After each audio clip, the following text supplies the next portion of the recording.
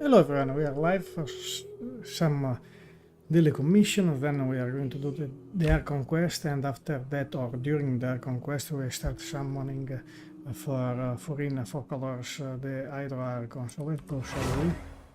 I don't know if I keep this thumbnail or I change it with this. Wait.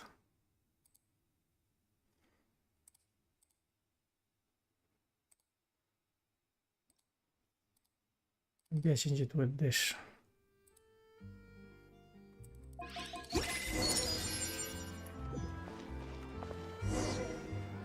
And check everyone, this is the Archon Quest. But still I have to do the daily commission. Ah, there is another quest, a world quest, searching the Algea.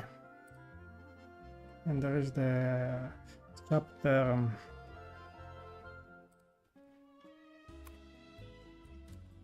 Act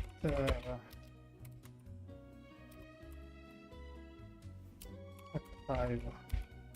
Chapter 4, Act 5. And there is the world quest. Where is the world quest? Here. World quest, search.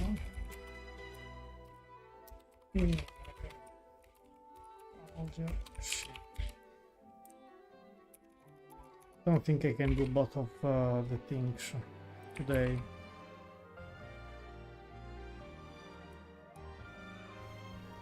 So let's do first the telecommission. The new area, where is the new area? Algea. This side. Okay. I see the value in my own work, but I also see the meaning in all the endeavors of the people of Fontaine. Convert the regime, so because today I don't know if I can Take pride in fulfilling my duties. do the domain. Once, there was a glorious king. Okay, this one. Battle Pass.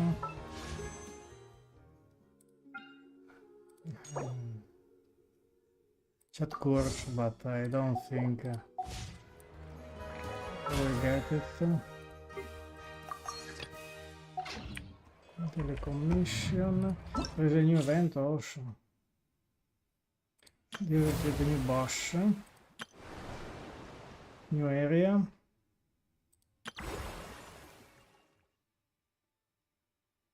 Furina story quest.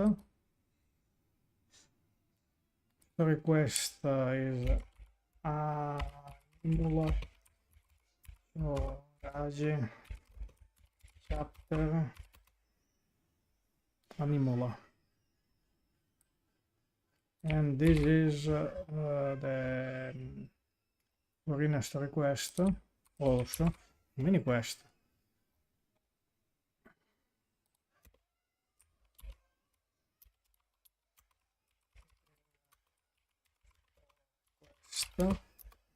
Save.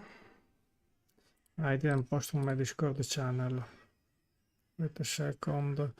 Where is my Discord? What happened? What is going on here? What happened to...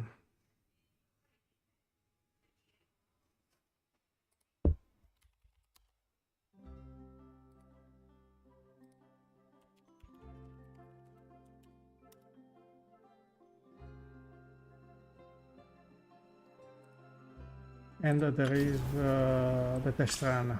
Let's do the first test run of Furina. So many things today.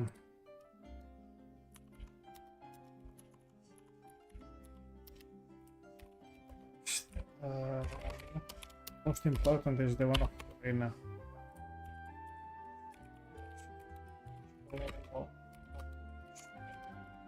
Do that.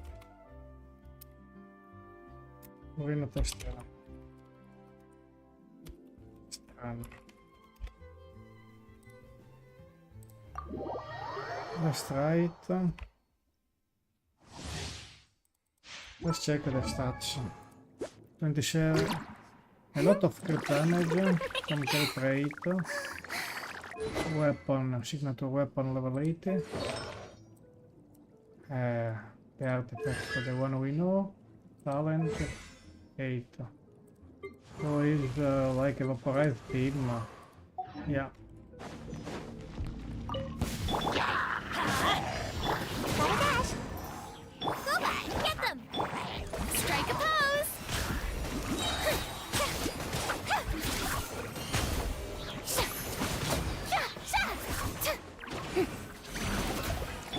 Wait. I have some problem here. What is here? The burst.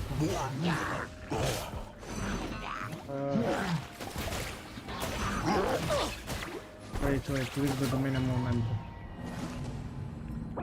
Because I have to fix something.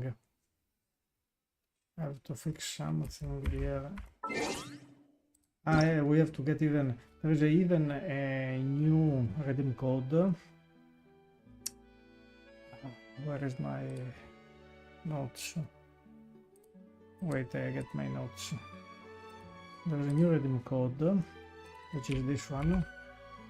In the video description below there is the new redeem code.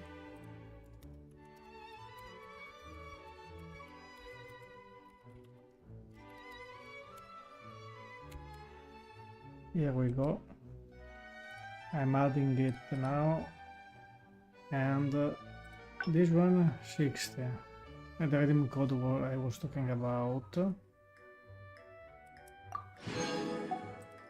Daily check-in.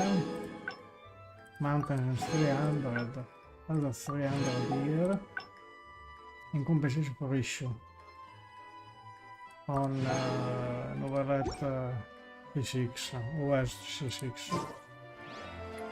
Yeah, I don't have. Let's go back here. And try. I fix. No, I didn't fix. Wait a second. I didn't fix the burst. Today I'm tired, But no time setting. The binding. Elemental burst. Fine. We can do the things to get 20 prime off from daily commission and then Archon Quest. During the Archon Quest I will try to pull for Furina. Furina is like this, the tail, energy recharge enough. And no Hydro. No, she has Hydro damage bonus.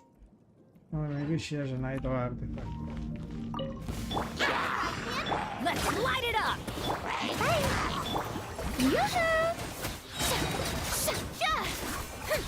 Already Let the world collide!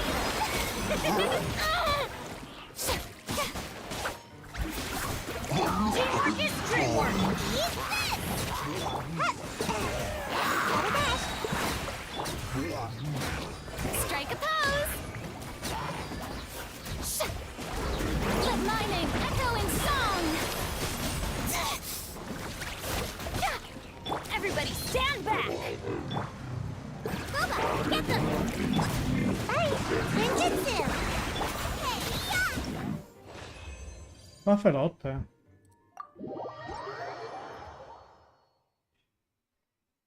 But I have an idea for a team for her. An Hyper Bloom team with instead of Jean-Lier. Then we have Beidou, the healer. Check the healer. Weapon signature weapon, artifact. Two piece. Double piece for example, double HP.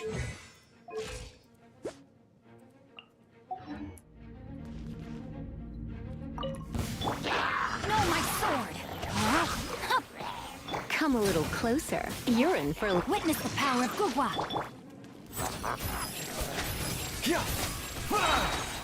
Remember, health comes first.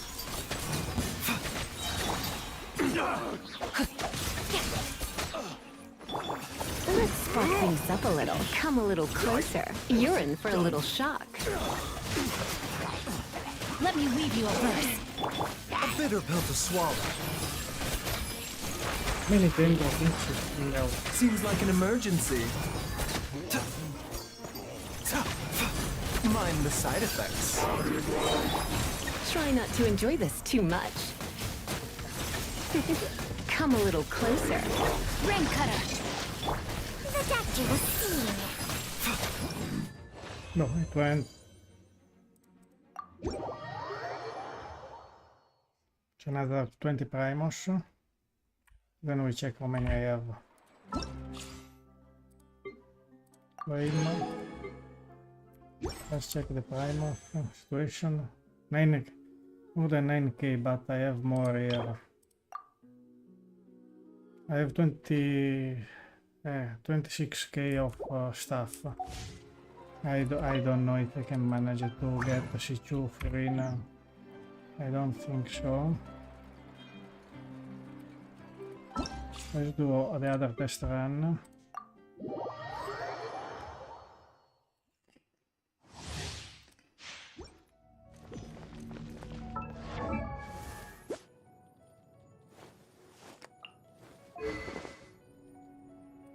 Low impurity. Nice book, the style. Adesso Furina artifact, ok. The cryo character. Don't know how to use it. No, my sword. Say cheese!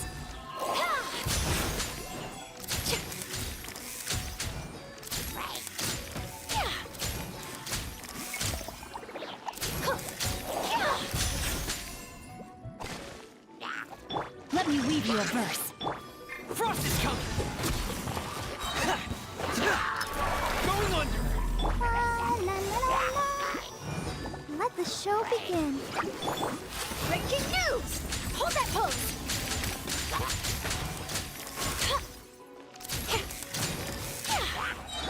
Hair! Frost is coming!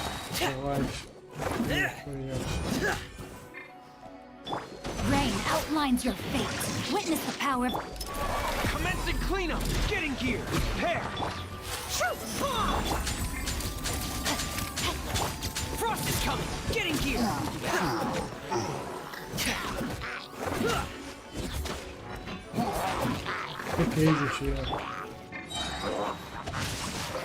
Let me weave you a verse. Smile! Hard-hitting exclusive! Going on! Hair! Frost is coming!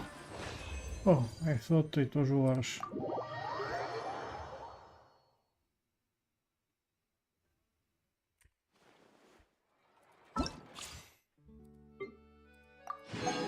Oh, then there is a Beidou. I have still to do the commission and I wasted already 13 minutes. Stand clear. Ring cutter! Animal hypostasis emulation. Shadow Raven! Let night fall! To ashes!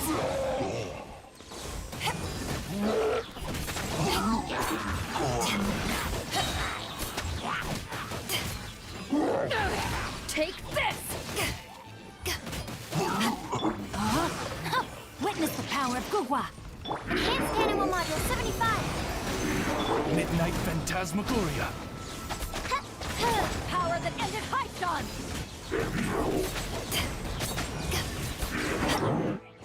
This was fast, eh? I don't know what weapon she was using, Beidou, but orderly commission. Resume the exploration, so many things. Everything is so... French manager, okay, let's stick with this.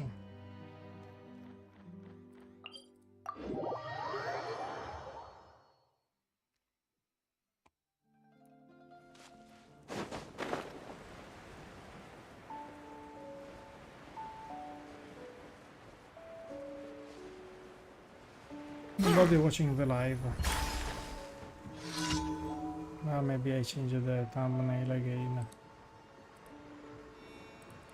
I go back with the original one. Stabilize! I see everything. Stand with me! Silence!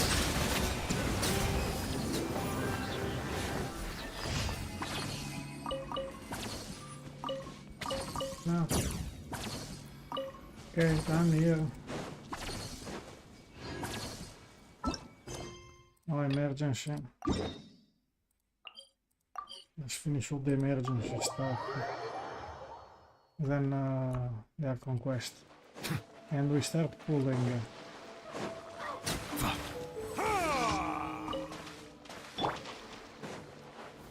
Gather! Settle down!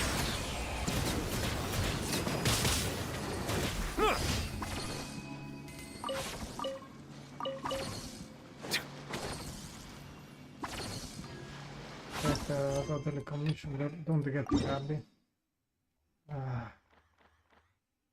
I guess from here.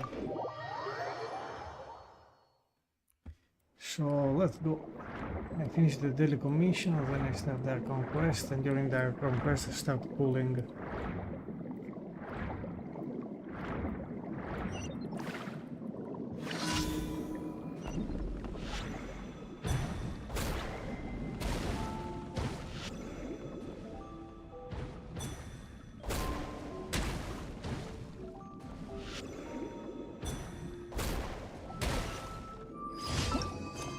The last daily commission, which is here.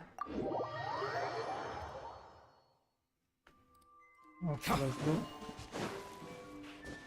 Maybe if I use Wanderers faster.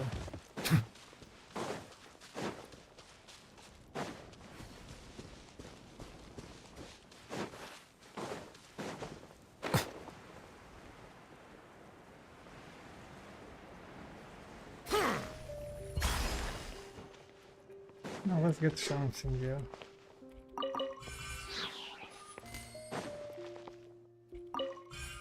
Ah, no artifact, okay. No, I didn't. Let's go down. Is it here? Okay. I have to do it fast here, I don't want to waste time for this.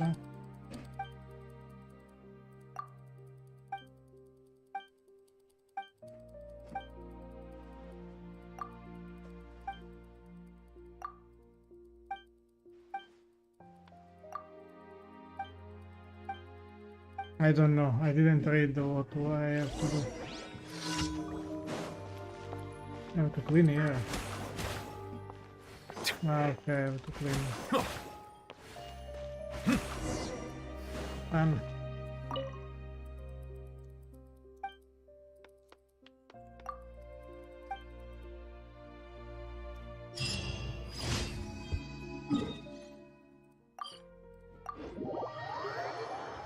And after this, I need to get even the Thank you for completing today. Then I needed to get Add Astra. dispatching character, Official Bennett, Shanae, Shinobu. I'm a PT0 by the way. Tarzan.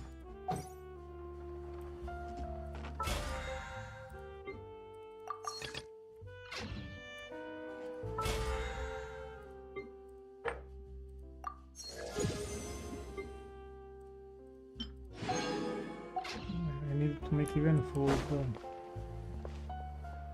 I think I will go to Sumero. It's faster here to make food.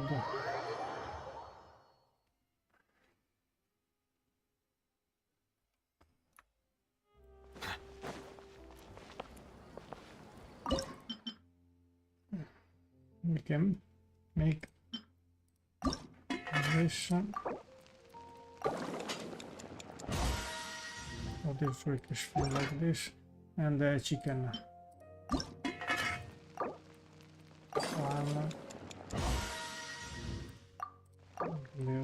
giù.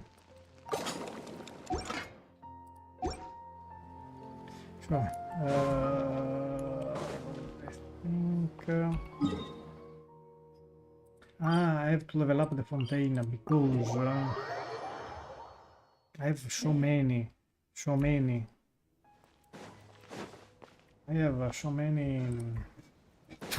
I open so many chests that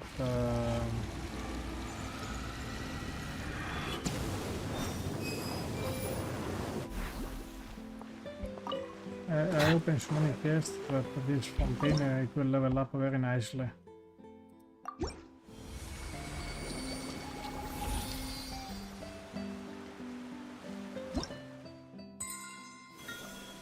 Level 35. Standard wishes. Crown.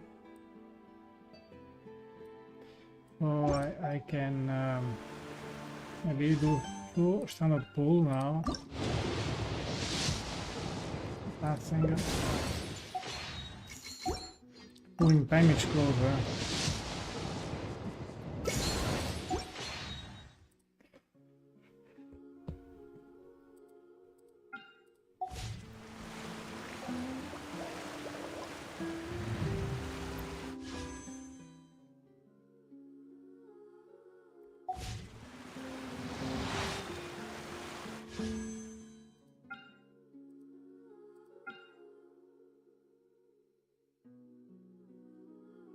Boh.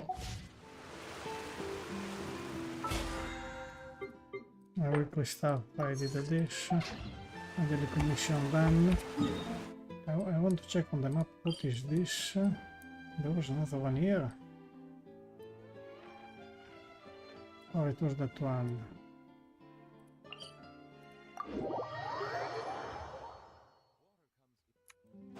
I think this is a world quest.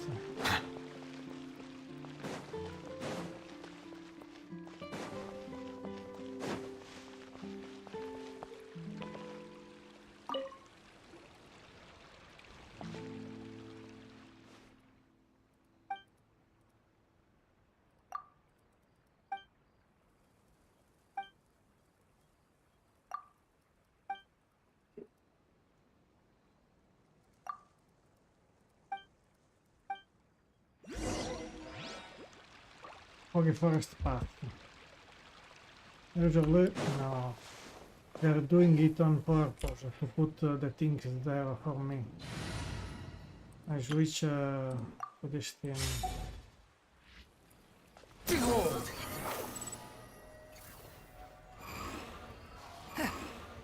For exploration, this thing is the best. Quit following me. Yeah. What is that? Elastic Fontaine creature that can suck in and launch a character into air. It is said to be final evolution from a art jellyfish. Interesting.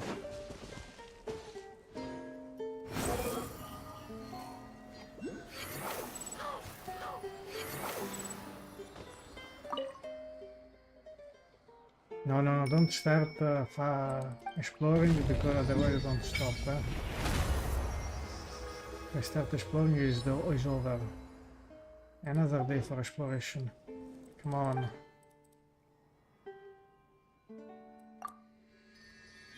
The wind rises. Yes, but they're pushing me too much here. Another one here.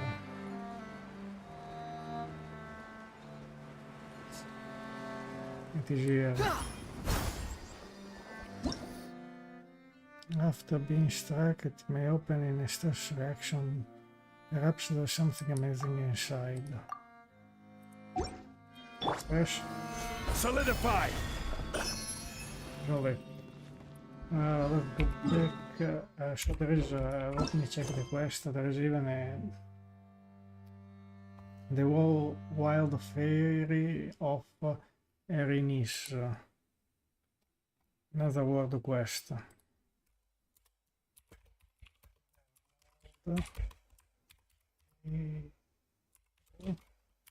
of every. I'm taking note on the video description. Let's navigate. Where do you want to go Let's next? change the theme. If you'd like to. Yes. Bah. I really don't know if this team is lucky. Yeah, there's Bennett. Oh, I wish I would bet. Wait until we wait here.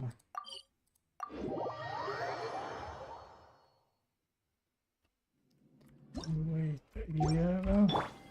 The next day 8. How many timers? Okay. Next day 8.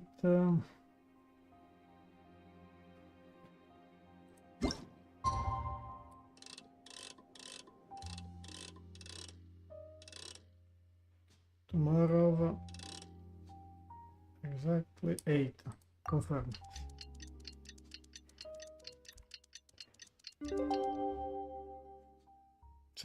Someone is watching the live, yes or no? I don't know.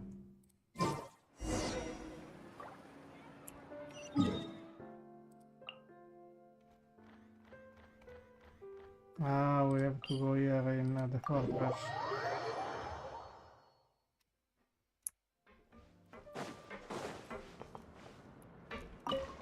Started because maybe the game is compelling the shader.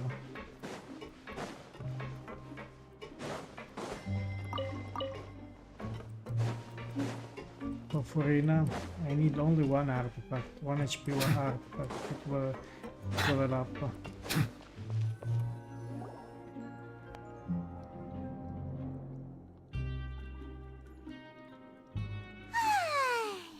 Now for a little rest after breakfast. Wait a sec. Isn't something important supposed to happen today? Oh, today's our big day! We're supposed to leave the Fortress of Mirapede! Come on, we've got to go complete the release procedures now!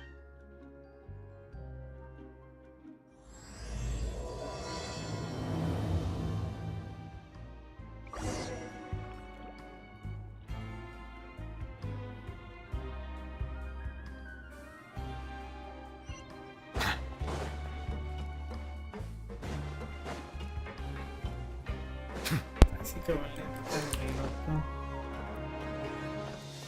Go lower. I threw myself down. You know what we can do? I can pull here. We start with the 10 pull. First history, very important. PT0, we start from scratch and I have to win the 50-50.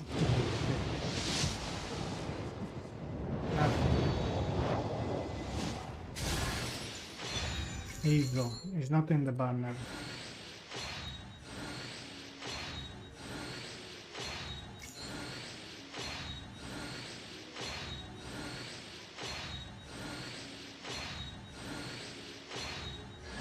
Very nice. Already Charlotte. This is quite nice.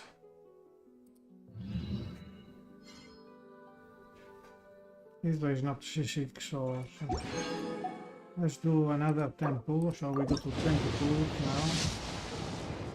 And we stop here. Because I think I need 10 minutes.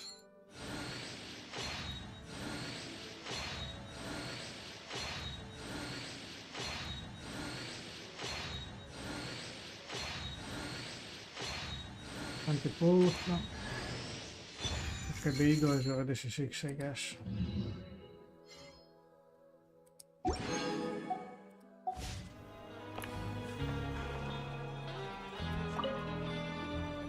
Please, sign here. This document will be effective immediately upon signing, and you two may exit the Fortress of Mirapede via the regular channels. If I want to come back...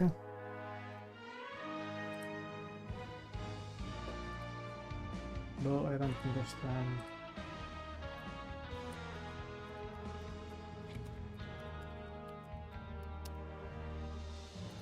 It's been so long since we've been to the surface. Let's hurry up and... Huh? The Great Flood is coming.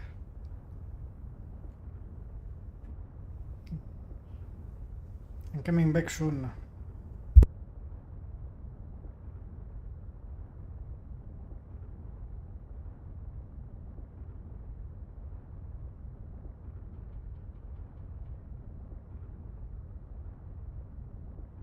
I'm already back. What's happening? The Great Flood. I'm fine, thanks. But I wonder what that tremor was just now. Let's go ask the Duke. So we are not being discharged yet.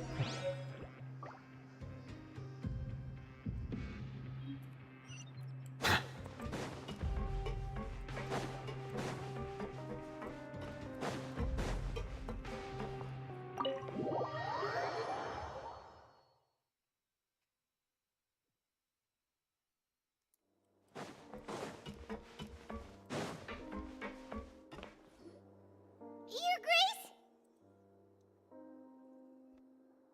Ah, good to see you two. Is there something you wish to see me about? Yeah, what was with that earthquake just now? Ah, that. The tremor didn't originate from the seafloor. In fact, it seems it came from the surface. Over the years of serving as the warden here, I have developed a sense for distinguishing between what occurs on the surface and what occurs underwater. Besides, the seal that Monsieur Neuvillette set in place won't fail so easily.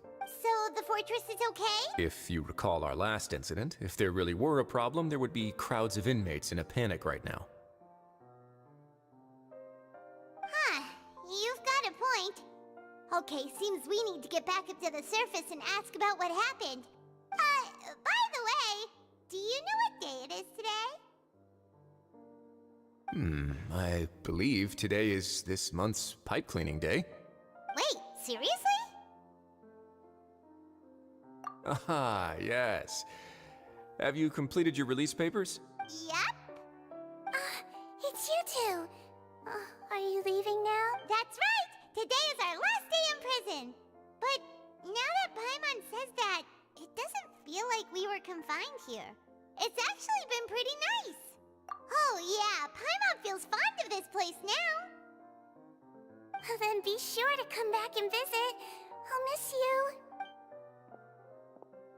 If you've signed the release papers, then you're free to go. The guards will escort you out. You're not going to see us off? I knew you'd ask. All right, sure. Let's go. Well, you actually agreed. No worries, you must be busy. Paimon was just joking. Ah, so you do have a polite side, I see.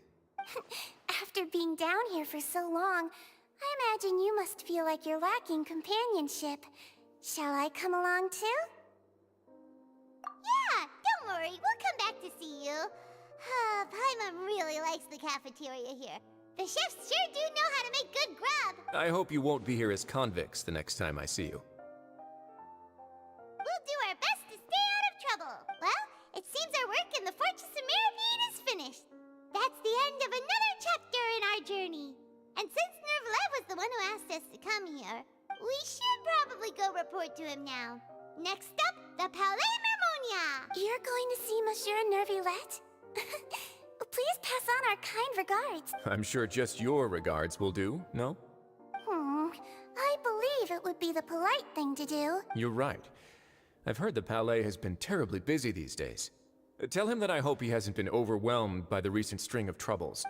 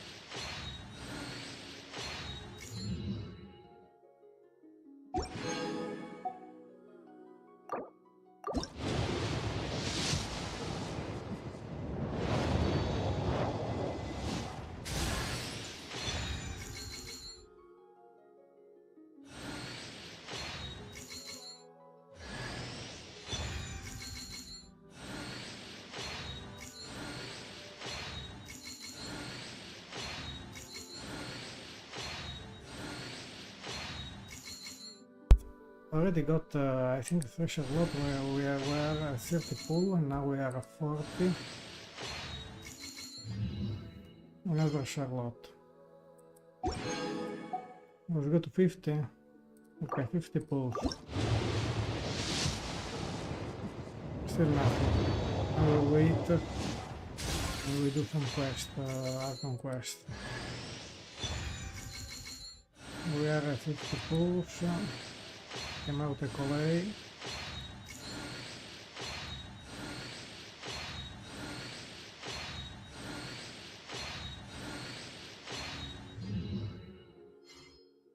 She's not even at C6 or something.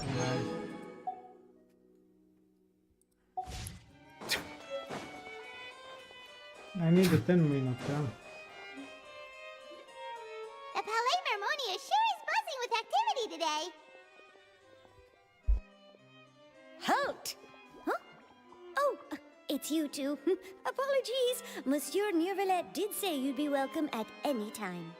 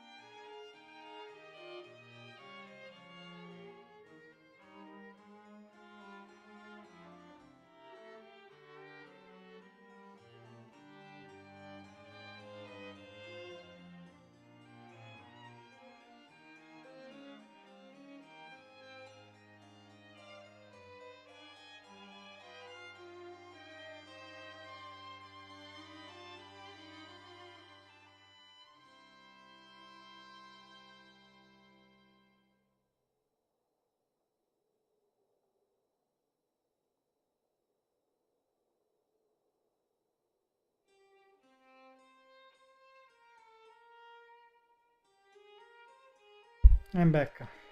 Excuse me, would you mind helping me take a look at this report?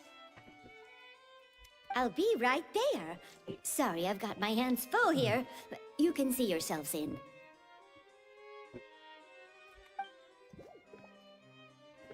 Everyone's so busy.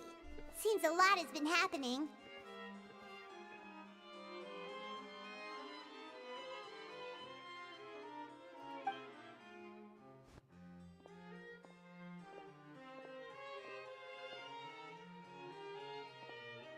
Oh, Neuvillette. Hello. You've come at the right time, but you'll have to wait for just a moment, as there are some urgent matters I must tend to first. In the meantime, please, have a seat. If you'd like to have something to drink, let the Melusine outside know. That's all right. We just ate. Very well, then. Let's take a break over there while we wait for him to finish his work.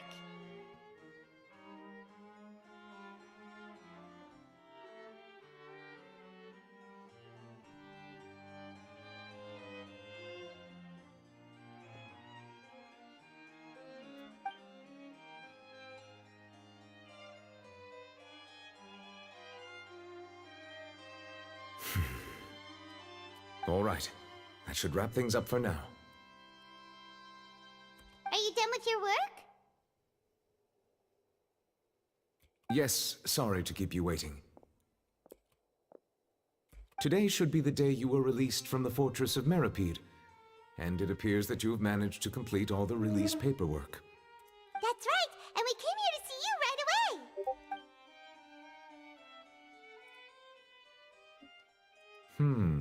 A massive whale.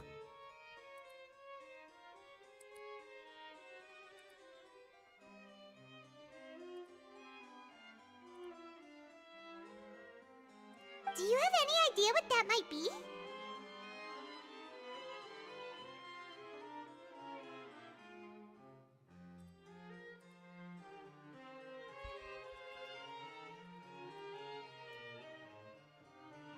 Judging from your description, that cannot have occurred in any ordinary waters, but rather something like the primordial sea.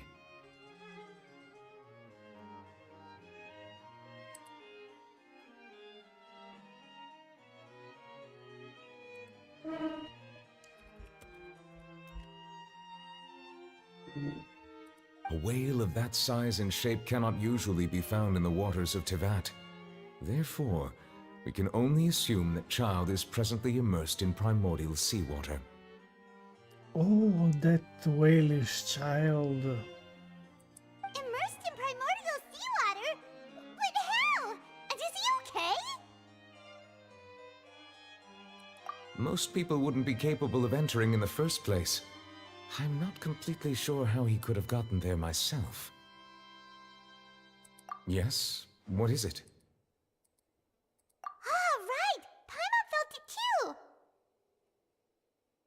We asked the Duke and he said it wasn't from underwater, so we figured you might know something about it.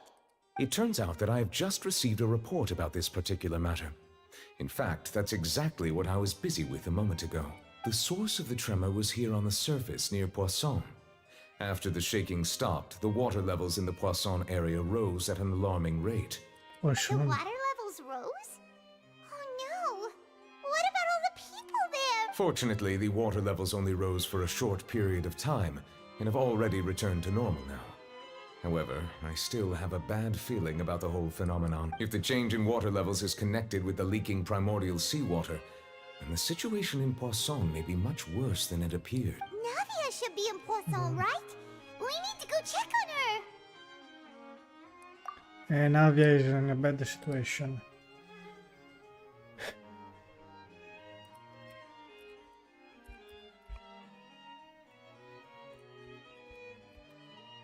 Spina di...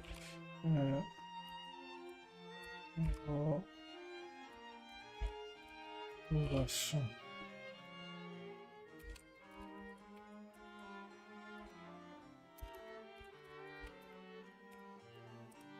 I would also like to go there as soon as possible, but I'm afraid I can't leave just yet.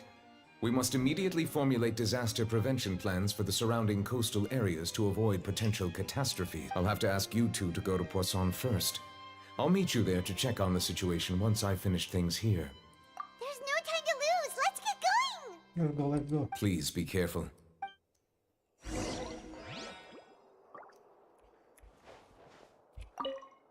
The two of you have my thanks. If you need any help, just let me know. No, good answer.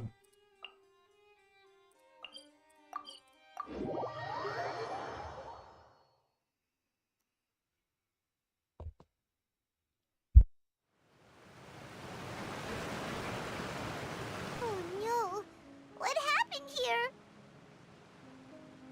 Me, it looks normal. More or less. Navia should be around here, right? We need to make sure she's still... Hydro means we need to check on her. She's still alive. Have to be ready for a cutscene here.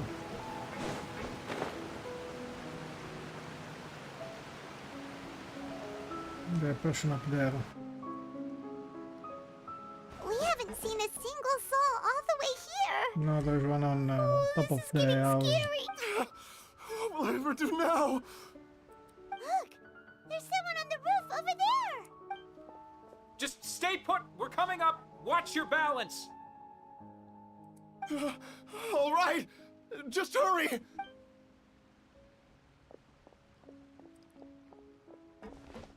Man, the disaster is coming. I'm not young anymore. How will I survive on my own? My Desiree! Oh, he looks pretty sad. My leg! My leg! How could this have happened? They're all dirt. Just hang in there. Help is on the way. You can hold my hand if it makes you feel better.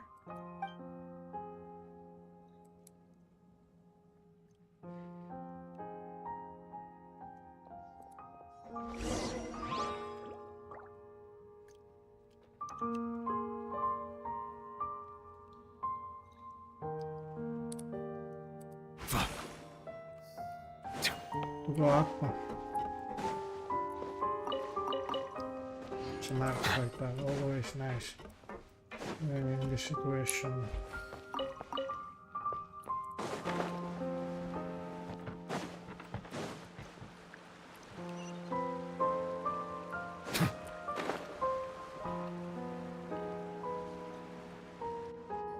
There is Navia. Oh, it's Navia. She's over there. Hey, Navia, are you okay?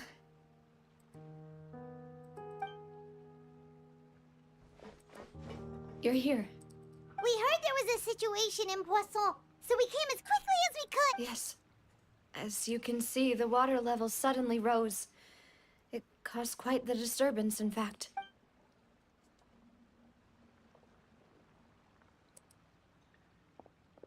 Demoiselle! There was a wounded resident next to a building southeast of here. We've already transported him to safety, but we've run out of medical supplies. He's wounded? He fell, so it's probably a broken leg. He's pretty shaken up. When the water level rose, he desperately climbed up to the roof. Once the water receded and he saw the ground, he became terrified and eventually... Help. He jumped down then. Find the leader of Squad 1 and tell him to take the wounded resident to see a doctor. He should know where to go. Understood. I'll take over his search and rescue mission in the meantime. All right. You'll be in charge.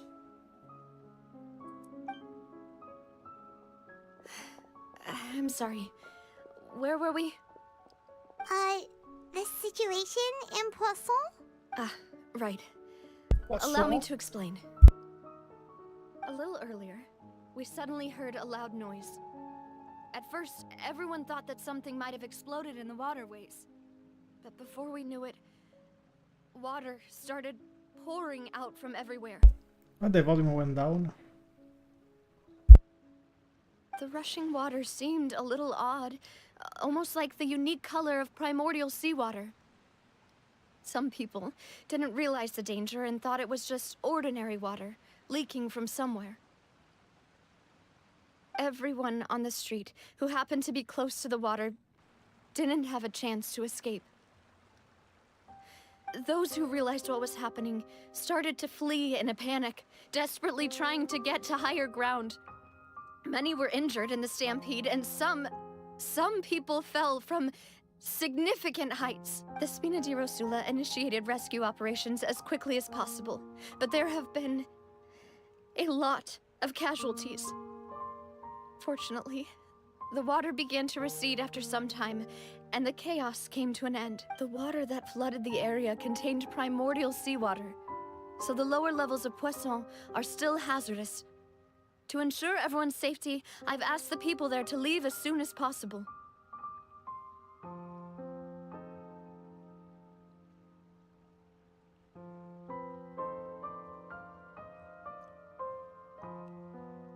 No one knows if this could happen again.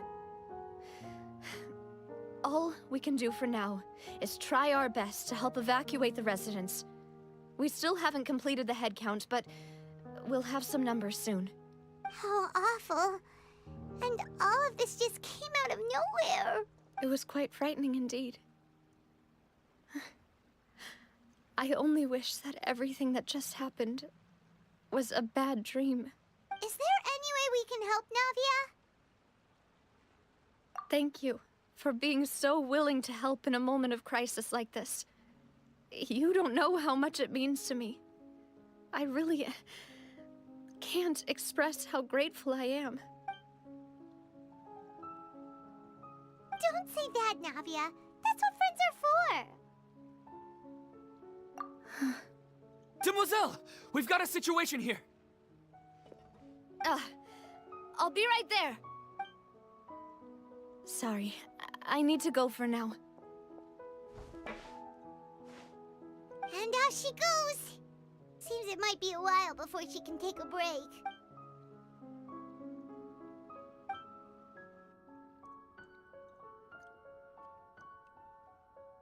Okay, the wounded are being tended to, and we finished a preliminary head count. More support has just arrived, so I suppose I finally have a moment to focus on my own matters. Of course, we should remain ready for anything, and continue doing our best to rescue others. I'll be sure to have everyone at the Spina di Rosula ready to render assistance. Traveler, Paimon, would you two accompany me to my father's grave for a moment? Huh? Right now? Thank you. A new achievement. I guess I do a temple now. We are 50 pulls. Let's do 10 pulls, we are 60. Nothing, still nothing, it's 60 pulls.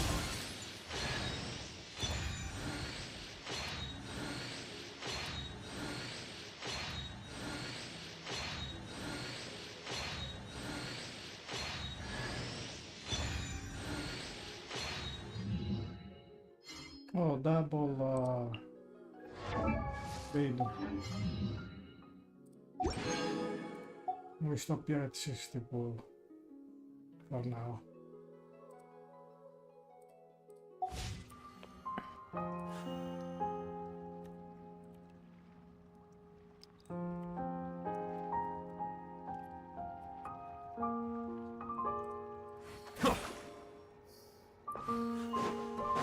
Okay, if there's something else. Oh, nothing important. Oh. Let's go up here to the graveyard.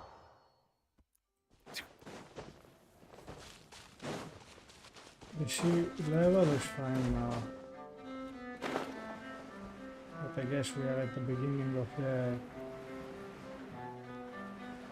Archon Quest.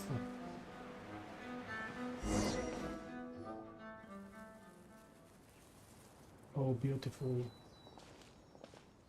Not a lot of people here, huh?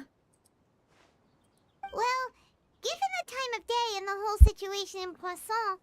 Paimon doesn't think there'd be a ton of people here visiting Right. That's how things are now. The living are so exhausted that they've no strength to spare any words for the dead.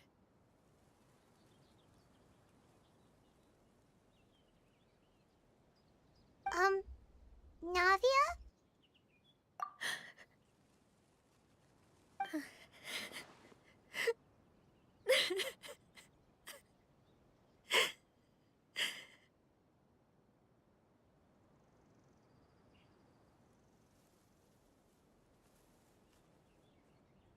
Navia, what's wrong? Sorry. I just...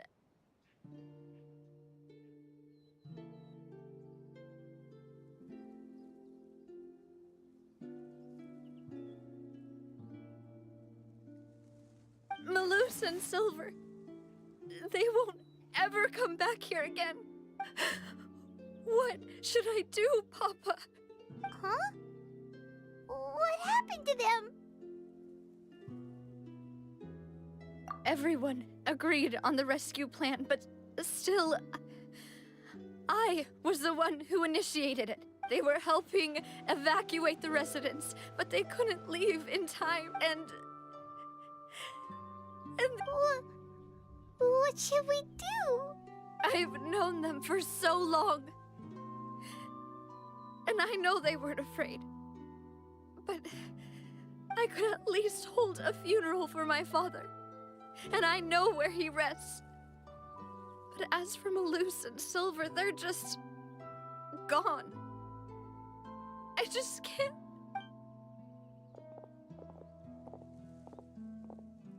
Everything looks so clean after it rains. Even the gravestones.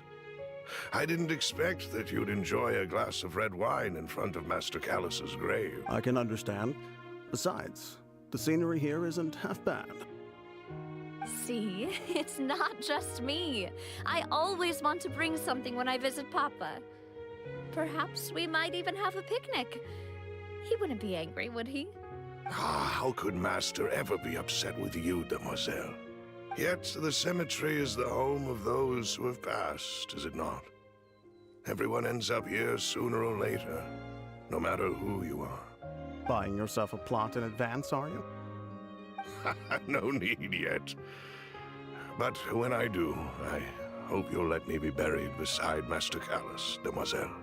Hey, stop joking around. I'm quite serious. That way, it will save us both the trip to see each other whenever you visit your father's grave. That makes sense. In that case, could I be buried on his other side?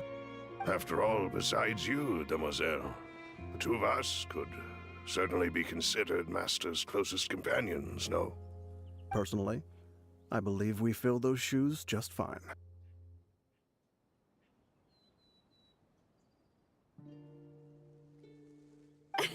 Why are you bringing this up all of a sudden? Seriously. All right, but I'd really prefer not to talk about this stuff. And what do you mean by saving me a trip? I'd make the journey even if I had to visit you two somewhere else. I'd promised to let them rest in peace here. But here I am breaking that promise. I'm sorry for letting you see me in a mess like this. I don't usually cry, really. Paimon doesn't know how to help you feel better. But, well, she understands how you feel. I had always thought I could make my wishes come true. But now that I think about it, that never solely relied on me. Many things can only be accomplished with someone else's help. Malus and Silver have helped me so much. But by contrast, I could do nothing for them. I'm so sorry. You can spend as much time as you need here, Navia. We'll stay with you. Thank you. Right now, you don't know how much that means. By the way, you can have a look at this. It's a list of victims from the incident that took place here. Obena, Khan, Burnett, Giverny, Francine, Karina, Daisy Ray, Joinville, Julianne, Esson, as well as Malus and Silver. So, everyone else is safe. But still... It's okay. I know what you're thinking. And you're right. We lost Malus and Silver.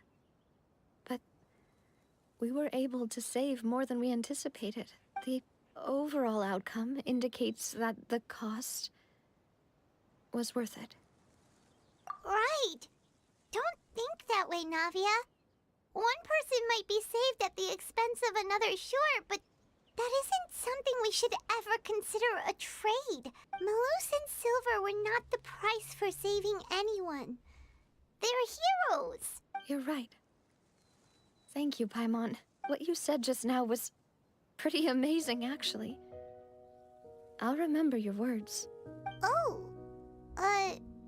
really? Seems you've become more eloquent in the time since we last met. The knave? What are you doing here? In this film.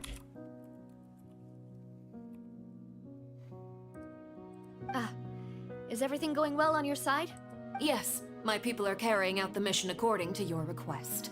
All the residents of Poisson have been evacuated, and we're preparing to relocate them to higher ground. As for these supplies, we have everything taken care of. There is no need to worry. Thank you very much. Wait, do you two know each other? We just met recently. Right, Miss Navia? Usually, I would call this a coincidental encounter, but that doesn't quite fit this time. Besides, it never even crossed my mind that a Fatui Harbinger would come looking for me. Thanks to the Knave, Spina di Rosula received generous support from the Fatui, which allowed us to complete the rescue and evacuation work so quickly. There is something wrong with this. Mutual aid is essential to fostering positive developments. We were already in the area, in any case, so it was nothing. That said, I must say that you're a lot sharper than you let on. I'm sure you understand what I mean. I apologize for all the ways in which I tested you previously. We've never worked with a Fatui before, and it's extremely important for us to know who we're working with. My subordinates have reported that Fatui soldiers have been observing water levels and taking head counts in various locations. I hear that they've also prepared a large amount of emergency supplies. I'm quite surprised. This is nothing to brag about, nor do I intend to. It is simply the way of powerful organizations to act forcefully, whether they are doing good or ill. You've witnessed that firsthand, in any case. As I've told this traveler before, I know of the prophecy, and I intend to prevent the impending disaster. Lending your organization a hand was a natural first step in accomplishing that. As such, do not be troubled by this token of our sincerity. Perhaps one day, you'll also be able to help me in the same way. Without your help, there would have been many more casualties.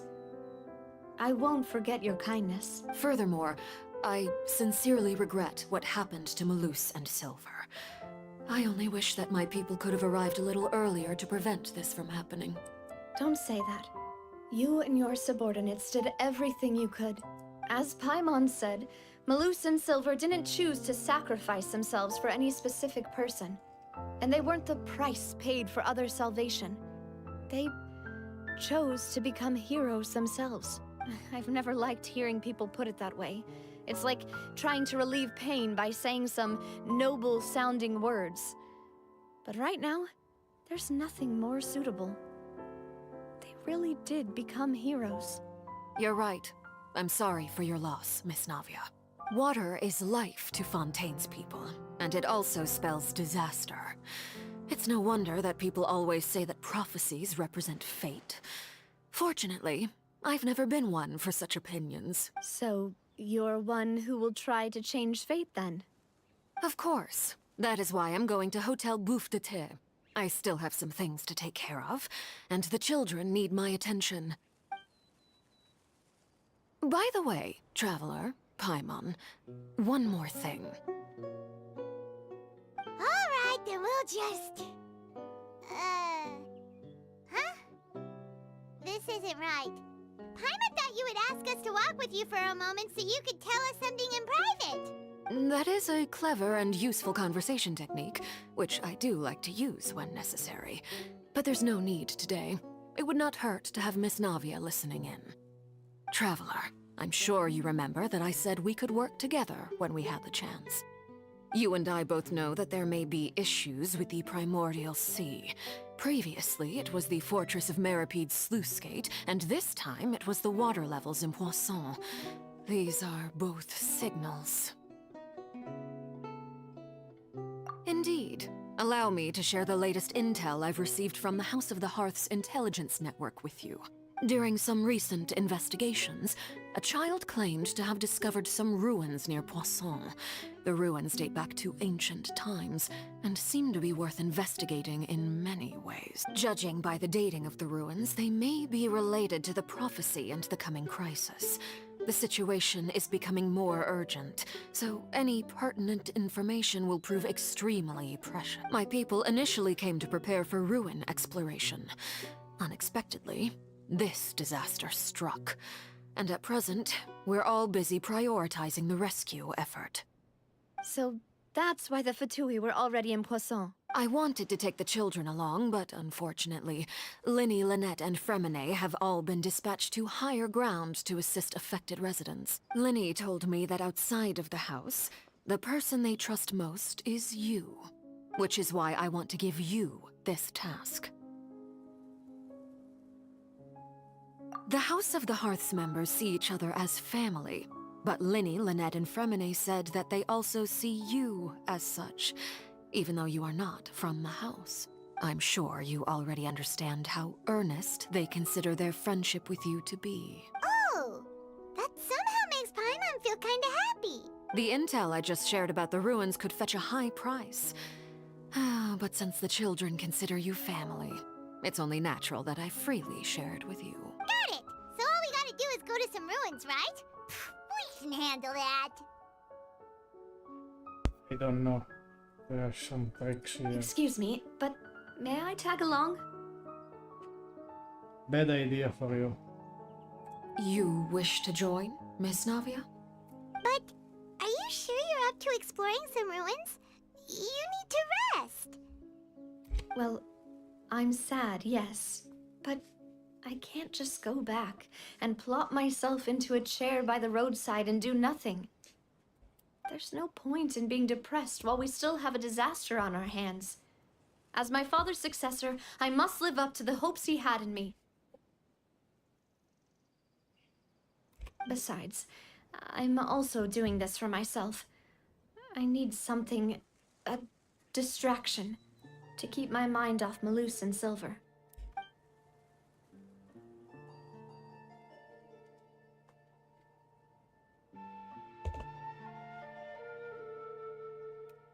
Since you put it that way, I have no objections. What do you say, Traveler? All right. The ruins are to the south of Poisson. Here's the map. Okay, the three of us will handle it. Come on, let's pack up and get going.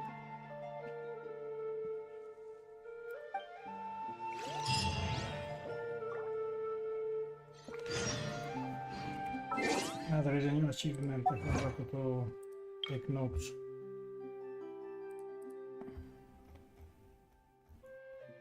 Achievement event.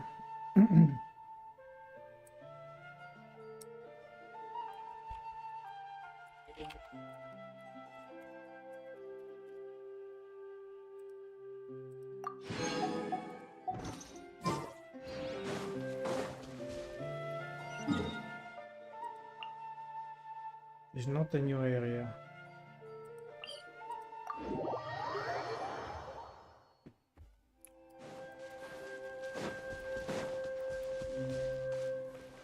But it's close to the new area.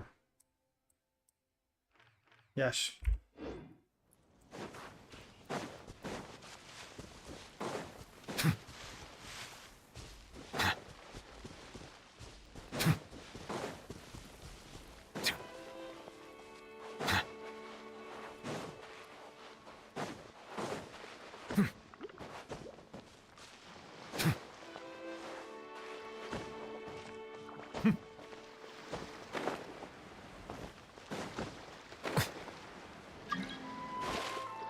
is not the time I'm doing the Archon Quest.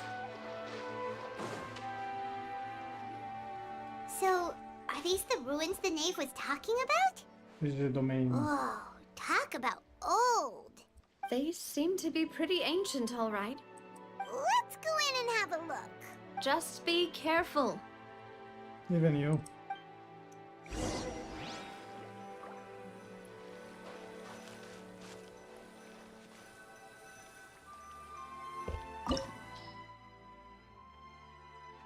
No possible reward. Let's go inside. Maybe Wanderer was much better in this situation. If you have to jump around.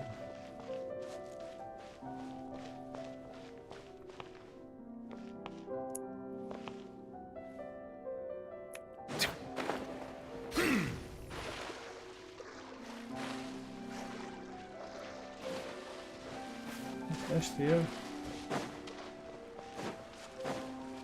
I'm like Paimon looking for a chest everywhere.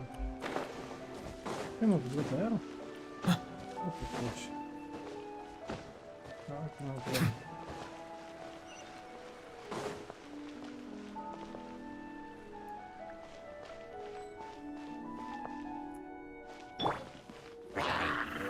Stabilize! Bow your head. Dada Kundala. What's real? What happened? Cannot go there. I still need.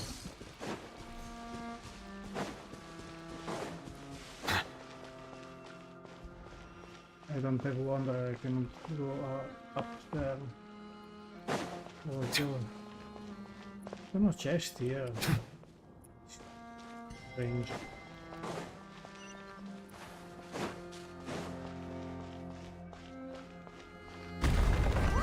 The floor here isn't safe.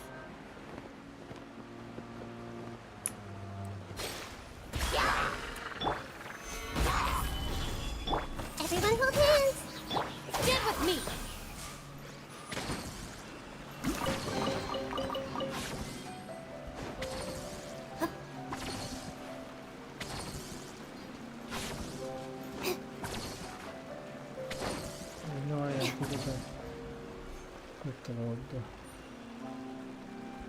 I'm just looking down to check if there's something. Up here apparently there is nothing down. Okay.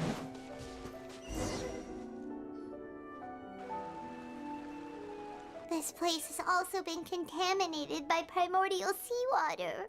Yeah. And a lot of it, too.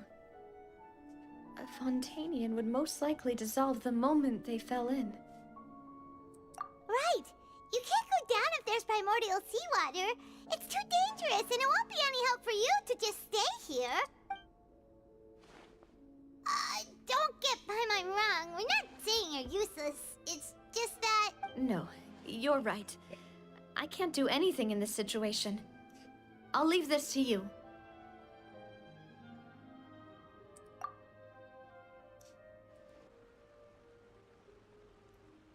That complicates things. Maybe the only way left is forward. In that case, do you want to wait for us here? The water levels here are unstable, and there's a chance the water will rise. So, staying here wouldn't be safe either. I'll go together with you. Perhaps we'll find the exit just up ahead. All right. Come with us for now then, but please be careful.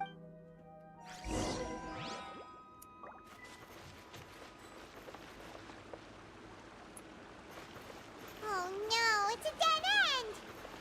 Not a dead end, Let's we try have to climbing go over up. from the side.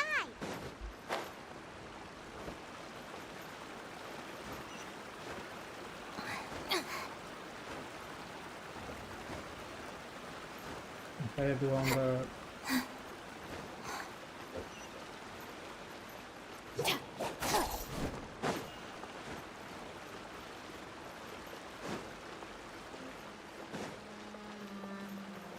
there's something here. Not much.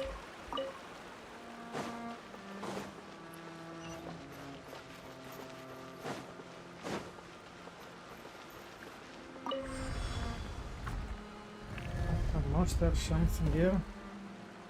It's huge here. I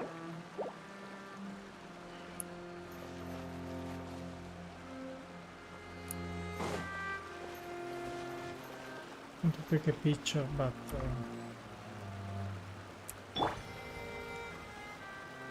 it is like this, the picture.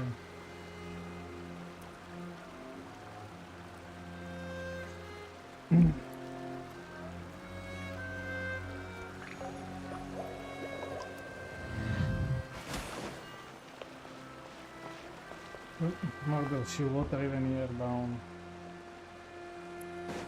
Yeah, they're down.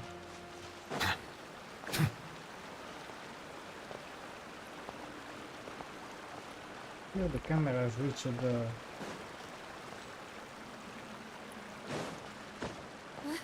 Wait! There's something wrong with this bridge!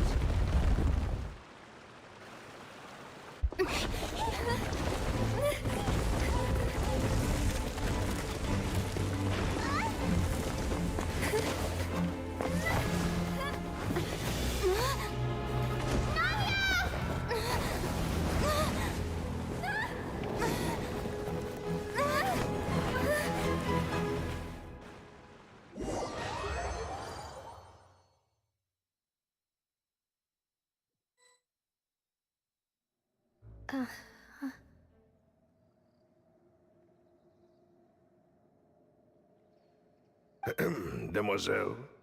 Huh? Demoiselle, what are you doing here by yourself? Would you be standing here till dark if I hadn't come to get you? Maybe she just wants some time to herself, Malus. Hmm? Oh. Was I sleeping? Yes, it would appear so. I must be tired. That's quite possible. However, you were the one that suggested we go out for a walk. Oh, right. I nearly forgot. It must have slipped my mind when I dozed off. I haven't had a nap today yet. This is a familiar feeling, yet something's a little strange. Is something the matter, Demoiselle? Oh, no. No, I'm fine. I was just trying to recall why we came out for a walk. Do you remember Mr. Giverny?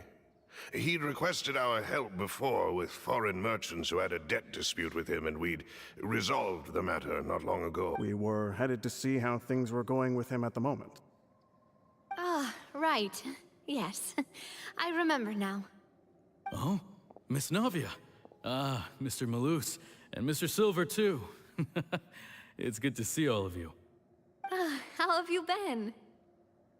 I've been great. Thanks to your help, those bothersome merchants finally realized that I wasn't the one they were looking for. Why, I wasn't even the guarantor for that person. They were knocking at my door day and night. Even my neighbor, Obina, was getting fed up with them. Sometimes force is required to calm someone down and get them to listen to what you have to say. That's right. Oh, by the way, Burnett, what was it that you wanted to give to Miss Navia again? Oh, yes.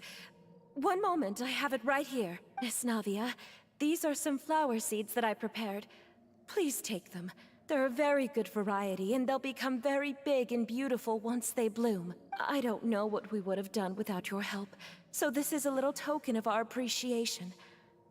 I hope you won't refuse. Ah, did you cultivate them yourself?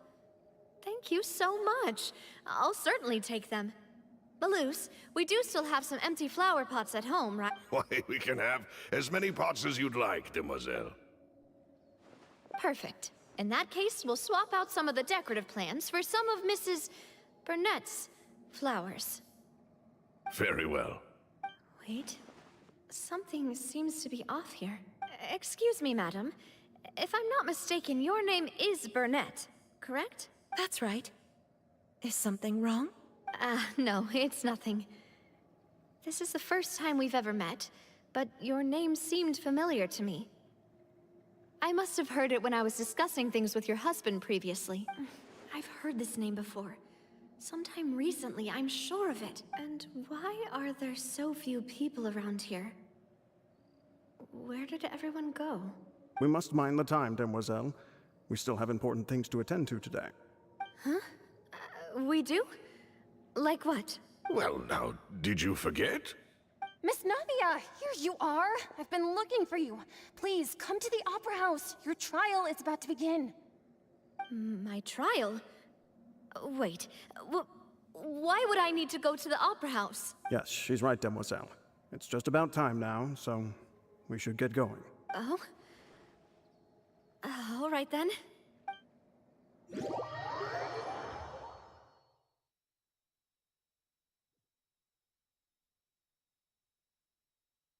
Look, it's Navia! She's here! And her two attendants are with her. Goodness, everyone's finally here.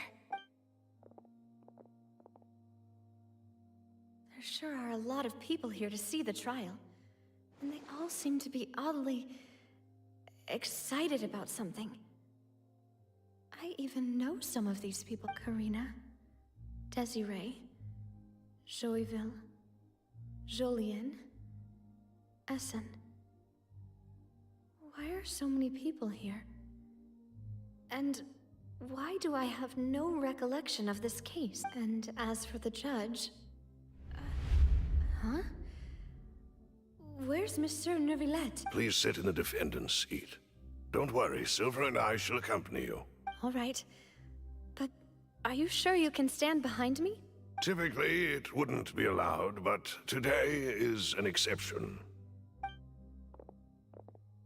Hey, what kind of place do they think this is? Come on, do they have any idea what they're doing? Seriously.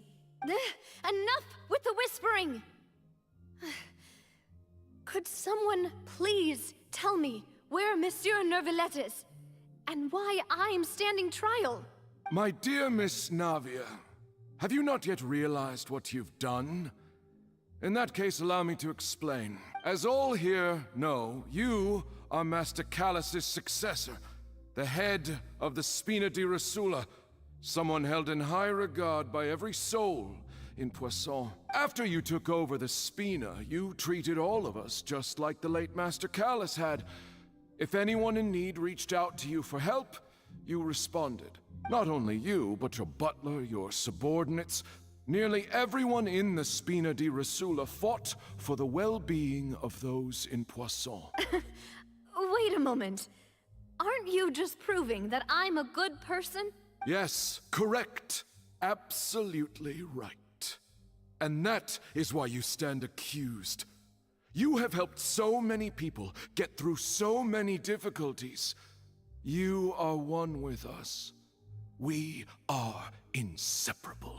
We are one big family, all of us who are from Poisson, inextricably linked. And with you being so important, we couldn't possibly do without you. Therefore, this fair and honorable court shall declare you guilty, and you shall stay here. You will be together with us forever. Huh? What are you saying? Everything you have said is correct. I have indeed done a lot for my hometown, and I would be willing to be with you all, but what is the purpose of having me stand here like this? What is there to discuss? Ah, well, if that's what you think, then I have no further comments. How wonderful, Miss Navia!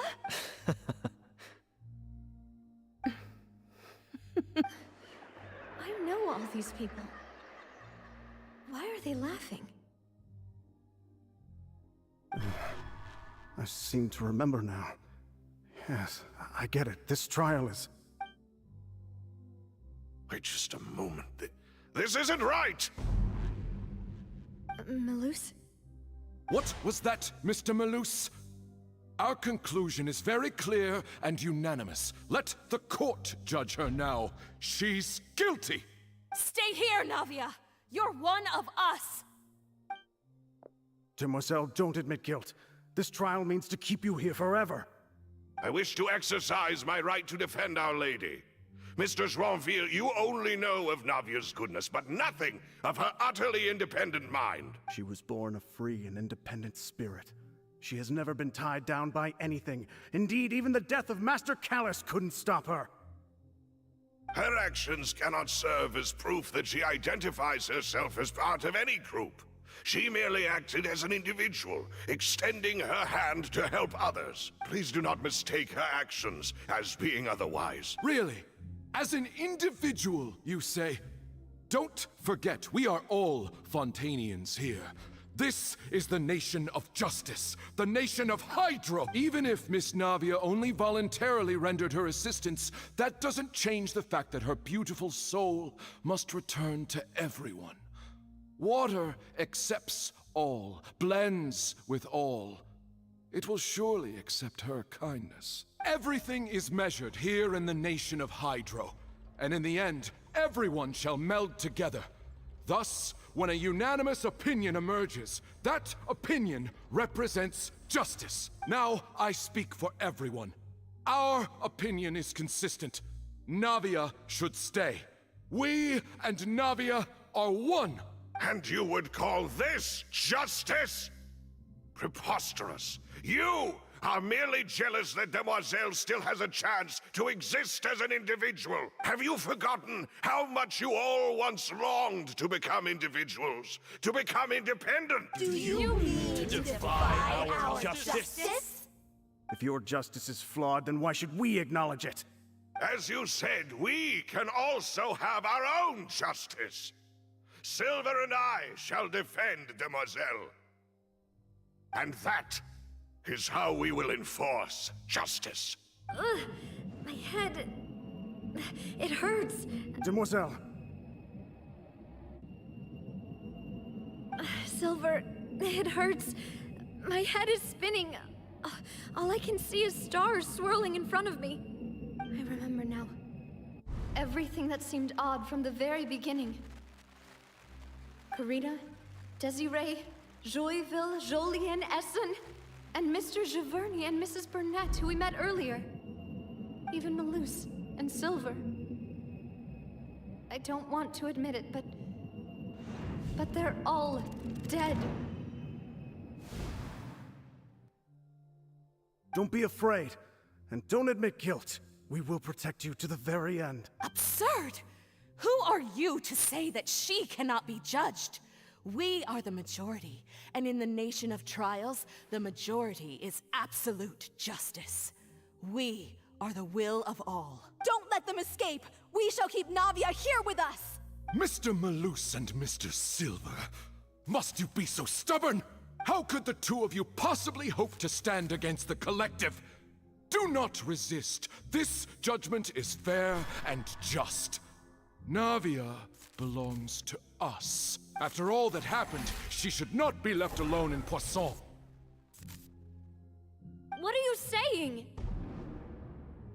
No more excuses! He says we're jealous. Jealous? How could she possibly be an independent individual? What's with these people? Who's jealous of her? She belongs to us! Miss Navia, she... Silence! That's... Monsieur Neuvillette! Such commotion is prohibited in the court. The accusations you just presented are nonsense and cannot constitute a proper trial. The court will adjourn for the rest of the day. In this, I shall hear no objections from any unauthorized party. Our thanks, Monsieur Neuvillette. Please leave with me, Miss Navia, while there is still time. But... Go on now, Demoiselle. This is your only chance to leave this place. What, can't bear to leave us behind or something? Malus. My apologies. I couldn't resist making one little joke once I realized that this shall be our last goodbye. Malus. Silver. Quickly, you must come now. Goodbye, Demoiselle. Farewell.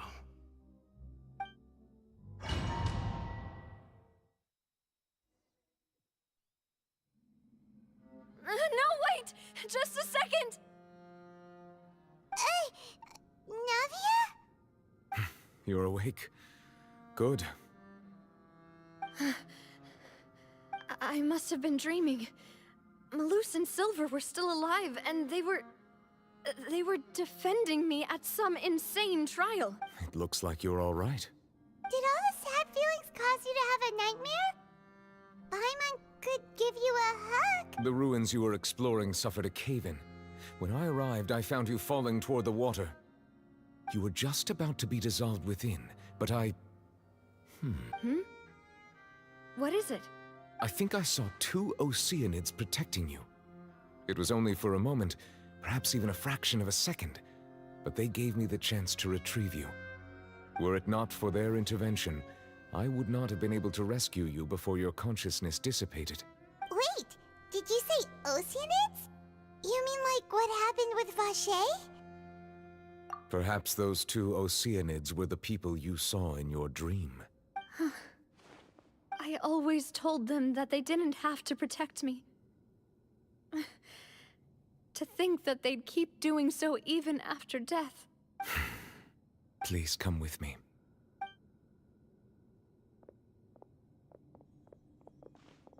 Neuvillette, are you okay?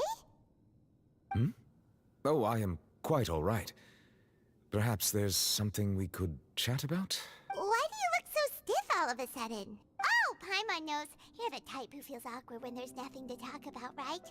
I merely thought that we should give Navia some time to herself. Huh? Why didn't you just say so then? Don't you think it's even more awkward to call us over like this and then have nothing to talk about? I suppose so. Ah, Sigewinne. I hope all is well with her these days. Her work in the Fortress of Meropide has not been too much for her, has it? No way, don't worry. She's doing fine down there. She's an amazing head nurse. I see. Well, that is good. I have always worried that Sigewinne would need a lot of time to understand the world of humanity, just as I have. Oh, and the Duke also says hi. Even though Sigewinne made him do that. He hopes that you haven't been overwhelmed by all that's happened lately. Thank you. I have indeed been busy lately, and I also hope that everything is going well in the Fortress of Meropide. He still doesn't know what to talk about. Let's chat about something else then. So, Neuvillette, you're probably quite the swimmer, huh? Yes, of course. This isn't going anywhere. Let's try something else. How did you find these ruins? Did the knave tell you? Yes, in fact. I had arranged to meet you in Poisson, but when I arrived, I discovered that the Fatui were helping the residents evacuate. They had even transported a large quantity of supplies to the area. Amid my astonishment, I ran into the knave, and we had a chat. She informed me that she had asked you to investigate the ancient ruins here. Yeah, we originally planned to meet up with you, but we thought you might still be busy with all those official documents. We didn't think exploring the ruins would take very long, and who would have thought you'd wrap things up so quickly?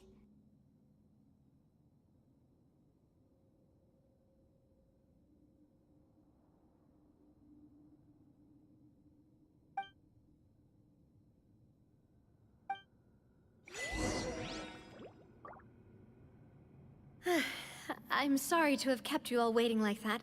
I'm feeling much better now. I guess we should get going again. Will you come with us, Monsieur Neuvillette? Yes, if you wouldn't mind my company. All right! Another one joins the party! Let's get going then!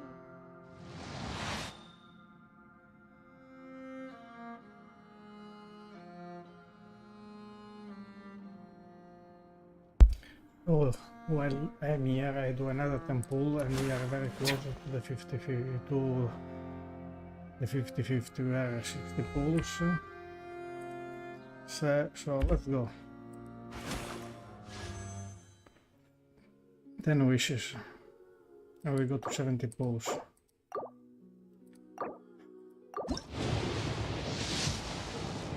Nothing.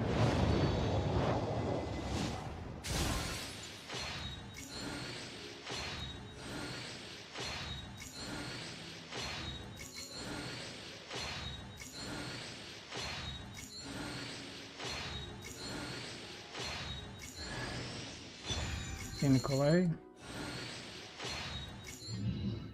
Maybe we do 80 pulls now, but first I want to check Constellation. Collet Constellation must be C6 now. Yes. And this before Azo. And then there is a new one, which is C1. I thought I got there many times. That is strange. Last 10 pulls and we got a 3rd star. And we are 80 pulls for this. 50-50 please.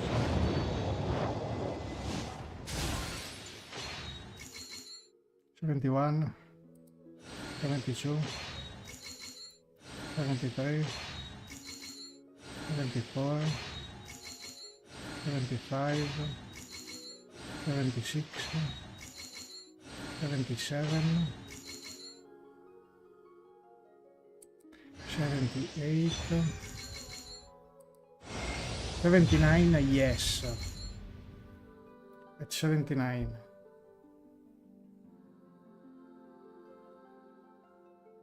We got Furina at 79 pulls, nice. 80.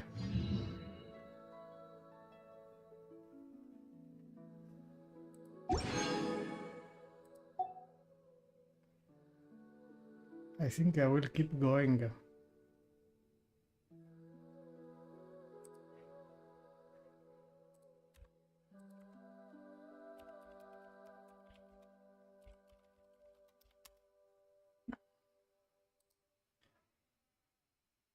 Let's keep going. We are at PT1. 11. Nothing.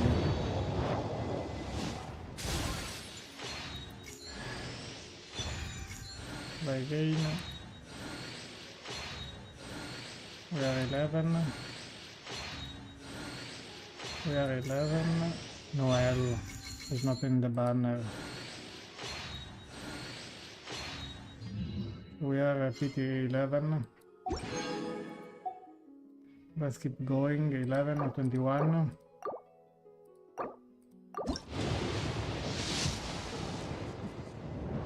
Nothing.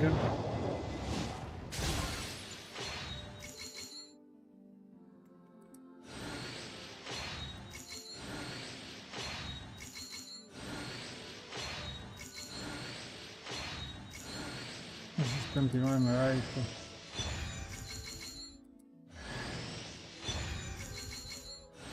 Lead and Collet.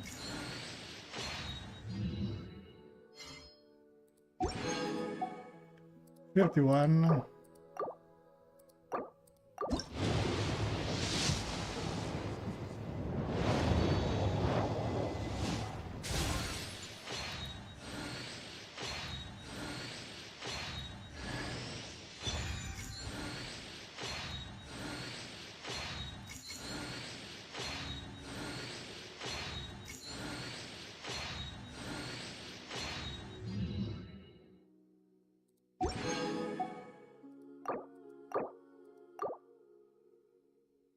$41.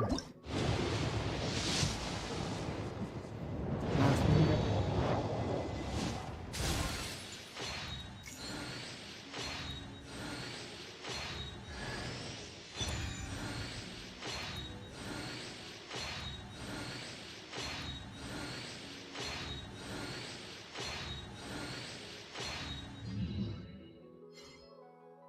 $41. 51. It's very lucky. Very possible I lose the 50-50. We're at 51 now.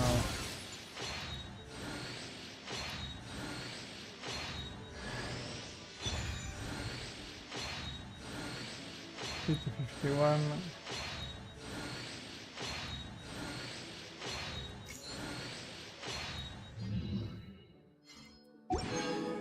$61.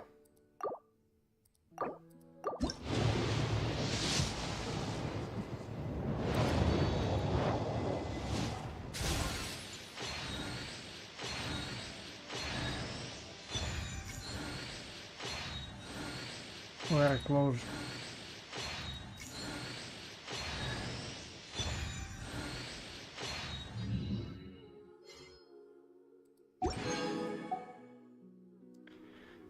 $71.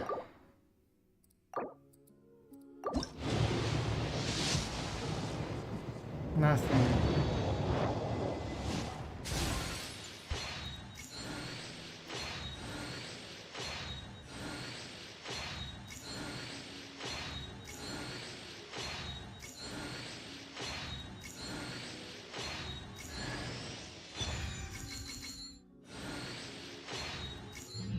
We are 71.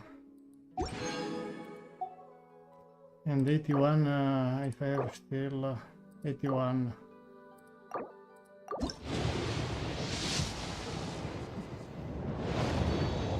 So 71, 72, 73, 74, 75, 76, lost the 50-50, 76, 77, 78,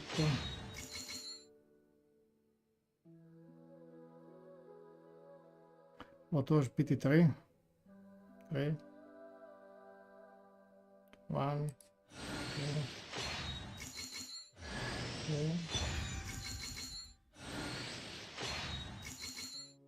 4. So I think I'm PT5, around that things. I'm PT5. PT5. 504. 504. Oh, only 18 pulls here. 5.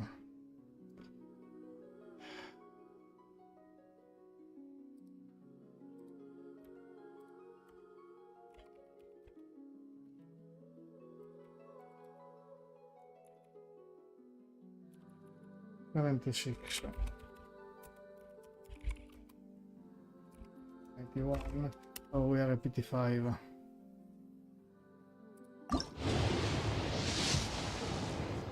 No back to back. It's been quite bad, I don't know. It is guarantee,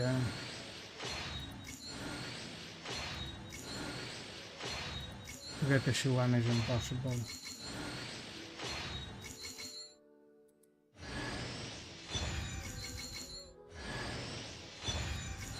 We are at 15, PT15. Now we are at PT15. I don't know if I have enough. Yes. 15, 25. Nothing.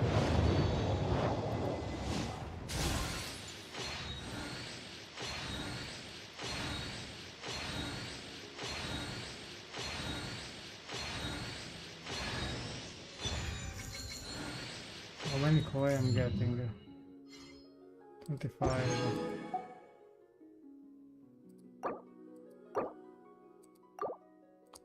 25.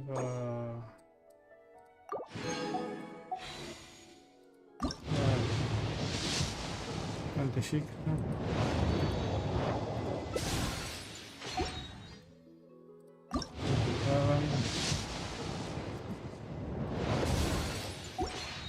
28,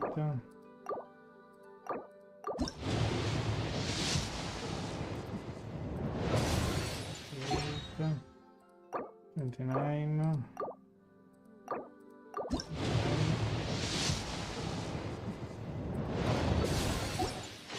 30, 31,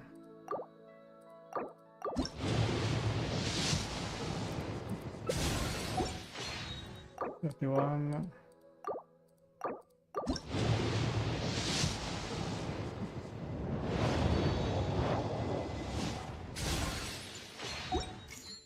And 32. It's not going very well, huh? 32 and 33. 33. I'll start.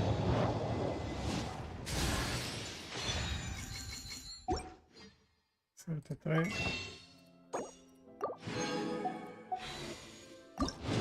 34.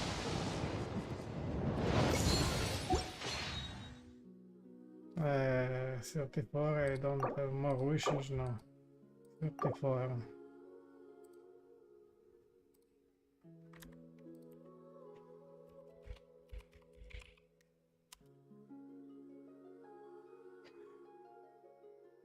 Wait a moment.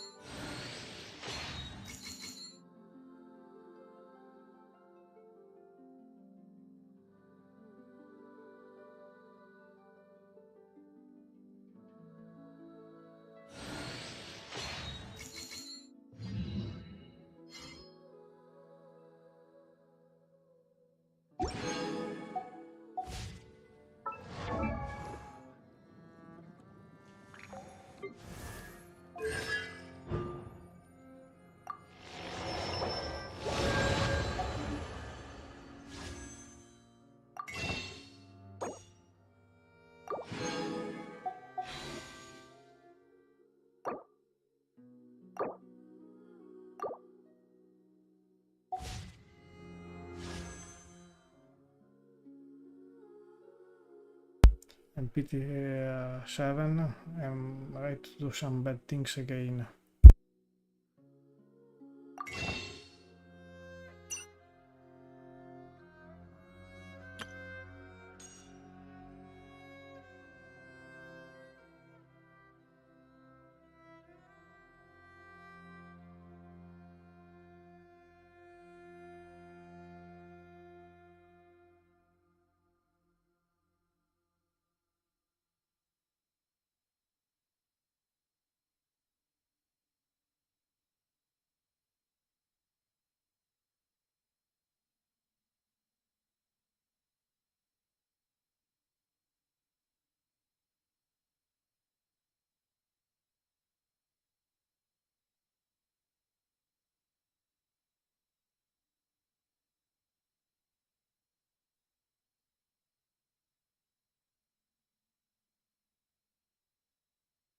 I need a moment.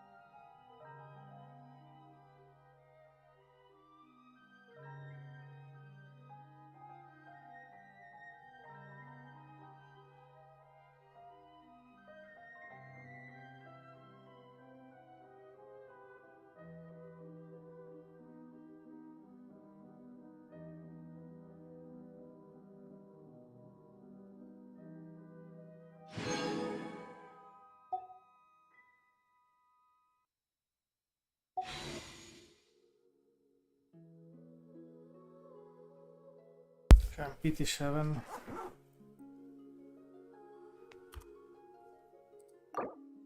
Seventeen.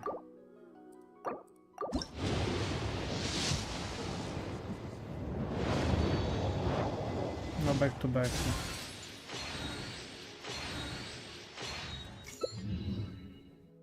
17. 17, 27.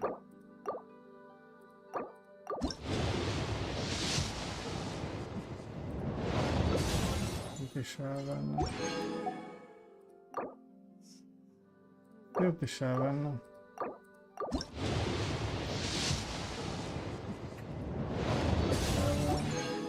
Another 57 and another 57, 37, 37, 37 and 5, 37, 37, 47,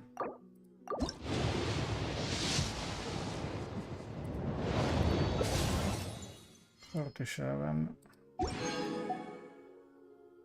57,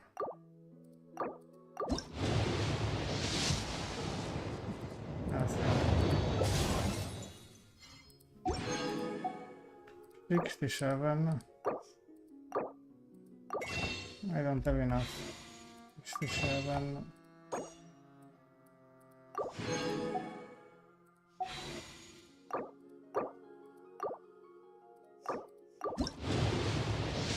'Nearly. No. 57, nothing.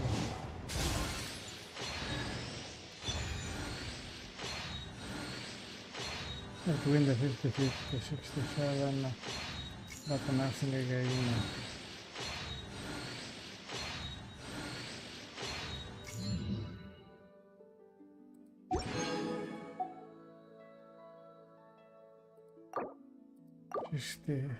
67, 68, nothing, 68, 69,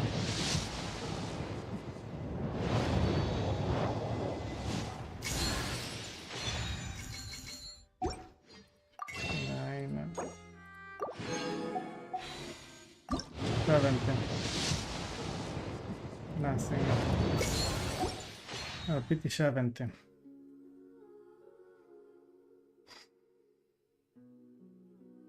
I don't have the bad things.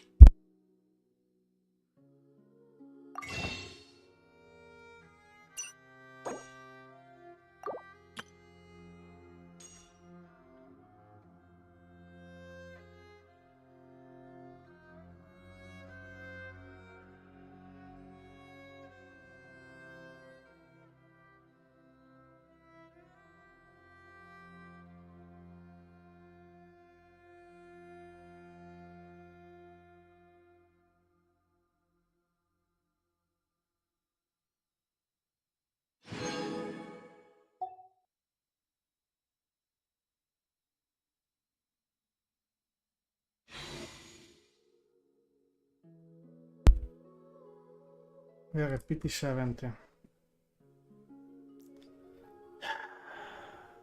That is getting quite difficult. 21. Nothing. 72.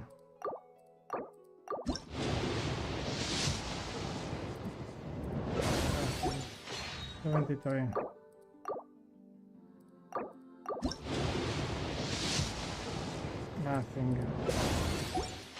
74.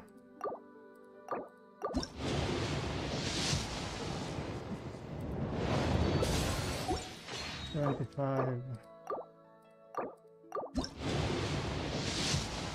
Nothing. 76.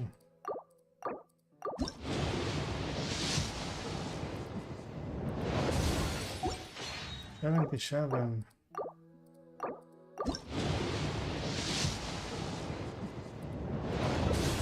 Oh, 78.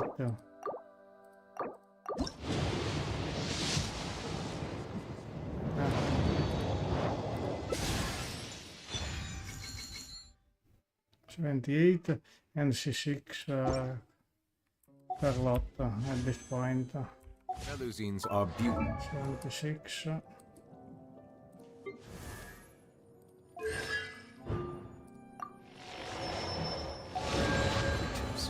They are 76.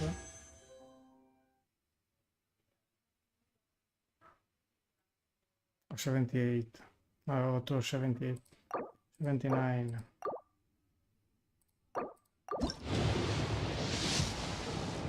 80.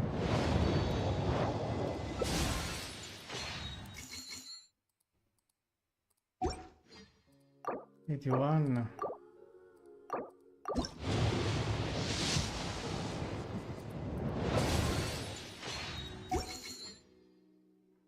76.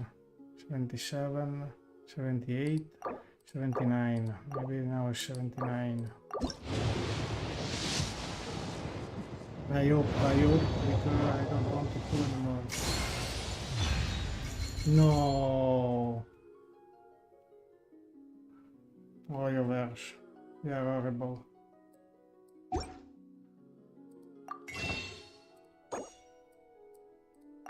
Impossible.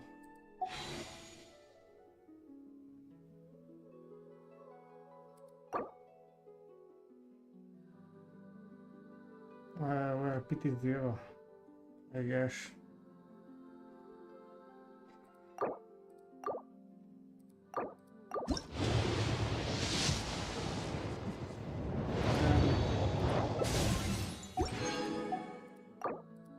Forte.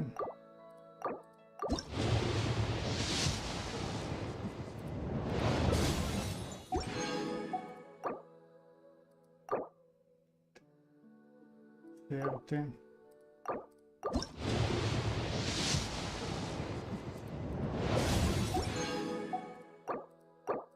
Forte.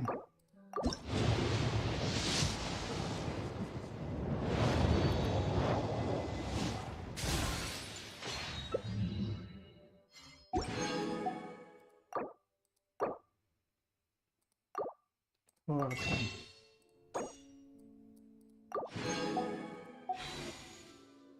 It's not good. Forte. Need to check something.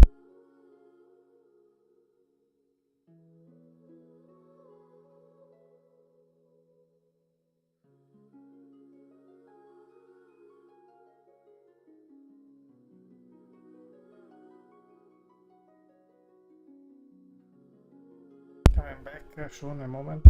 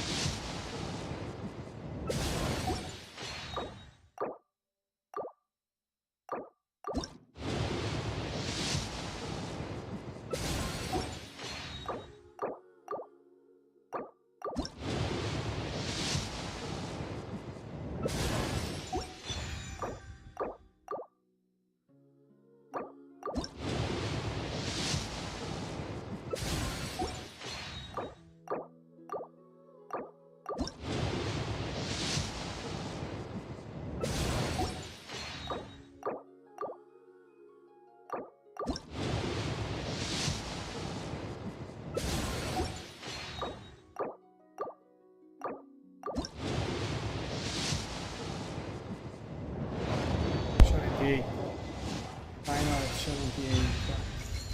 Furina Shicho.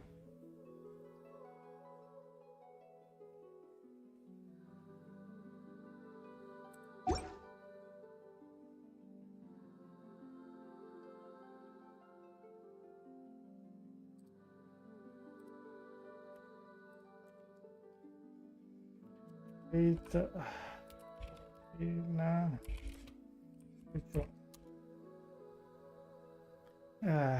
And now I guess we try our luck on the weapon banner, since I was not very lucky on the character banner.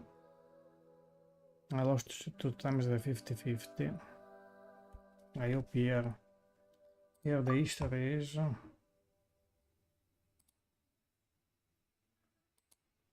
1, 2, 3, 4, 5, 6, 7. We are at 7. 18. Nothing. 27.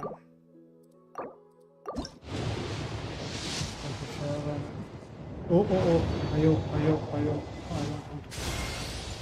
7, come on. 27, come on. Thank you a lot. 27, 28. At pity 28.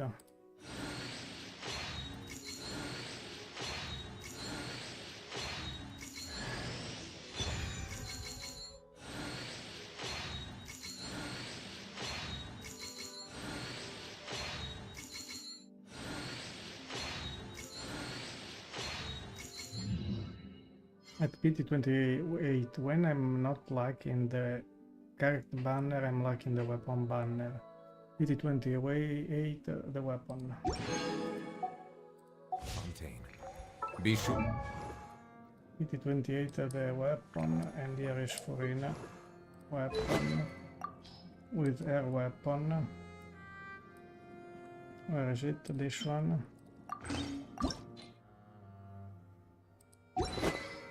Constellation C2. She already has the artifact set.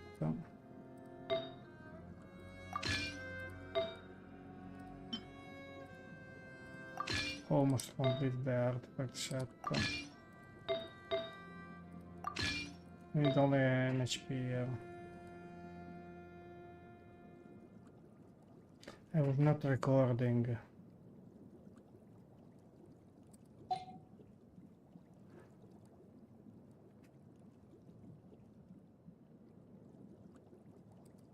Or I was recording. No, I was not recording the weapon banner.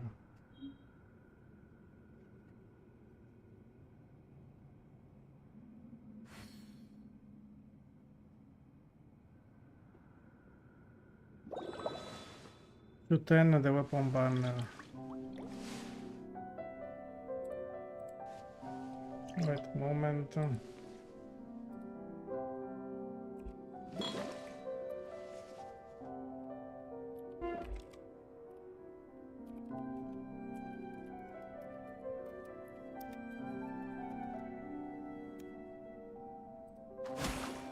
Bring for the quest. Archon Quest.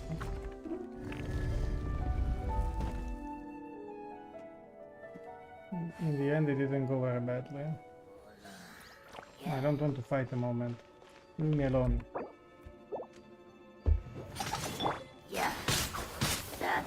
Gather! Dissipate! I'll settle this! The tides beckon. Silence!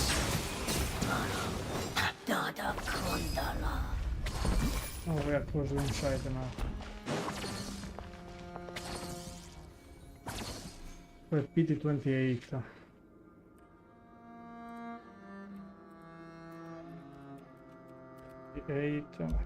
Got the weapon.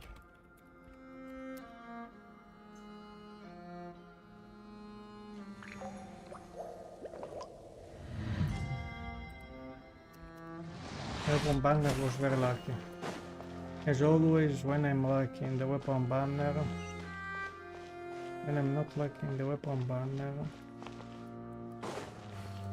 I don't like this change of camera. Oh no, another unstable path. Watch your step.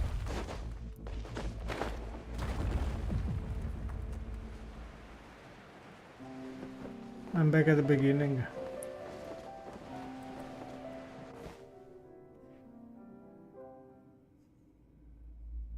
Sorry, what should I do now to go up?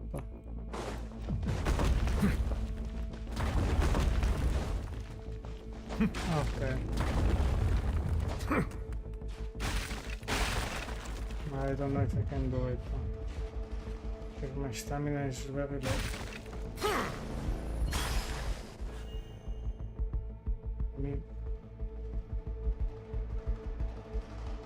I can do it now. I need Wanderer here.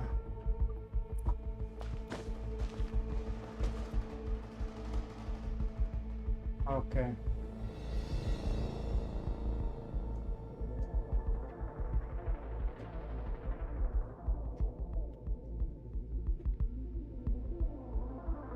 Water comes in many flavors to the discerning palate. Mondstadt's water is I go crisp to and the- pure, I have to make while the- water from Liyue has an enduring aftertaste. In Inazuma, the water possesses a depth of flavor unlike any other. Sumeru's water, meanwhile, has a rich and complex flavor profile, but it must be savored patiently to fully appreciate it.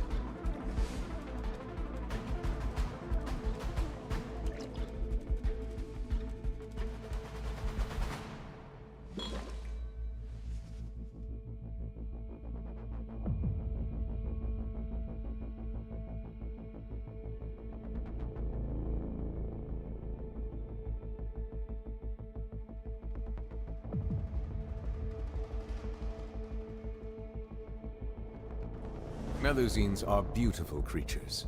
They are the pride of Fontaine. Be sure to befriend them and cause them no harm.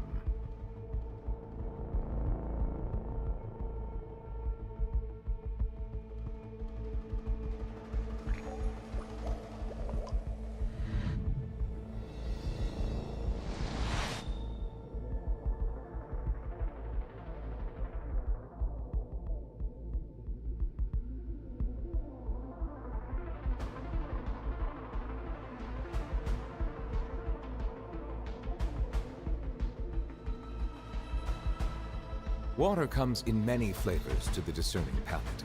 Mondstadt's water is crisp and pure, while water from Liyue has an enduring aftertaste.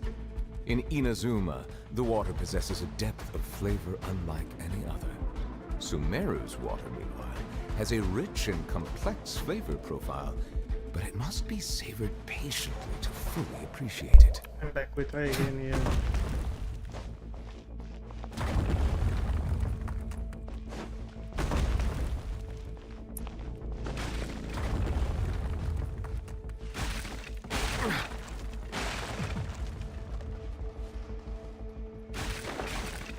No, again. Ah, this is a nightmare. You got to Wanderer is a nightmare. The Wanderer was already up.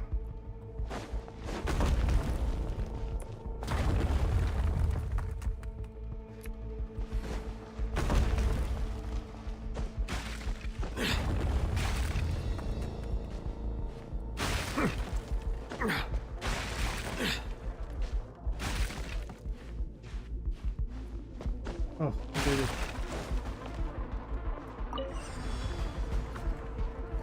It was very tough. Watch out! There are rocks falling over here!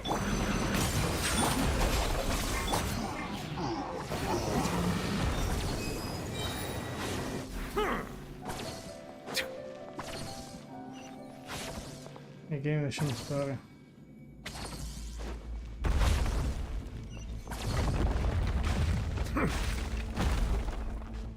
We're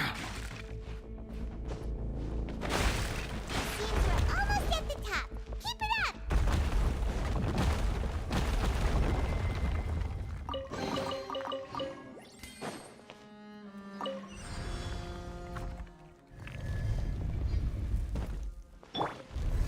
Stabilize! The Temple of Wisdom! Our bond is strong. Out of my way. Let the mighty be humble!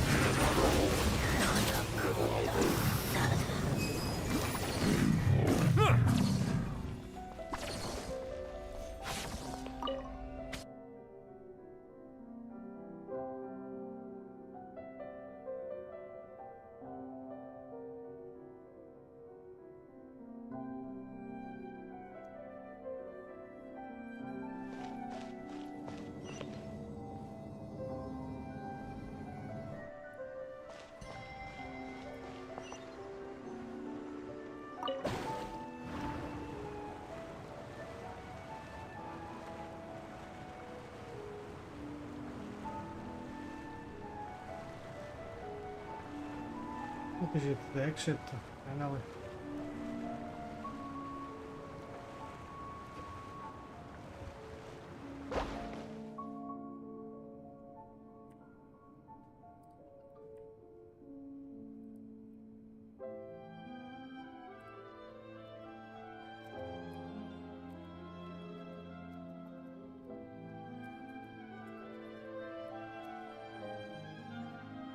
Melusines are beautiful creatures. They are the pride of Fontaine. Be sure to befriend them and cause them no harm.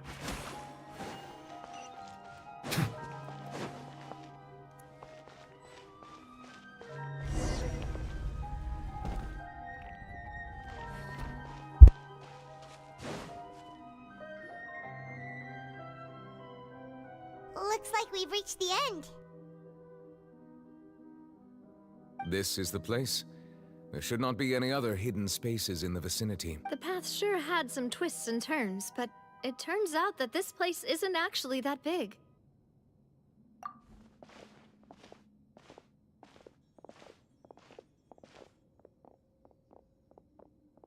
Stone slates? It seems like they were put here as an offering. Could we take them down and have a look? Perhaps we should just leave them be for now. There are 4 locations in total, but only 3 stone slates. The slate that should be in the first empty spot is missing. The surrounding walls also show signs of damage. There's something written below. Let Paimon see. Reason dictates that this nation be destroyed. I shall record the history of its future here in its past. Say what? It feels like someone left these slates and these words here for a purpose. But does he mean that Fontaine should be destroyed? That would fit the circumstances dictated by the prophecy, yes. Indeed, the slate's contents correspond to it. Take the second slate, for example. There's a person kneeling here. She seems so dedicated. And there's a whole bunch of other people behind her doing the same. She's facing this... what is this? Some kind of island in the sky? It is the...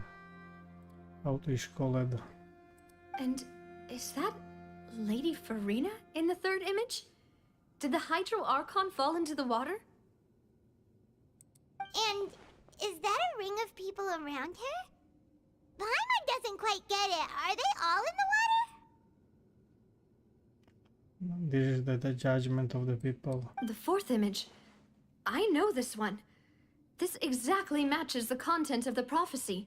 That she's alone. The people will all be dissolved into the waters, and only the Hydro Archon will remain, weeping on her throne.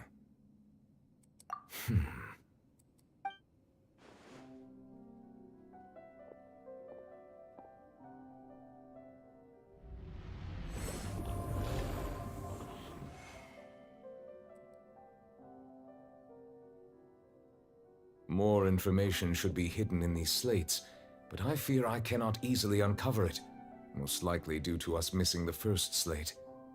I am very sorry. Don't blame yourself, Monsieur Neuvillette.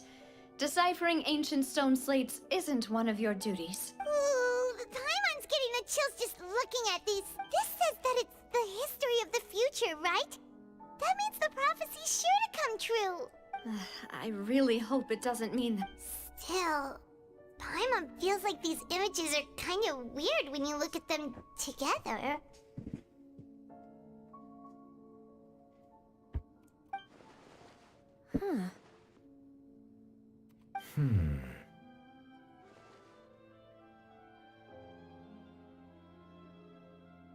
That's right!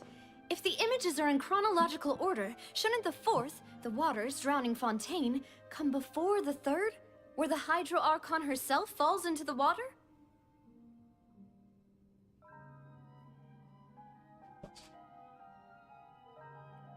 And yet the order is reversed here.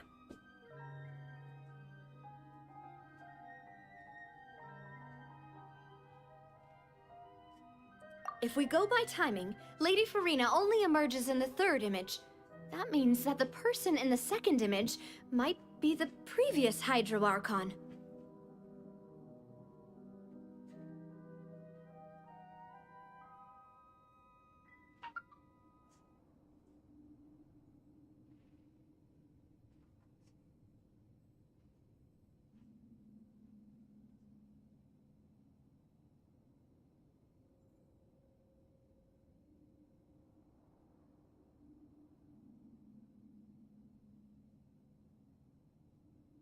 Egeria, then. I had never met her, but her appearance here does match the records.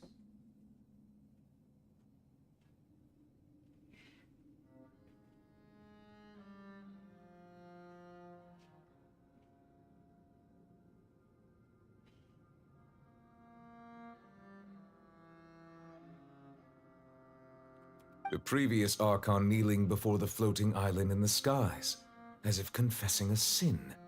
Did she herself commit that sin? And if not, why would she be in such a posture? Also, I'm still wondering why these ancient stone slates are here at all. Judging from their contents, could this place be the origin of the prophecy? Does that mean that someone, or some people, once saw these slates? But who would have created these slates and left these words here?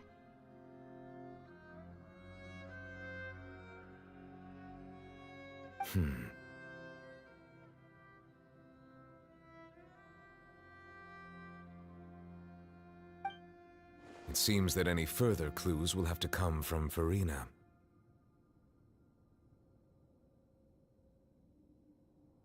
In that case, there's no time to lose. There's nothing else to be gained here, so let's head back first. Yeah, we better get somewhere safe for now.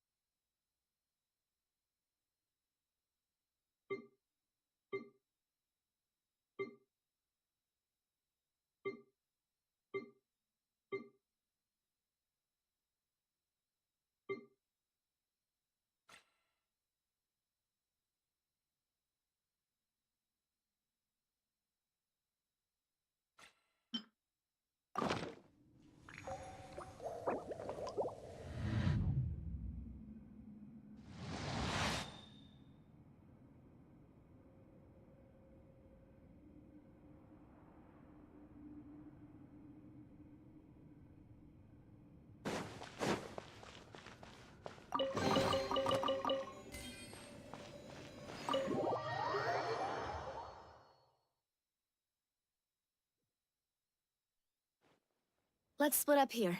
I'm going to check on what's happening with the Spina. You know how it is. There's some things you just need to be there for yourself. You still have energy for that, Navia? Just head back to the Fluvsandre and have a rest then. Thanks for keeping me company all this. I'll depart as well. Thanks for your hard work today. Rest well, everyone. Traveler, I will go talk to Furina tomorrow morning to ask about the stone slates. I'm sure that you're concerned about this matter as well. If you have time, drop by my office. I will share the results of our discussion with you. Are you really gonna talk to her about this directly? Will that be a problem? She has long been harboring secrets, and will not give them up easily. Which makes it all the more my duty to ensure that she understands the present situation. Alright, we'll leave it in your hands then. You're probably the best person to talk to her anyway. I will be carefully considering my words tonight. Traveler, Paimon, our safe house at the Fluvsandre is always open to you as ever. So please don't think you're an imposition. All right. I'll be on my way then. Which puppy lover?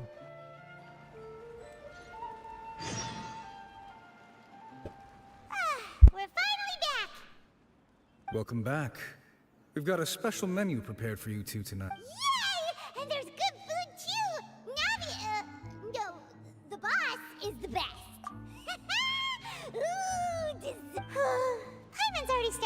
at what happened today. There's Mona here. Oh, that voice. Is that who I think it is? Huh? Mona. It's you two. What are you doing in Fontaine?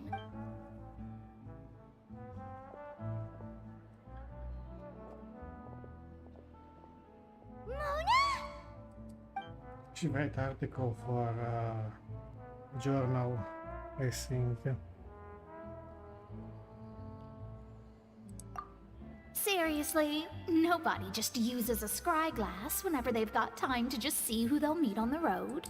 Still, we didn't expect to see you here. Wait, you're not a Fontainian, are you, Mona? Well, I have some business to attend to here, so I booked a hotel in the city. I was just out for a stroll when I bumped into you. Quite. Why did you think I was from Fontaine, though?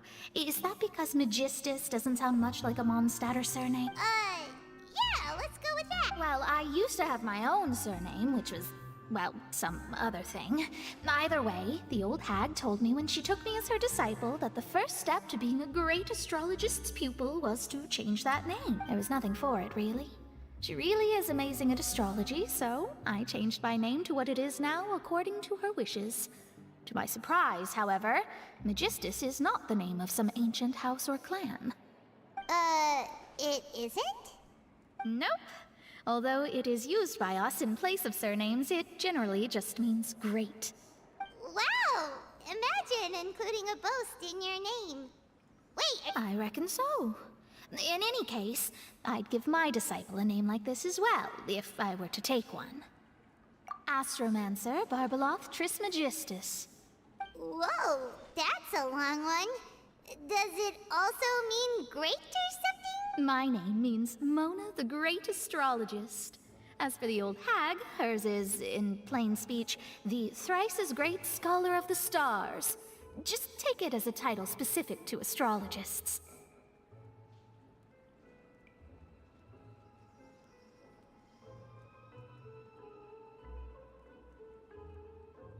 Thrice as great? That's so petty.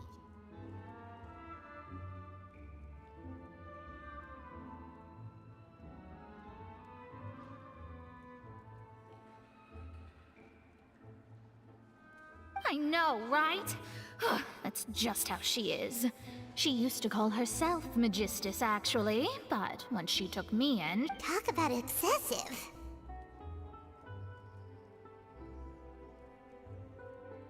Magistus is thus the calling card of our school, so to speak, which makes it about the same as a surname. It's all right if you don't get it. You can look into it further should you need to study astrology more deeply. That sounds terrible! But anyway, you're not Fontainian, are you, Mona? You're from Mondstadt, right? Well, I was born in Mondstadt, yes. My parents migrated to Dorman Port, and I traveled with the old hag for a while, after which I settled down in Mondstadt City. Oh, that's a good thing then. At least we know you won't be dissolved by Fontaine's waters. Speaking of that, I'm sure you're aware that a bunch of things have happened here in Fontaine, right? I know you're not a local, but I'd avoid getting too close to any water that looks strange all the same. There's something ominous about it. Well, the water, I mean.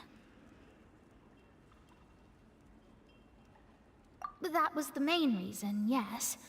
Just a while back, the Steambird invited me to take part in a panel and speak about the circulation of the prophecies and astrology. The invitation was sent quite early on. I don't think anyone expected Fontaine to be in this much trouble. What do you make of that prophecy, Mona? Just tell us what you think as an astrologist. Your word would go a long way to make things more certain and less... What I can tell you is that I'm an astrologist, and that this prophecy concerns the fate of Fontaine, even that of all Tevat. Ascertaining this is akin to reading the fortune of the whole world. I'm afraid that this is not something that just anyone can do. If I could do it, you would no longer call me an astrologist, but a visionary. But on the flip side, the prophecy is so huge and powerful that it must surely come from a powerful visionary. Its contents involve the fate of the world. Disregarding it would be a mistake. A visionary? Sounds really powerful and all, but... Of course. The old hag could do it. And I'd bet there are others amongst those Hexen Zirkel colleagues of hers who could do something similar. Huh? Are you sure? All right, I'll help you. It isn't often that I see you with such a serious look on your face. I'll tell you once I hear back from her.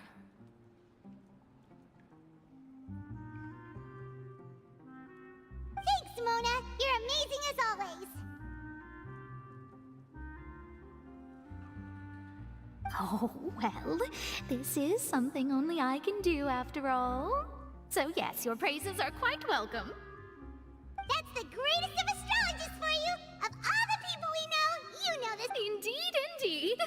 That's the spirit. Oh, sorry. I came to see what all the commotion was about. If there's anything you need, do not hesitate to inform the Spina di Rosula. Oh, whoops. Guess we were getting a little too carried away there. Well, I'll go tend to my own business now. If I receive any news, I'll be sure to come find you two again.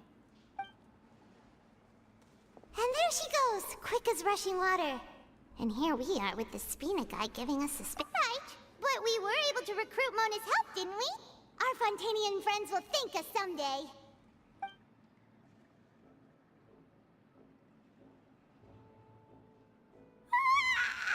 Good morning. To be honest, Paimon's still feeling kind of sleepy.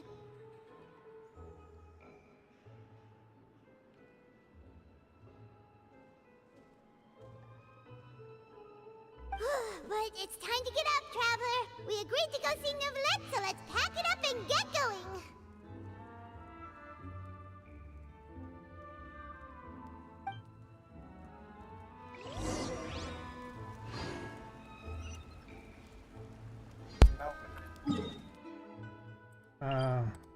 Neuvillette office.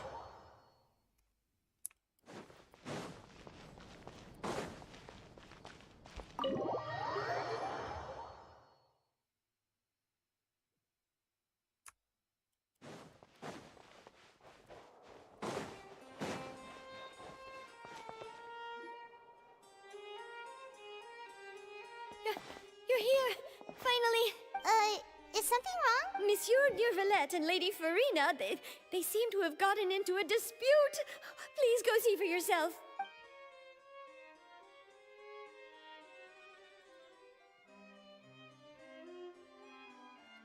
Like I said, I've already explained everything. And yet the problem has not been properly solved. There is little space for excuses between us. It is not my intention to offend you, but please, tell me where you stand. You are the Hydro Archon Focalors, are you not? Look at this. This is a list of the victims from the recent Poisson incident.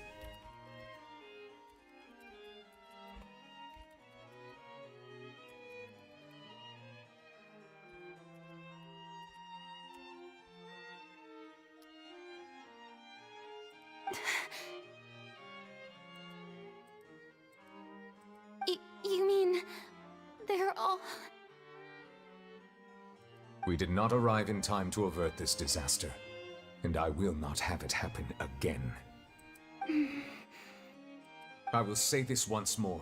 You must tell me everything you know.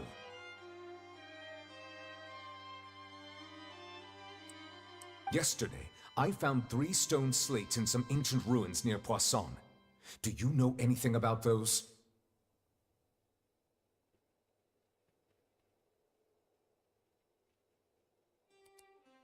Seriously?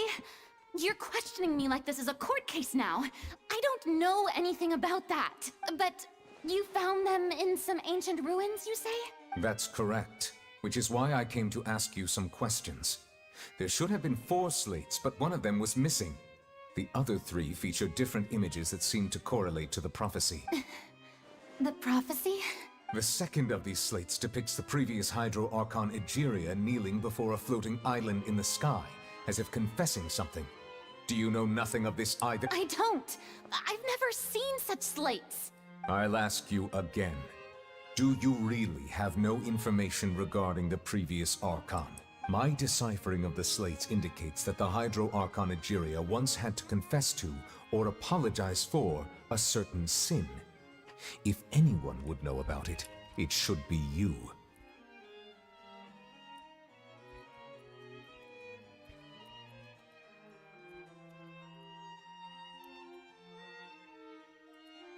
All gods don't have the same secrets, you know.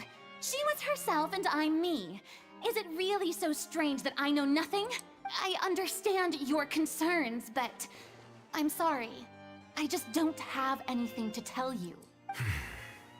Forgive me for saying this now, Lady Furina, but I have long known of your various secret investigations into certain matters. There are several indications that you have been investigating the prophecy on the sly. This is not strange in itself, considering that you are the Hydro Archon.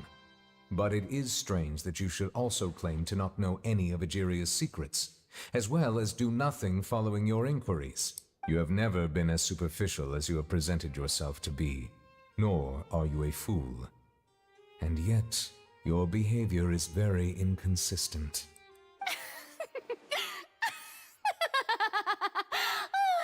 So you've been watching me all this time, have you?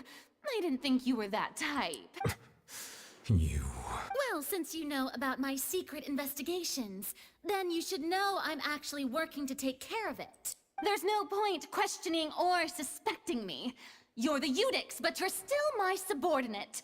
You should be following my lead. Just trust in me, your Archon, and do as I say. Never mind whether you can truly convince yourself to or not. It'll all turn out fine. That's all I have to say. We do not discuss this matter again. Oh, the opera's about to start. Toodles!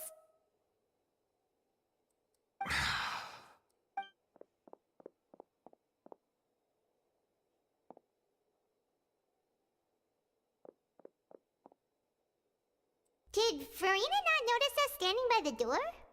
Wonder what's up with her. She was smiling. Huh. She didn't seem in the mood to care if we were listening in or not.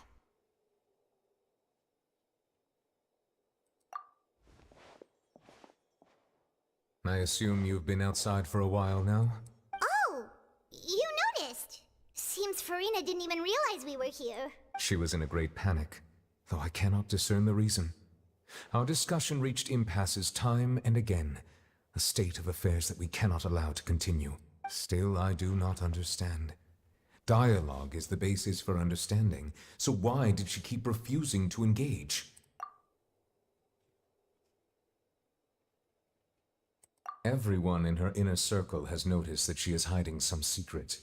The issue is her attitude. I fear that she will not reveal anything unless absolutely forced to. We may have to create a situation in which she will have no choice but to speak. Oh? Like what? Normally, people will only reveal the truth when standing trial. Perhaps we must have the Hydro Archon experience just such a scenario. But Furina's seen so many trials, and she's really good at dodging questions. How do we make sure that she won't just slip away at the first chance she gets? We will need to consider this thoroughly, join forces with various parties, and then do what we can. If at all possible, I would prefer to recuse myself from this affair, but we must prevent the prophecy from coming to pass. This may be cruel to her, but all Fontaine is in crisis. The information a god possesses is too precious, and so we must take a chance on this. But who will lend us their aid to do such a thing?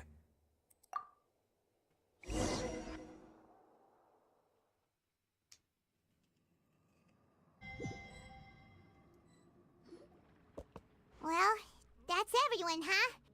Speaking of which, it was pretty smart of you to think of hiding here. Poisson was just involved in a disaster, so it's presently devoid of people. That naturally makes it the best choice. And here you are drinking tea like it's the most natural thing in the world, huh? That's what families should do. Sit and enjoy a leisurely time together.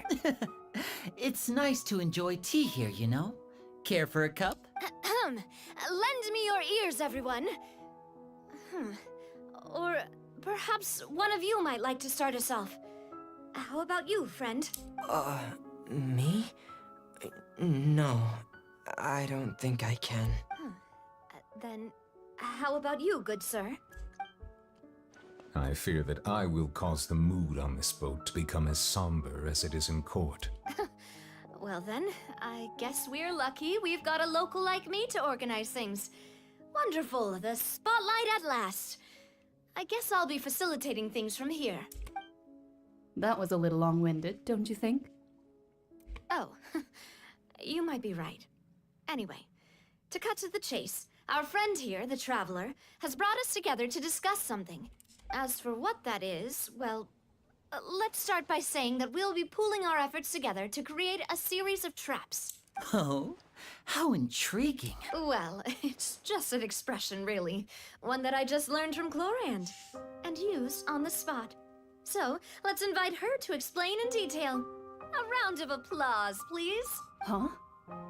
Didn't you say that you would be facilitating this? Oh, come now. Your work doesn't involve much public speaking, right? This is a good chance to practice.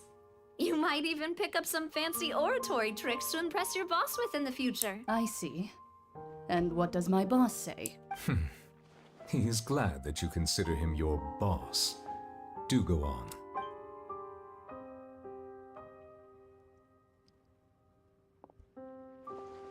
In that case, do any of you have experience hunting?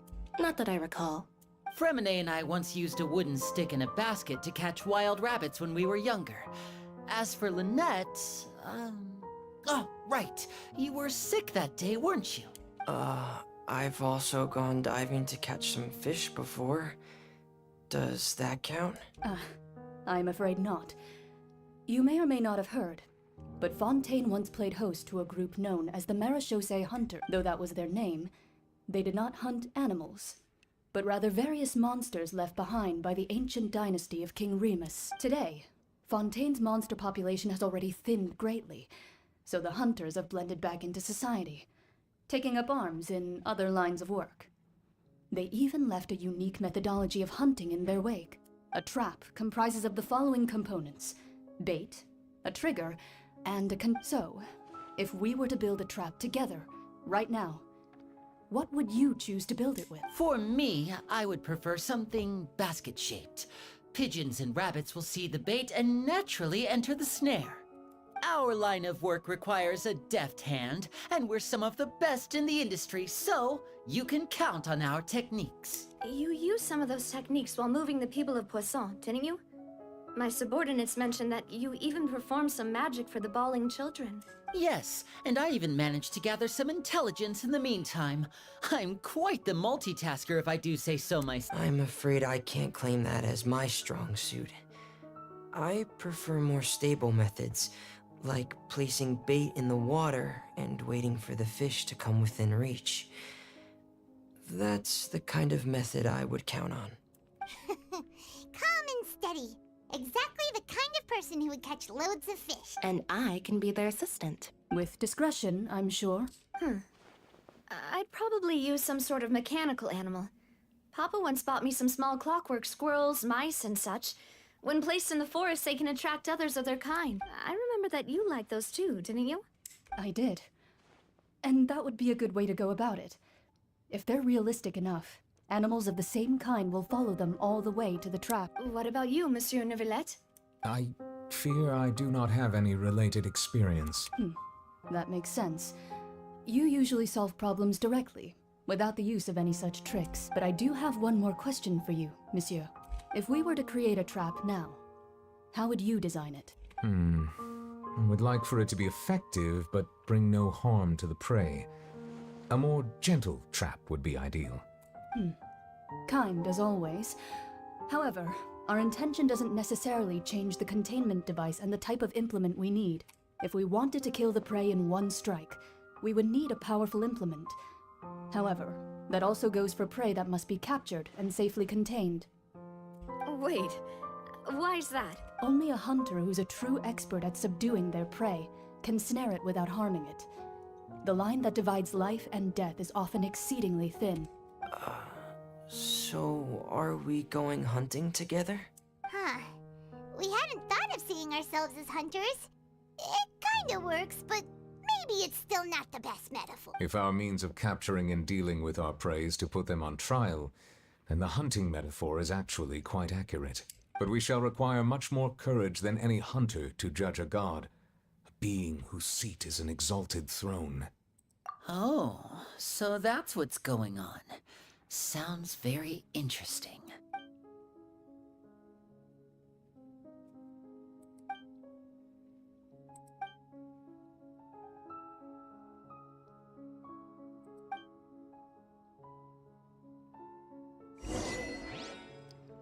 Well, new achievement.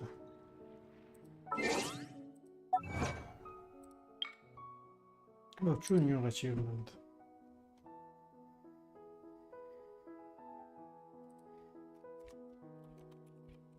Love is...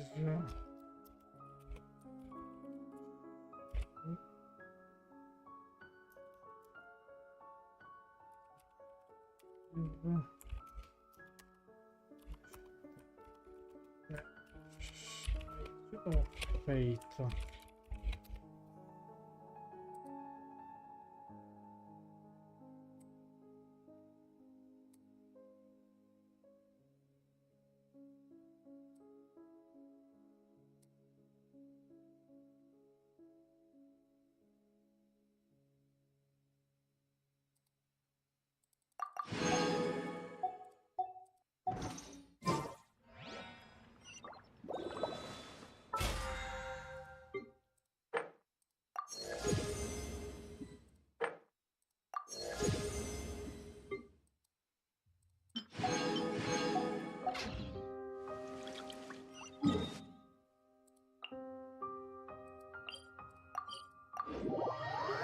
This quest is too long, this Archon Quest.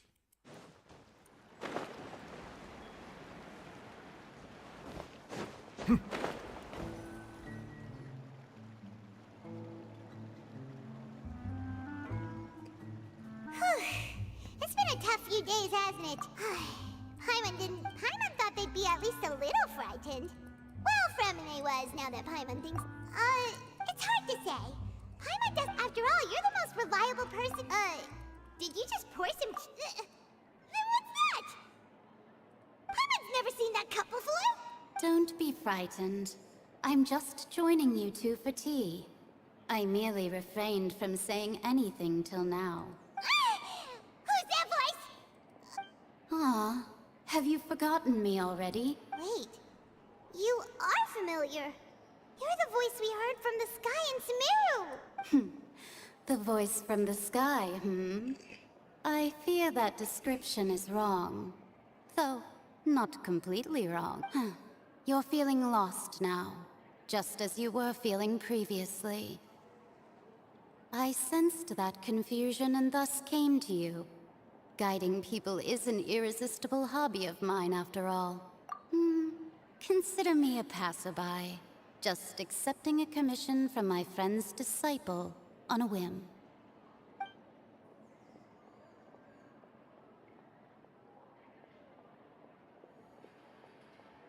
The prophecy. Yes, what has been prophesied will be fulfilled. You may view such things as the history of the future. What? Then is there any way we can stop it? I believe you have witnessed a failed attempt with your own eyes. Can everything in Teyvat so easily be changed?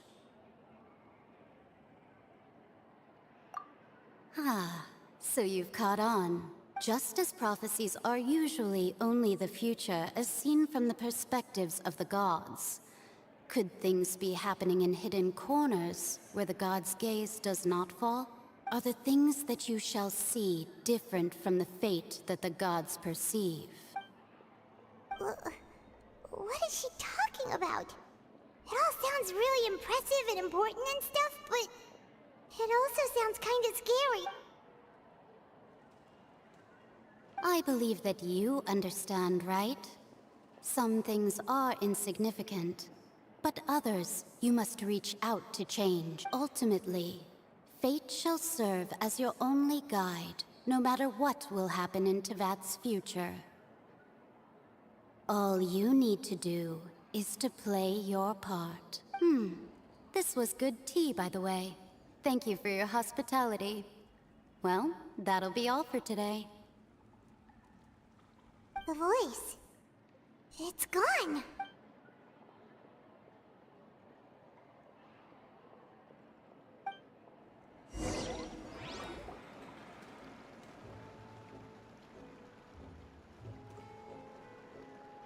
What? I want to hear someone talking.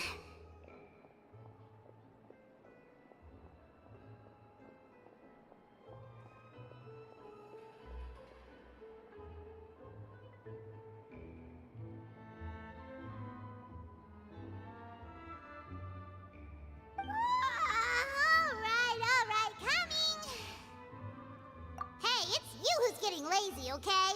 Well, I see I've walked in on some lively banter. Mona! Fine, just not all Fontaine. Why, yes! I'm in full support of her. That's right! Ah, yes. About what we had. Huh? Goodness gracious. Are you serious? She said that even the god's gaze has blind spots. Pretty bold if you ask Paimon. Most people would— The Hexen Circle members are certainly anything but ordinary. As for the mage named N, the old hag has mentioned her a few times. She said that N's sense of direction is incredible, and that she loves guiding those who are lost. But I've never met her, and if she were still alive, she'd be... Well, suffice it to say that the hag's at least a few hundred now, and N's been around for longer than that. Whoa. The Hexen Circle sounds like a scary group. But they must really stay in shape to live so long.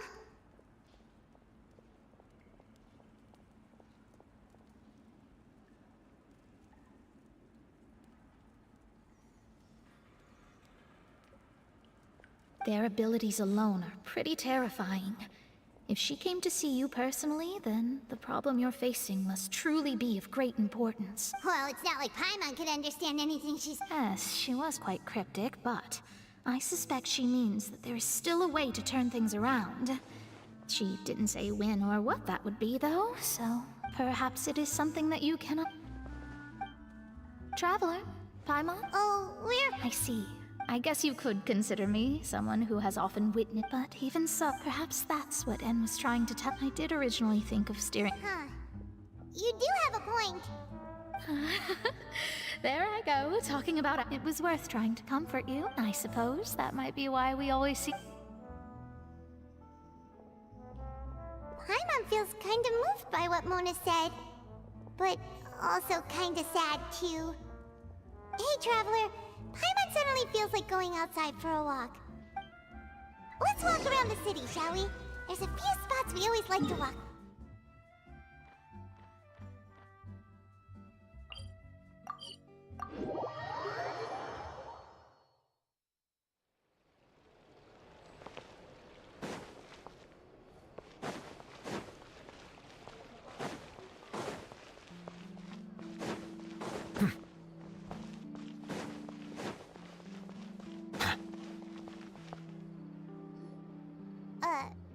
Huh?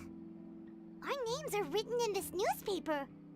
What's going on? Let Paimon see! The underwater stronghold, the Fortress of Meripede, has continued in its noble autonomy. But that does not mean that others cannot interact with it. My recent attempts to enter the fortress bore little fruit. Huh. Thus, did an Outlander friend become the focus of this report. A blonde adventurer with their white fairy, legends trailing in their wake. It is said that this mysterious traveler once visited the underwater so while the fortress's interior remains a mystery behind closed doors, do not fear, for the tales of the traveler contain surprises in space. Journalist Charlotte's biggest scoop yet. Charlotte took so many awesome photos of us and we never even noticed her. She hasn't been able to get a hold of anything at the fortress, so since we're easier to find, she's using us as the subject matter and— seriously? Well, fine. Those headlines and photos do look cool, so Paimon will forgive her this time.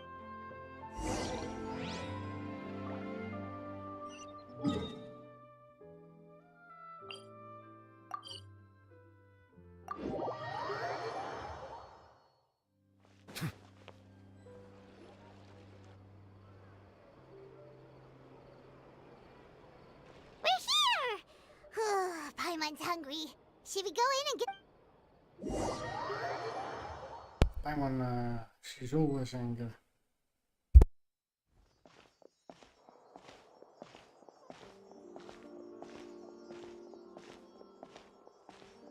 Hey, quick! Look! That's the limited edition only 16 slices a day cake! It was so delicious the last time we tried it! Despite the tense situation we were in, let's give it another go, but... 1 slice of cake, please. Someone showed up after all! Oh, wait, you're the one from the Palais Mermonia. Oh, are you here to buy cake too? It seems Wait, did he really say something like that? That's right. Even he has his own preferences when it comes to food. As for me, I love the cake and coffee here. Do you come here often? Usually every day. Every day? It's part of my daily schedule, apart from work. I shall have my cake and coffee. Then what if someone told you one day that this place would be closing soon, and you wouldn't get to eat cake here anymore? What would you think? But why would it close?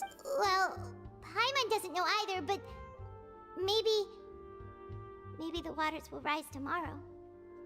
You know, like in the prophecy. Oh, the prophecy. To be honest, I haven't paid much attention to that. No. Still, even if there'd be no more cake tomorrow, that wouldn't keep me from having some today. No. It's the same for eating in general. You might not be able to eat tomorrow, but if you can do so today, then you should carry on. That's what people call living, you know. Huh. Don't be sad. Excuse me, could I have 2 more slices of cake to go? These 2 slices are for you. Sijuin said that this kind of expression you're making is what humans call being sad. Oh, you know Sijuin? I sure do. She was born before me, and she sometimes comes to the surface to teach us things about humans.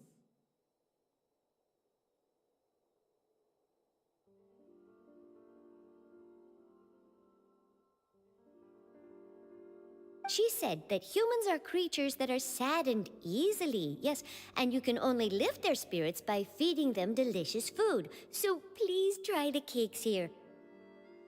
I've got something else to do, so I'll be going now. You two try to stay in a good mood after eating, all right? Bye.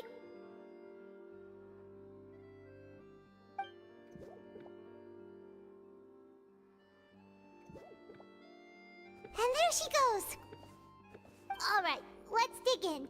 Paimon's sure this... It's more delicious than last time! And the flavor gets even better. Sure would be nice if we could always eat delicious.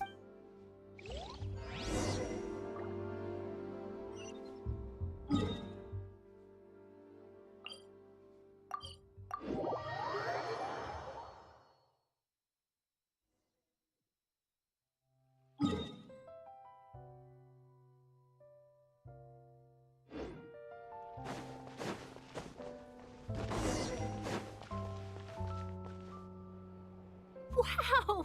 If it isn't the Traveler and Paimon! Oh, ha! You've got some nerve! Oh, you needn't worry. It's all right, though. Really? Oh, Paimon... Still, what bring... When Mona mentioned... I see. So she mentioned... She said that you're... No. Huh? Oh, of course it doesn't. That was more like life... Yeah, are we?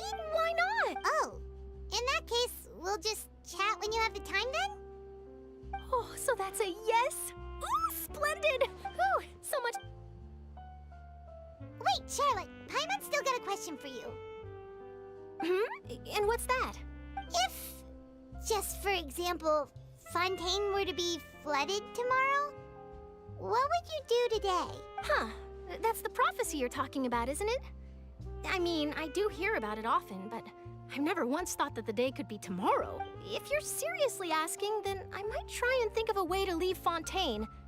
Oh, but I'm still a journalist first and foremost. That means I have a duty to be reporting from the scene.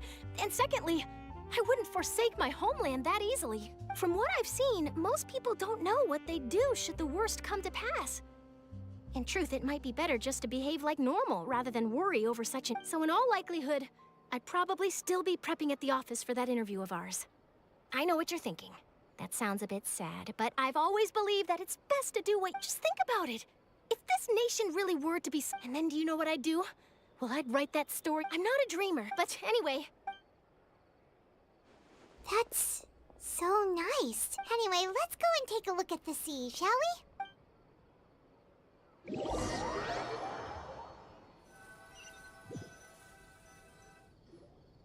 The sea breeze and scenery can be a pretty soothing combo, huh? Paimon's been thinking. If it wasn't Fontaine, but all of Tevat that would be destroyed tomorrow, where would we go and what would we do? No, Paimon should ask, if you could choose, what would you like to do? We've always been moving to the next destination. You mean, still traveling?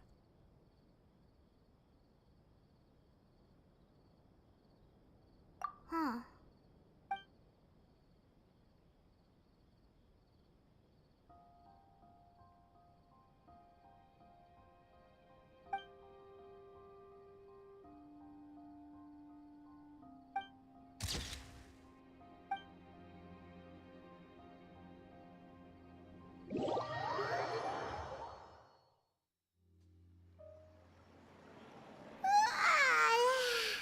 Feels like you'll grow mold if you stay here long enough. But it's still better than the Fortress of Meropide, that's for sure. It's not only damp there, but salty. Ah, so the two of you are still here. Wonderful. Oh, you're from the Palais Mermonia, aren't you? Yes, I'm Isadora. Monsieur Neuvillette sent me to look for you two before. I heard that afterward you went to the Fortress of Meropide. Not at all. I'm well aware that you're friends of his. Actually, I'm here to pass along a message from him. Yes, inside the Opera House. The Maréchaussée Phantom has declared the incident a small-scale riot. A riot?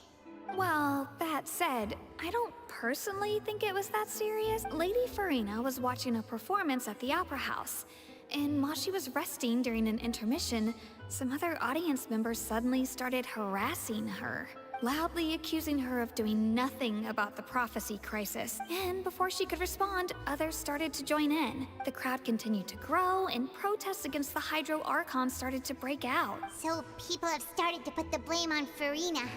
Guess they finally found an outlet for the pressure they've been under due to the prophecy. I agree.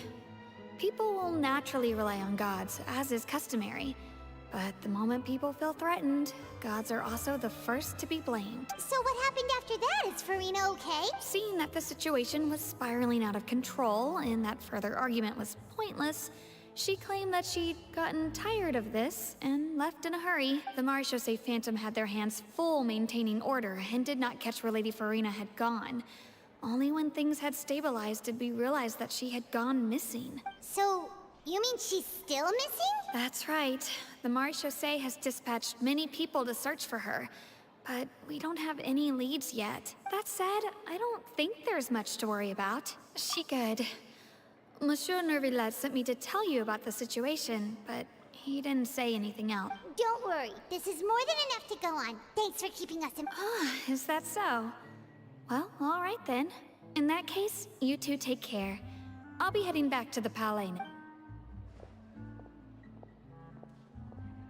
Well, sounds like we should hurry over to Poisson then. If we know Furina, she won't try to fix things in this situation. Instead, she'll look for a place to wait out the heat.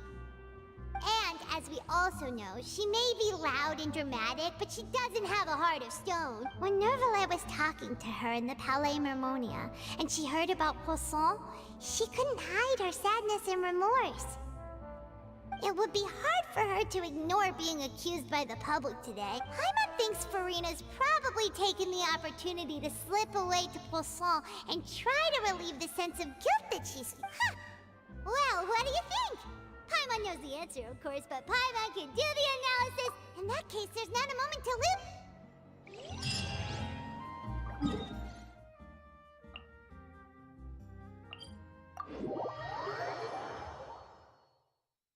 This place looks deserted. Could Furina really be here?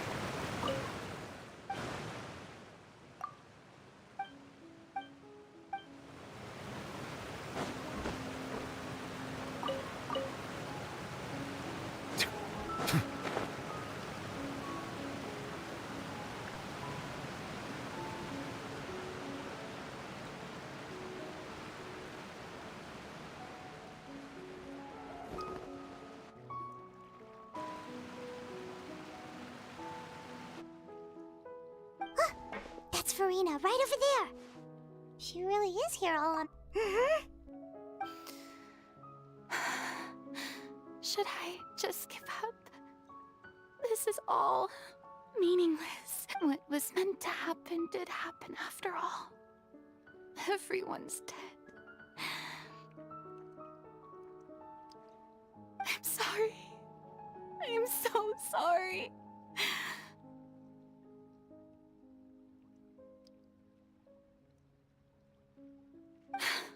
Give up, Furina. There's no point in holding out. I'm sorry. But what can I even do other than to repeat meaningless apologies over and over?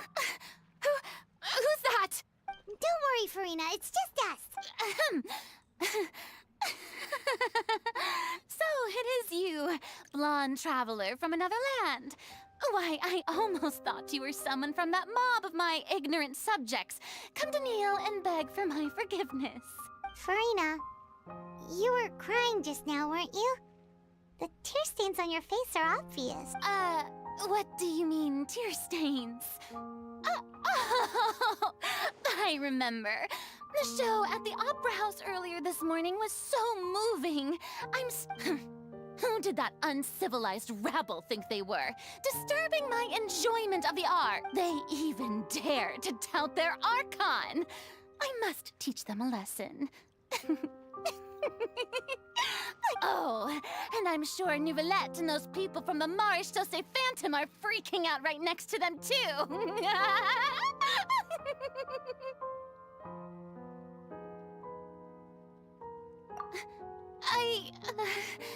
Of course not!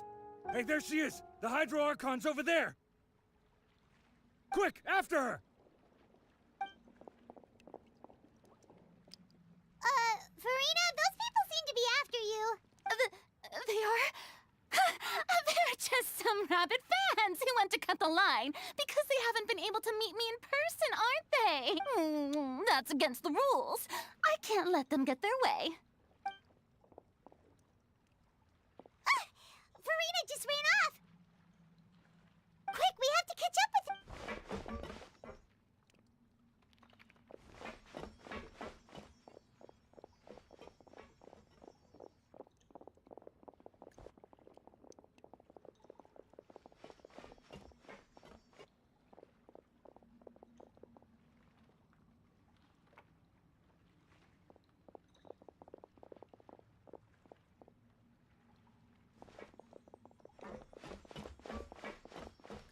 This should be the place, right?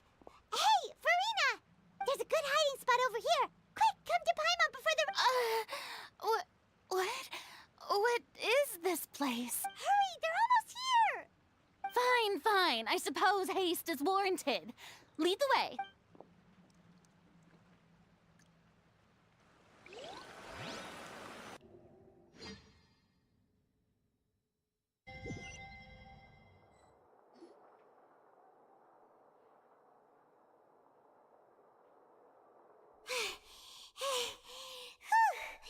Paimon's exhausted. I'm so tired. I totally no! I mean, I merely gave in to the sheer enthusiasm they displayed.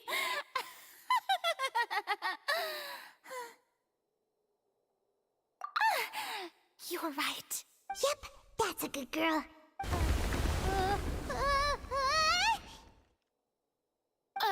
What's happening? The ground's shaking. Is it an earthquake? Yeah, a quake of this kind preceded the flooding in Poisson, didn't it? It can't be. It's happening again. Well, there's no need to worry too much about that. Neuvillette's made some emergency plans, so the evacuation should go a lot smoother this time. Yeah, I hope you're right. But the people of Poisson, they've already...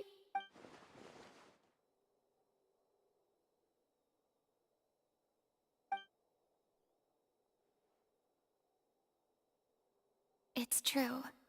I've been investigating the prophecy for hundreds of years. I once had informants all over Tevat, searching for clues and feeding information back to me. I've tried all kinds of ways too to hold back the sea. Anything to keep the coastline from advancing, but all my efforts proved to be futile in the end. Really, the truth has been clear to me for a very long time. We cannot make an enemy of the divine. No matter what we do, the will of the heavenly principles will have its way, and the prophecy shall be fulfilled. Give up. I do love the sound of that phrase. It would mean finally coming to terms with fate, but also for me to finally be free. Indeed, I've thought about giving up so many times, especially after we almost lost Poisson. Fate is really unreasonable, isn't it? It has no heart and obeys no rules. The prophecy has only just started to come true, and so many people have already lost their lives just now. It all became clear to me. I still don't have the right to come to terms with fate on behalf of everyone else. As long as the final moment hasn't come, it's still not too late. Don't worry. I will keep hope alive for everyone until the very end. Well, that's enough for now. I got the impulse to play the stricken maiden, but honestly, considering my rank and station, that wasn't a good fit at all. Don't take any of what I just said seriously. How could I possibly let Fontaine fall to the whims of trivial prophecy? Come on! Paimon could have sworn you were actually being honest just now.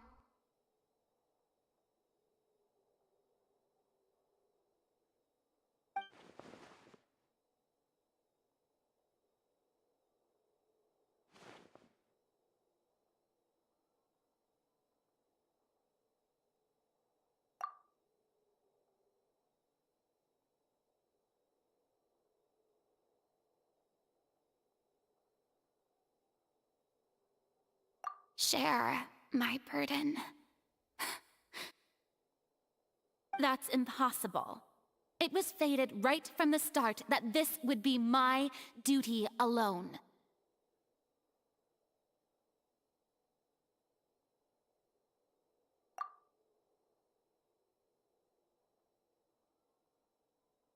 A witness. Yes, I've heard that you came to Tevat from beyond the stars, yes. In other words, you never belonged here. And if Tevat is, in its entirety, a show on a stage, then you're just a spectator, aren't you? If that's the case...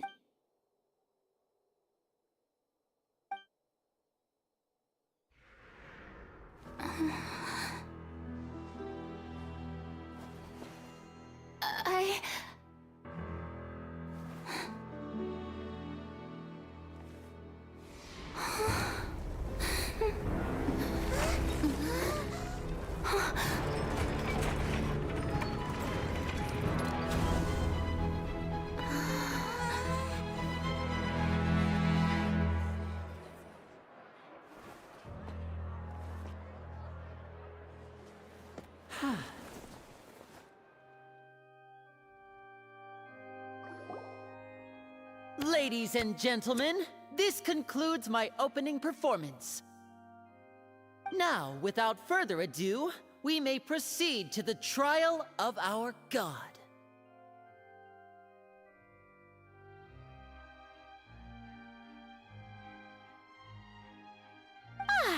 So, this is what it is. Yes, you deserve praise for the effort you took to raise the dramatic stakes. Do not forget, however, that I am Focalors, the god of justice, the embodiment of justice itself. Does it not strike you as even the least bit absurd to bring the very concept of justice to trial? May I interpret these words as your refusal to stand trial?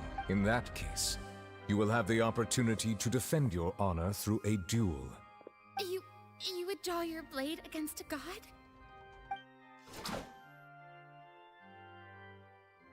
I see.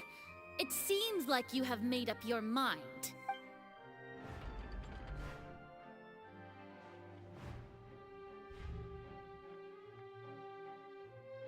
Paimon can't believe it. She just surrendered. What the heck is going on? Did I just see an Archon surrender to a human? Wow, how utterly humiliating. Lady Furina, what is the meaning of this? It would seem that there has been a misunderstanding. To be clear, the raising of both hands is not always an indication of surrender. Looking for excuses again, huh? I raised my hands just now to indicate my acceptance of the trial. No duel shall be necessary. I will admit that I've been running away for a long time. I'm sorry, everyone. I was unable to protect the people of Poisson. It is my duty to stand trial for my crimes. You are not the only ones to be disappointed in me. I, too, am exceedingly disappointed in myself. But now, it is time for the Hydro Archon to show you her courage and resolve. I, Furina, will use this trial to show the world the true meaning of justice! This time, I will protect you. Applaud and rejoice! One of the most outrageous and fantastical arcs known to the opera epiclese is now unfolding before your eyes. Mark my words, this shall be one of the most exhilarating and brilliant shows ever to grace the stage of Fontaine! The trial of the Hydro Archon, Focalors, will now begin! Woohoo! Now we're making history! Why does it feel like Furina just took over the whole thing? Like, come on! Didn't she just get forced to stand trial for her Also, even though she's still acting super dramatic, she is taking this seriously this time, right? All right, then. Who will be my opponent in this trial? The court asks the prosecutor to please take the stand. Is that so? Very well. Then please speak, witness of Tivat, my accuser and fated opponent.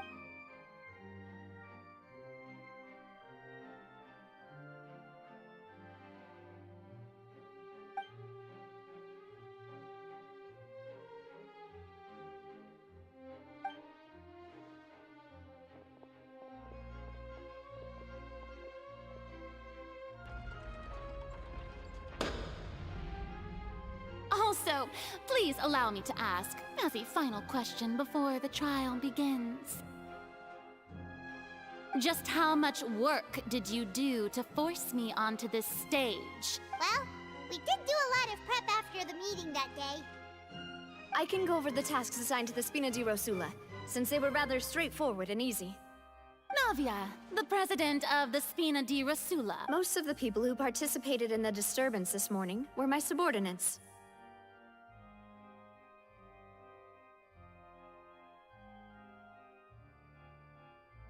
They changed into plain clothes and came to the Opera House as regular audience members, waiting for the perfect opportunity to incite insurrection against you. The people's resentment against their Archon has been building as more and more of the prophecy is fulfilled. A spark was all we needed to turn small. Moreover, according to our understanding and analysis of you, when something like that occurred, you would likely flee the scene and head to Poisson by yourself. So, we arranged for a second group to lie in wait there. So, you mean... the ones who scoured the settlement for me were also... And their goal was to force you to step into the giant magic box so you may personally participate in the greatest magic performance in all of Fontainian history. That's right. That house was a magic box, rather than someone's residence. As the super ultimate version of the setup that I used when I first performed at the Opera Epiclese, the volume of the box was increased by a whole order of magnitude, and the distance it traversed was the entire gap between Poisson and Erinnyes. Its cargo, of course, was an Archon instead of a human. My thanks, Furina. Without your help, we could never have pulled off such an extraordinary performance. You're welcome? Of course, this performance was only made possible with Father's support. The House of the Hearth spent a massive amount of labor in Mora to pull this off. We had to select a location, construct the giant magic box, dig a tunnel, and open up a path through the water. It was a lot of work for all of us. So, in other words, the earthquake that we felt within the giant magic box was just a normal tremor from the transportation of the whole house? That's right. It wasn't a sign of another disaster to come. Then, I can guess Neuvillette and Cloran's parts. You gathered a crowd, prepared a stage, and made sure that the champion duelist would be immediately ready for a fight.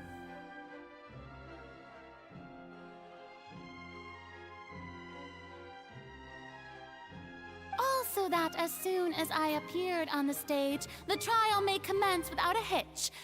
Am I right? Yes, that is correct. Well, Clorand, I must commend you for your courage. Only the most outstanding champion duelist in all of Fontaine would accept a duel with an Archon without flinching. Thank you. As for you, Traveler, I suppose your role was to keep me distracted with conversation once you found me in Poisson. You'd make sure that I didn't notice anything amiss before revealing yourself as my prosecutor once we'd arrived onto the stage. Oh?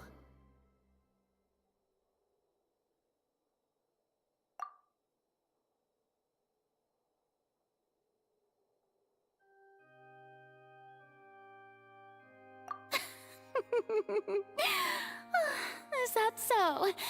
Then I suppose I must have missed my final chance. It's fine. It matters not. What's done is done. The stage is already set, so there's no reason to disappoint the audience. Let's see this trial through to the very end.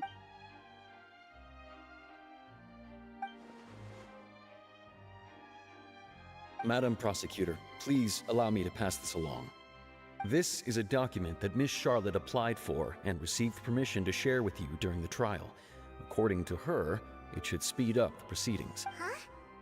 Charlotte wanted to give us something? Oh, so she's here too! Hey! Oh, let Paimon see.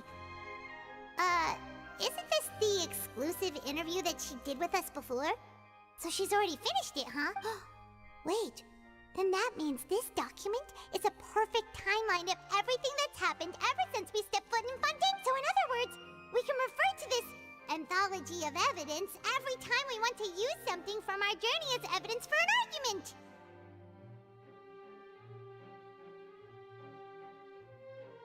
Let's quickly confirm the information in it. Just think of it as a refresher, alright? You defeated the Hydro Archon in the very first duel you took part in at the Opera House. That's one for the history books, all right. I didn't think that you'd wind up getting to the bottom of the case I'd been following all this time. I guess this is the first time Monsieur Neuvillette had a difference of opinion with the Oratrice. Even the Hydro Archon can't figure it out. A Fatui Harbinger. She's an extraordinary person. Her instinct must mean something. The fortress of Meripede was almost destroyed in a single day. That I didn't witness that scene personally will always be a source of professional regret, I think. According to Monsieur Neuvillette, both Child and that whale should have been in the primordial sea at that time. I nearly lost my awesome friend Navia. To be honest, that still gives me shivers. The words of someone as extraordinary as a witch can probably only be truly understood when something surreal happens to you.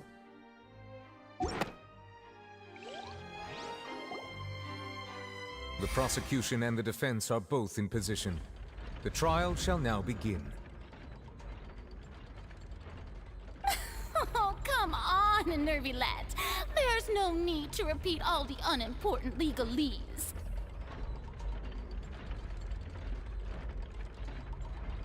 Just fast forward to the part where the prosecution lays out my offenses. As the defendant and the lead actress of this performance, I still haven't even been informed of my supposed guilt in all of this. Of course, it is only natural for you. That's true, but my charge here is unrelated to your conduct as an Archon. Instead, I would like to charge you as a fraud who's never been the Archon in the first place. Wait, what was that?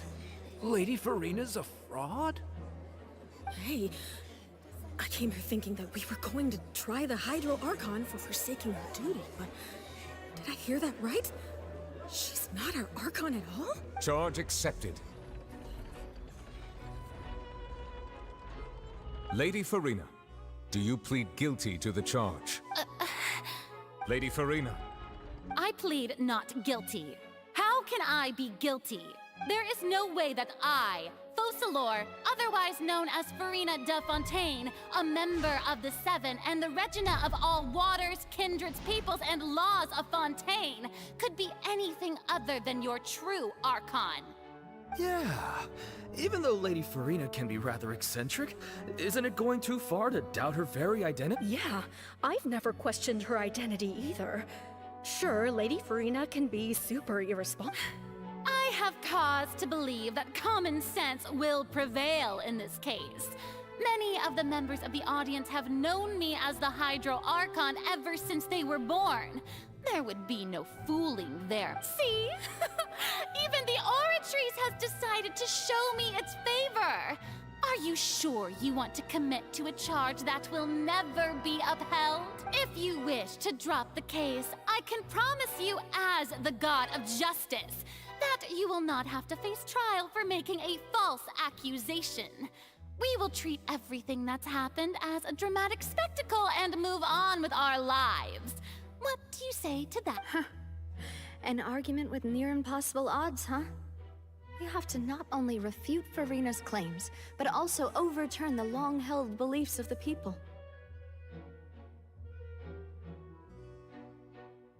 Well, I tried to give you the chance to surrender.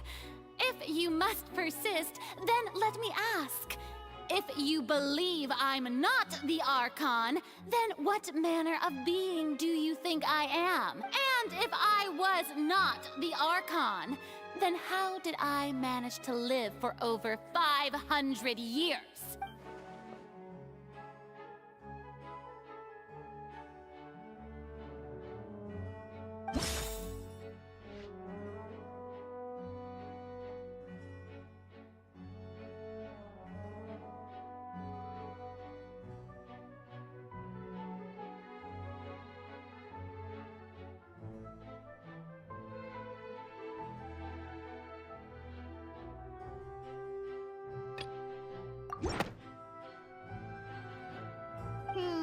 That doesn't sound right.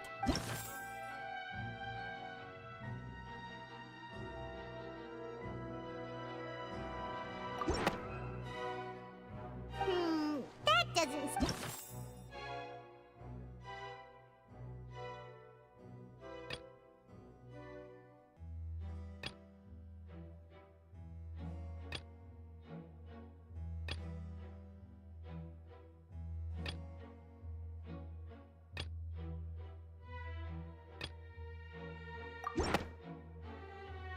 First of all, you may be a member of another long-lived race, which would allow you to naturally possess an extended lifespan.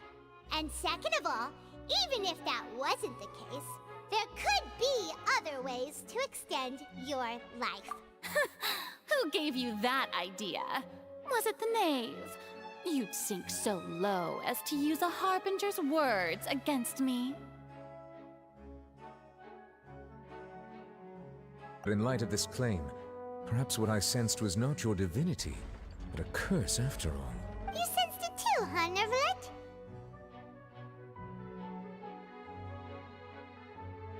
Lady Furina is actually a human? Well, it is true that it's extremely difficult to tell humans and gods apart just by looking at them. It's not impossible.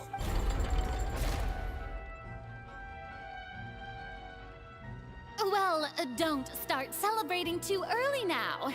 Even if I have been carrying a curse like you said, how does that prove that I am merely a human being? Besides, everyone knows that the main difference between a human and a god is the possession of authority. Gods can do what humans cannot. That's why they're worshipped as gods. For centuries, manifestations of my authority have served the nation of Fontaine. One need only to turn their eyes towards the Oratrice Mécanique d'Analyse Cardinal in this very opera house, or consider the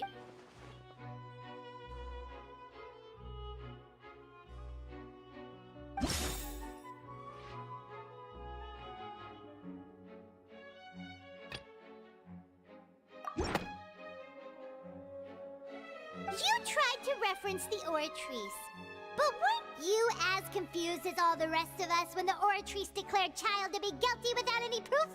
Otherwise, you should have come up with a good explanation for that by now. Didn't I make myself clear at the time? The decisions of the gods are naturally difficult for humans to comprehend. There is no need to provide an explanation. Lady Furina, I believe a reminder of your current circumstances is in order. While the court is in session, the principles of justice and the law must come before all else. While you are an Archon, you are also first and foremost the defendant in this trial. You will prove yourself unable to defend against the prosecution's charges if you continue to withhold vital information against the rules of the court. I never thought you'd use that kind of rhetoric against me. That was no trick of rhetoric, Lady Furina. I've merely reiterated the rules of the court. Rules that all should respect and follow. So, you neither knew why Child was declared guilty, nor did you understand the structure and operations of the Oratrice. Instead of having been created by you, the manifestations of authority you mentioned have been made by the real Hydro Archon, haven't they? The real Hydro Archon? Well, now you're really losing me. It is true that I did not know why the Oratrice gave out a guilty verdict that day, but the Oratrice handed out that verdict unilaterally, and it has been operating independently ever since it was first created. You can't argue that just because a divine creation is flawed, that the god behind it must also be no god at all. She's still throwing out all kinds of excuses. Seems like she's confident that we won't be able to produce proof that she has no power over the Oratrice. My power as an Archon. There are many ordinary citizens in the audience. How can I just carelessly demonstrate the formidable power of an Archon? If that poses a concern, I'm prepared to extend my protection to the audience. You don't need to go that far.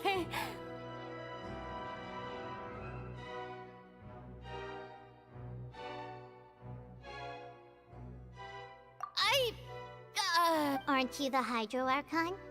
Or is it that you can't even wield the power of Hydro, much less the authority of a god? Indemnitium! Yes!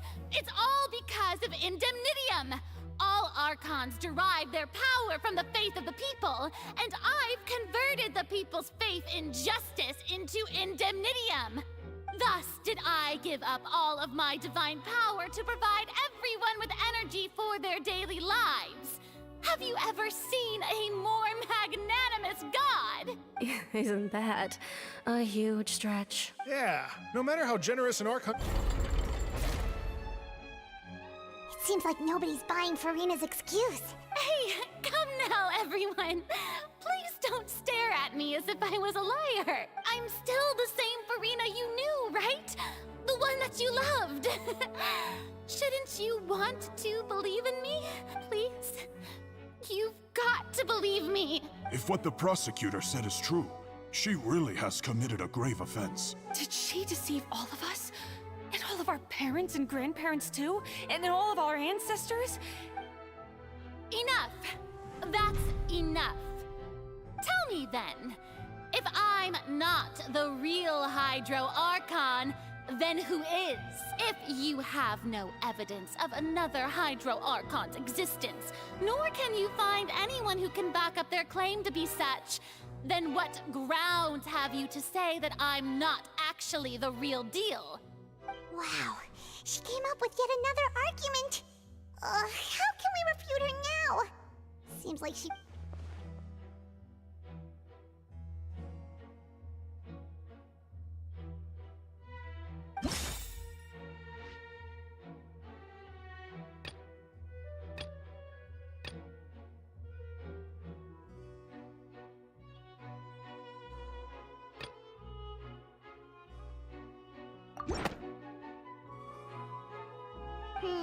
that doesn't sound right.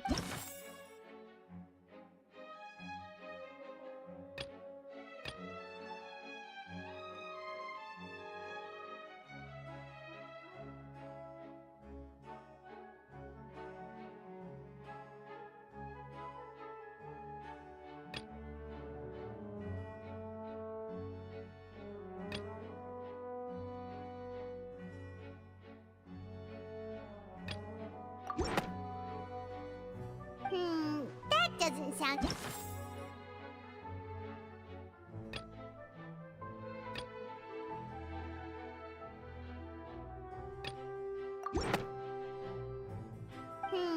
that doesn't...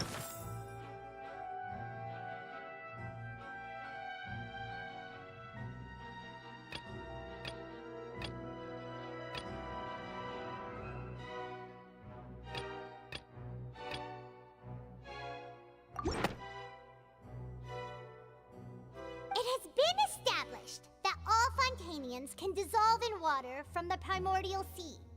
And that means... Since you insist on claiming to be a god and not a human, then there's a method that you can use right here and now to eliminate all suspicions of you being the latter. Miss Navia, please apply to serve as a temporary attorney for the prosecution before addressing the court. Though you act in partnership with the prosecutor, you must still adhere to proper procedure. Super sorry, Monsieur Chief Justice. I swear this really will be the last time that I'll speak out of turn. Now, I've brought some seawater from Poisson. As everyone knows, a massive flood struck the area not long ago, taking many lives, including those of some of my closest friends. So, Miss Furina, would you dare to touch some of this seawater? If we are to believe that you are indeed the real Hydro Archon, touching this seawater would have no effect on you. All it should do is strengthen your case. But if you don't dare to touch it, then we would have basically proved the reverse. Oh, and I must remind you that after the disaster at Poisson, nobody wants to see any more people dissolve. I do hope you'll act prudently and choose the simpler path of admitting guilt. Navia from the Spina di Rasula. The Spina has governed Poisson for many years. I guess her suggestion is valid. If Lady Furina is indeed...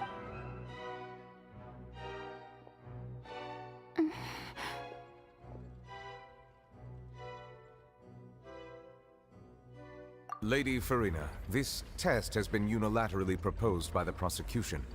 As it falls outside the realm of standard court proceedings, you possess the right to decline participation.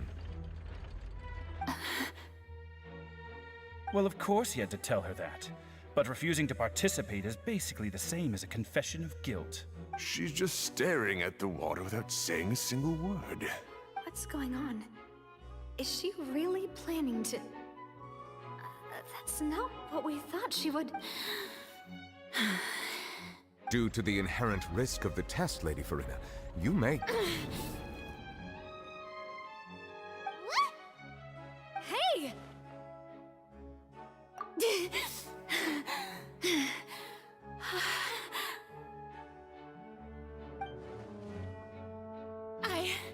I'm fine! Look at me, everyone!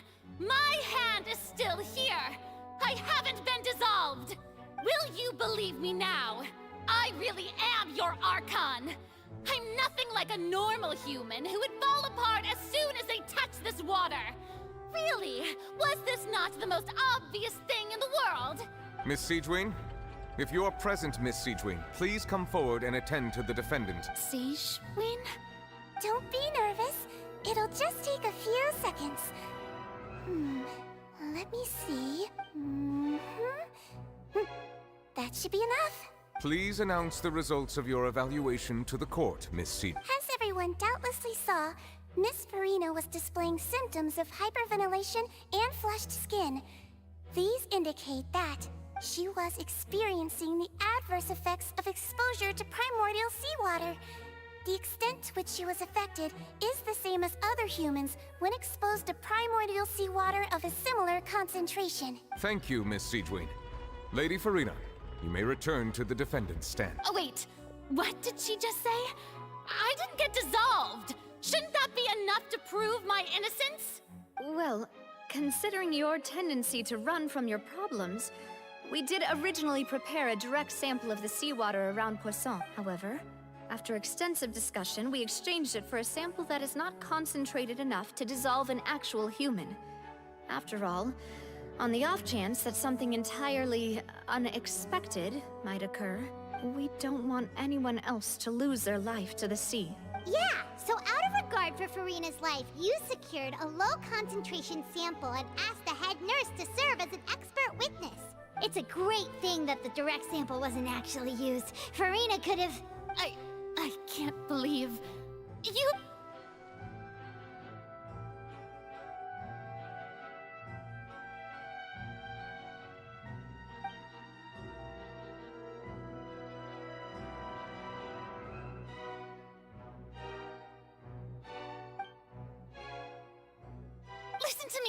Listen to me, everyone. Please don't give me such cold and disdainful looks. What happened just now didn't prove a single thing. Think about it. How can you conclusively prove that an Archon can't also be affected by the primordial seawater? Also, if I was really just a human, why would I dare to just put my hand in that kind of water?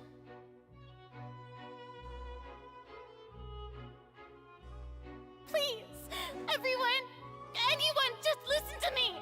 I swear, I really am your Archon.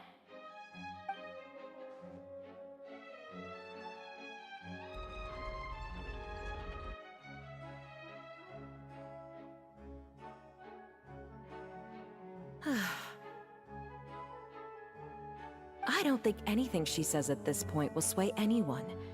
The odds are just too stacked against her now. With all the things that have been said, Paimon doesn't think there's any way left for Furina to... I believe the time for arguments and presentation of evidence has come to an end.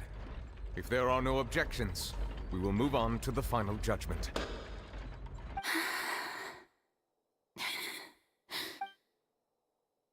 I don't think anything she says at this point will sway anyone. She's too stacked against her now.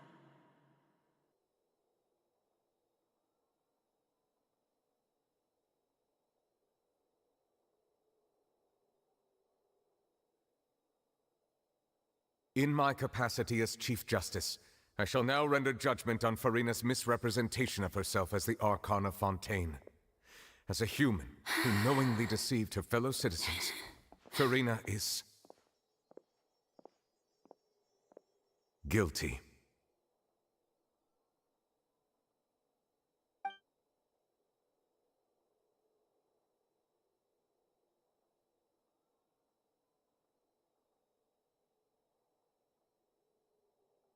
We shall now turn to the Oratrice Mécanique d'Analyse Cardinale to render the final verdict on the charges.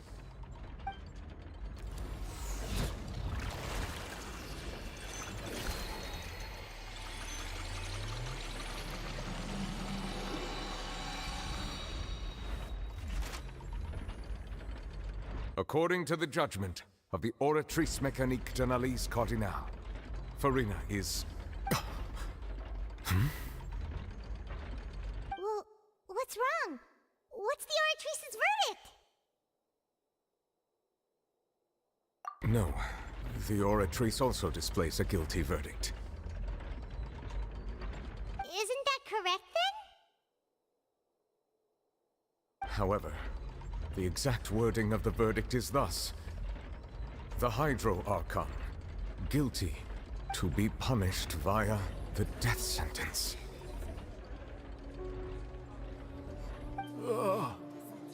The The death sentence?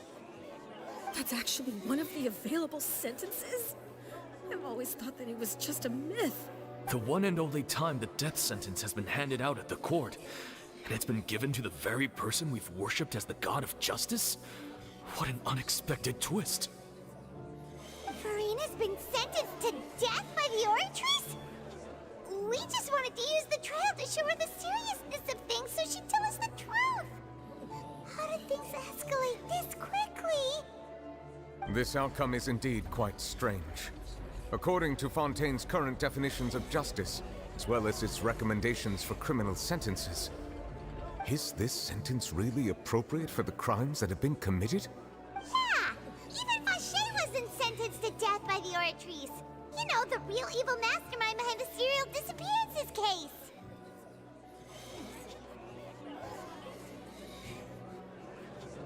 Indeed. Not only is Furina's sentence overly excessive, the very point of our trial today was also to prove that Furina has never been the Hydro Archon in the first place. But now, the Oratrice seems to have deliberately invoked the title of the Hydro Archon. What does this mean?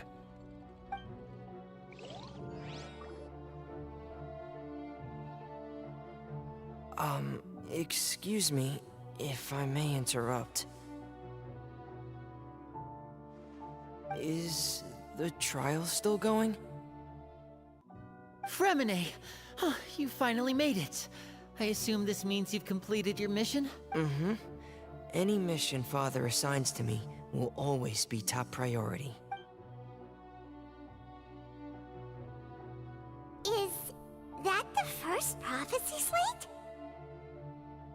Huh. So the Knave privately arranged for Fremine to try and find the missing slate. I looked everywhere and finally found it at the bottom of the sea. It took me a long time to get around some dangerous stretches of water. But has the trial already concluded? Then doesn't that mean I've come too late?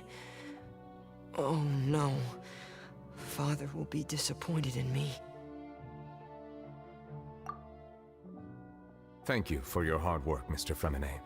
Please allow me to review the record left on the slate.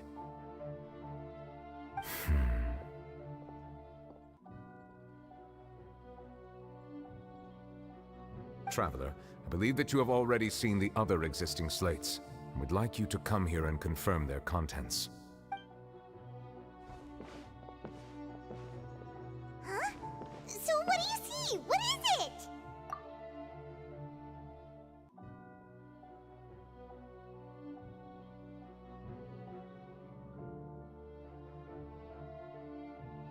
I believe I've now made sense of the Hydro Archon's crime.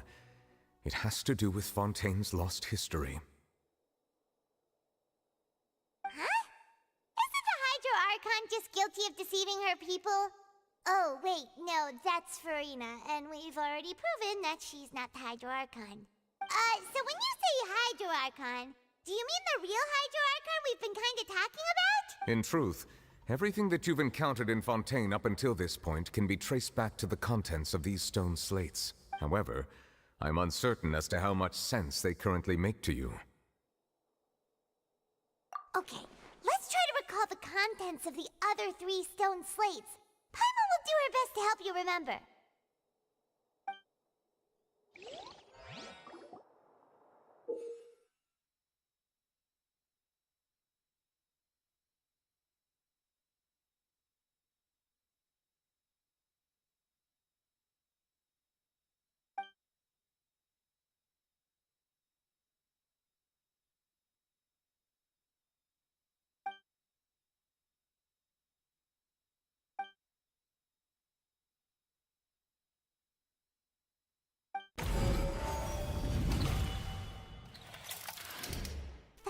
Stone slate describes what you just said.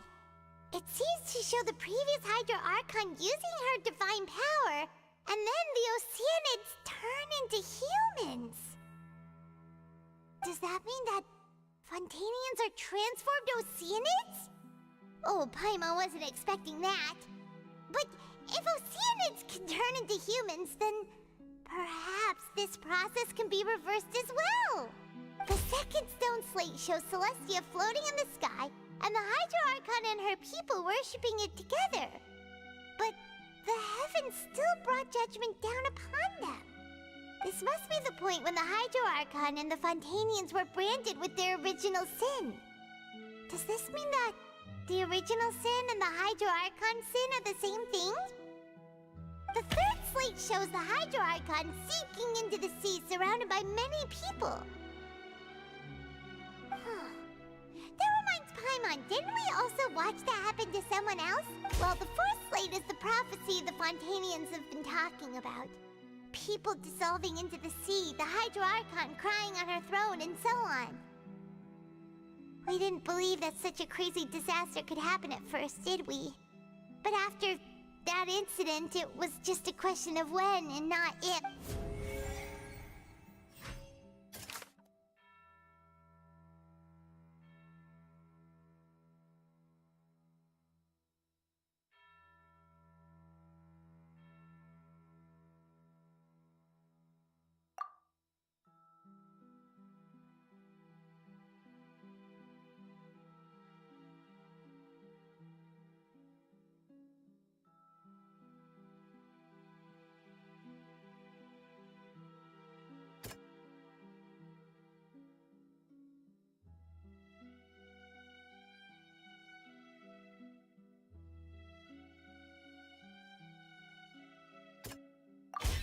We know from the case of the serial disappearances of young women that Fontainians can be dissolved in primordial seawater.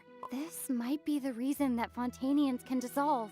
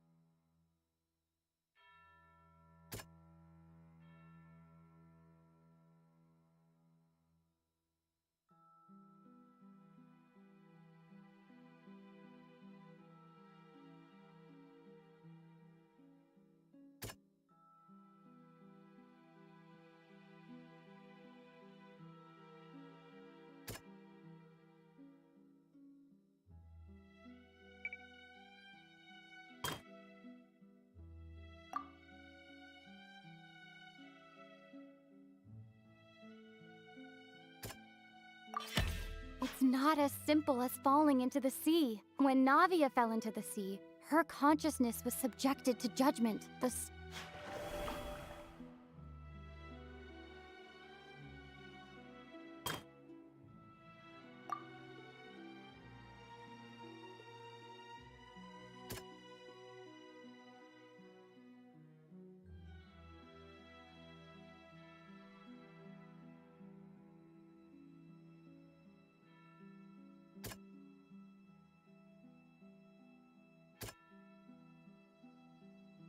That doesn't sound quite...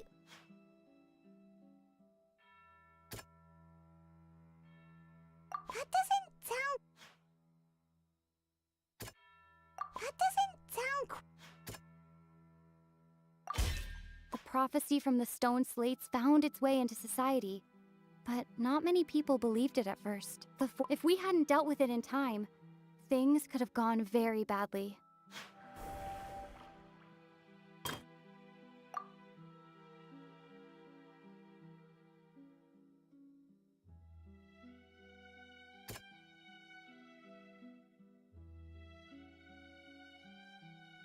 That doesn't sound...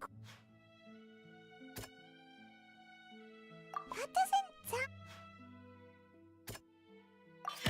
Perhaps what is about to take place has all happened before. The true sin of the Hydro Archon that Neuvillette mentioned, and the original sin cast down on the people of Fontaine by Celestia, as recorded on the stone slates.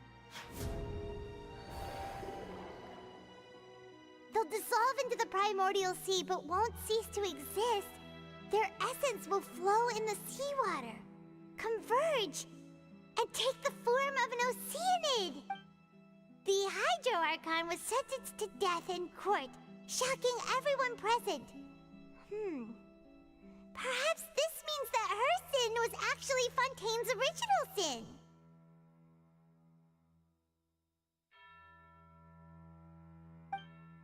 Navia fell into the water inside those ruins, and she nearly dissolved.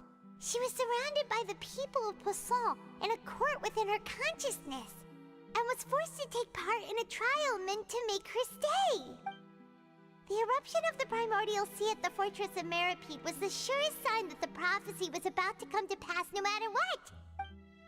The prophecy's contents can all be verified by recent events. If we combine what we know together, loads of truths should come to light.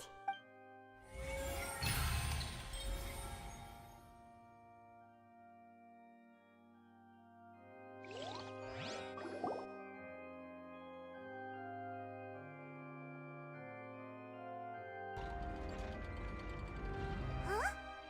Oh, Paimon gets it now!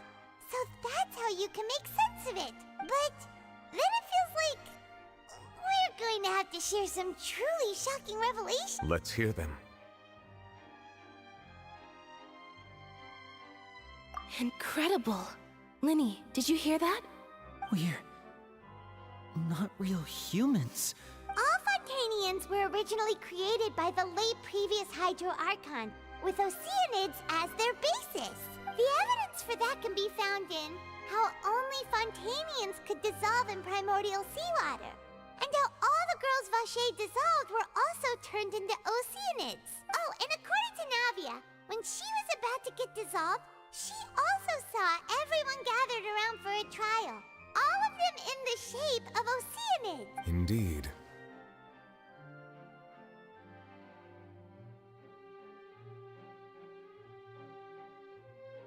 Yeah, and it follows from the content of the first slate that she probably angered Celestia by creating humans without prior permission. That could also explain why the Oratrice judged the Hydro Archon to be guilty. It's to account for that ancient sin. The Hydro Archon's true sin was creating us? And yet, after many hundreds of years, the Hydro Archon's creations have turned around to try to judge the Archon within the Opera Epiclese. The twists of history are often the most unexpected of all.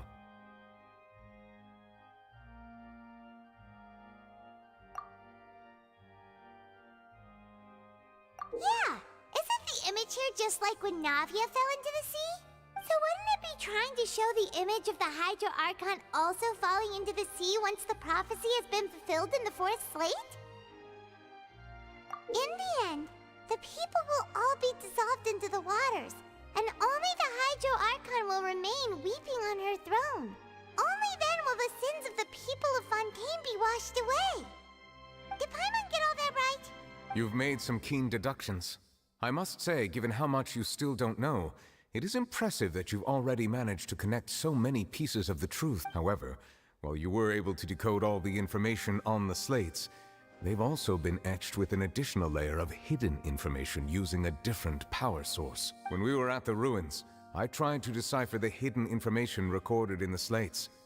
But since we only had 3 slates at the time, I was unable to come to a full conclusion. Now that the slate collection is complete, I shall make another attempt to decipher the narrative recorded within.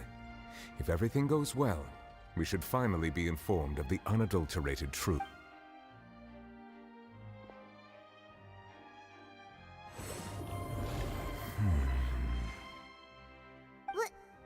Well? Did you get it? I believe I should share this truth not only with you, but with all the people of Fontaine as well. I will try to briefly summarize it for you. Your hypotheses regarding the origin of Fontainians and the sin of the Hydro Archon were both correct. In the Fontaine of old, the previous Hydro Archon sensed the yearning of her Oceanid familiars for life on land. The Oceanids were enamored with the beauty and romanticism of human beings, and wishing to have those experiences for themselves, expressed to the Hydro Archon their desire to become of a similar kind. However, Even though water as an element is intricately linked with the power of life, the Hydro Archon, as one of the seven, did not possess the authority to create a new form of human life. Not one to give in, she eventually found a way to create permanent humanoid bodies for her familiars by appropriating the power of this planet's primordial sea. She poured primordial seawater into the Oceanids' blood vessels, creating humanoid mimics in the process. But if Fontainians were to ever come into direct contact with water from the primordial sea, the power within their bodies would escape these artificial restraints and return to the sea. As a result, their forms would collapse, and they would be reverted to their original forms as Oceanids. Of course, the Hydro Archon never received permission from the heavenly principles to create a new human race. And thus, the Hydro Archon and all of her creations came to shoulder the original sin of appropriating the power of the primordial sea. That is the true history of how the people of Fontaine first came into being. So we were all Oceanids before we turned into human beings? That's way too much information for me. I think I'm just going to pretend that I never heard a single thing. Wait, but if that's the truth, we can't let the Hydro Archon be sentenced to death. After all, her only sin was creating us. This really might be too much information for your regular Fontainian, but it does answer a lot of our... Alas, your hypothesis regarding the third and fourth stone slates was inaccurate. The slates' respective positions are, in fact, correct. A key point of the visual on the third slate is how all the individuals depicted in the water are humans rather than Oceanids. They have not been dissolved, which implies that the water depicted in this slate is not water from the primordial sea. The nation of Fontaine is the nation of Hydro, as well as the nation of trials and justice. Instead of being the literal element, the water in the scene symbolizes judgment and justice. You may also recall Navia's experience. When she fell into the sea, her consciousness was surrounded by that of many others who intended to hold a trial to determine her fate. Therefore, the meaning of the third slate is that the people of Fontaine shall try the Hydro Archon at the court of justice. Yes, it refers to our present situation. I think I'm following now. So, what you're saying is, even though we decided to put on this trial to avoid fulfilling the prophecy, in truth, everything we've done has happened exactly as the prophecy foretold. So now, it seems, we're the ones making sure it comes true. What should we do? Huh. No matter what, the prophecy will be fulfilled.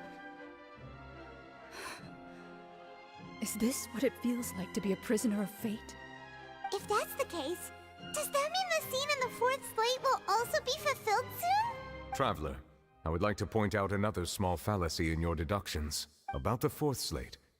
You probably thought that the eruption of primordial seawater beneath the fortress of Meripede served as the surest sign that the prophecy was about to come to pass, yes? However, I believe that rather than being a sure sign, that eruption could in fact only be a small warning of something far worse to come. As for the root cause of the catastrophe, I believe you've already encountered it once before.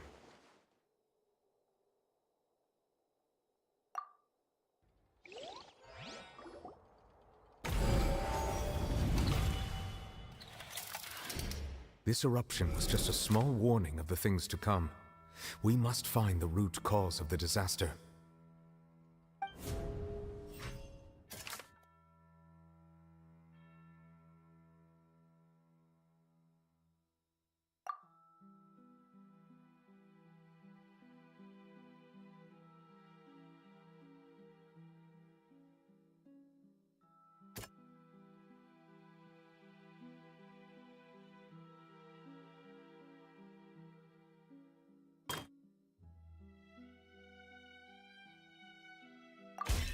It was both dream and reality. If we're talking about a true culprit, that could only be that thing inside the primordial sea, right? The truth, the original sin, the trial, and the root cause of the disaster.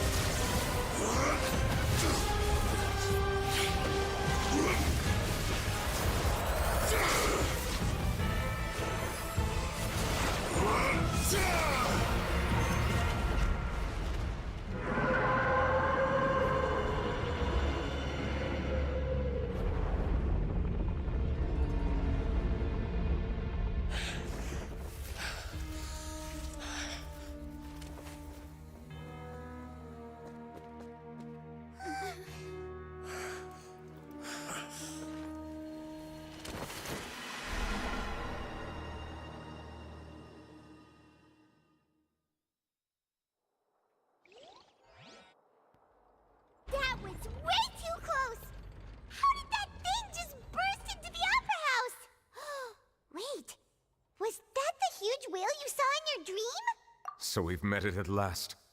I understand very well why it has chosen to make an appearance here. That whale does not belong to Teyvat.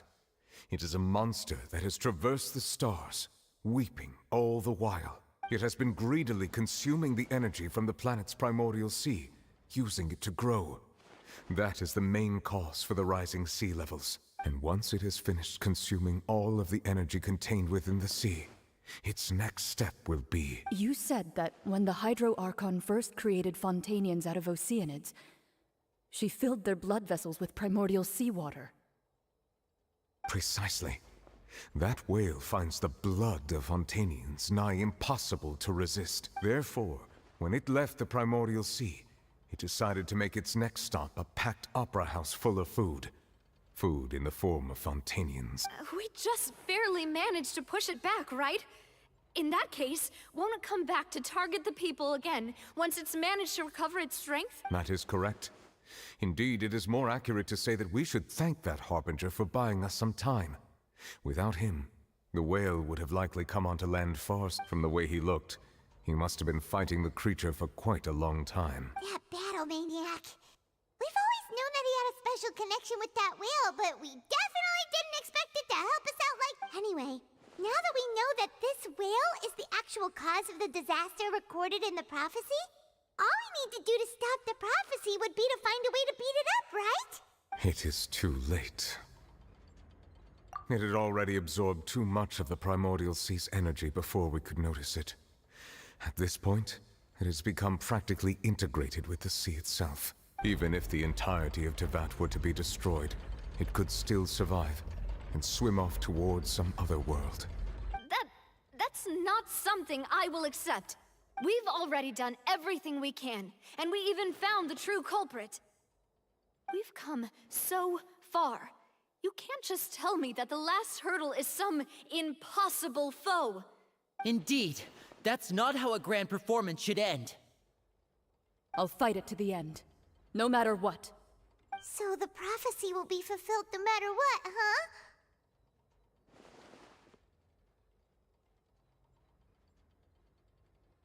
The prophecy. Yes, what has been prophesied will be fulfilled. You may view such things as the history of the future.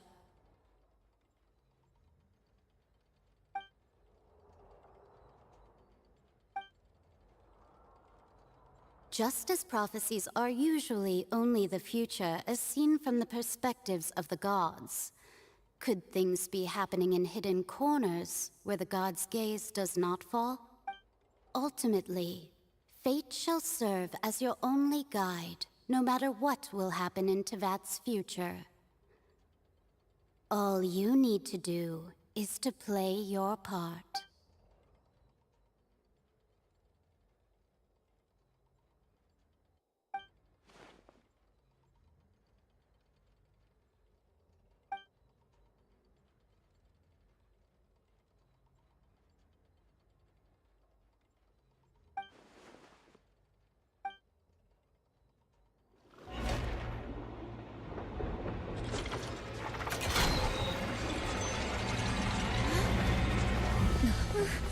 What's happening with the oratories?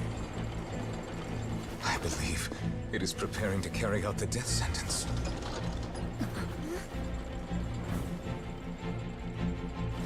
Furina!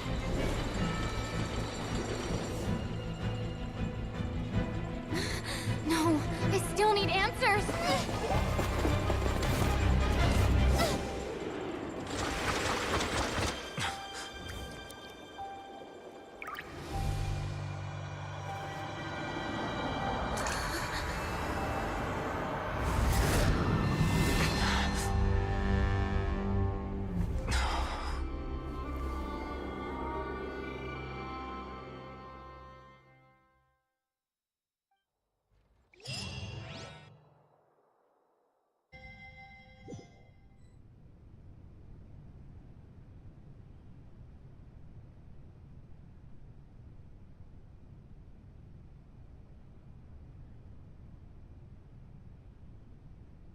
You...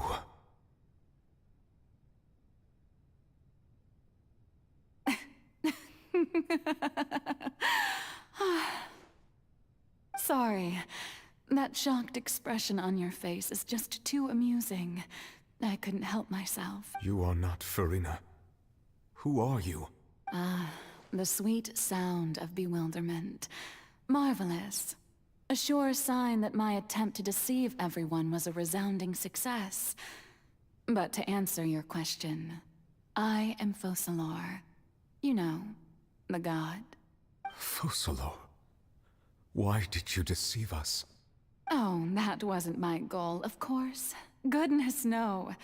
But I had to fool everyone else too, if I was to stand any chance of deceiving the heavenly principles. Deceiving the heavenly principles?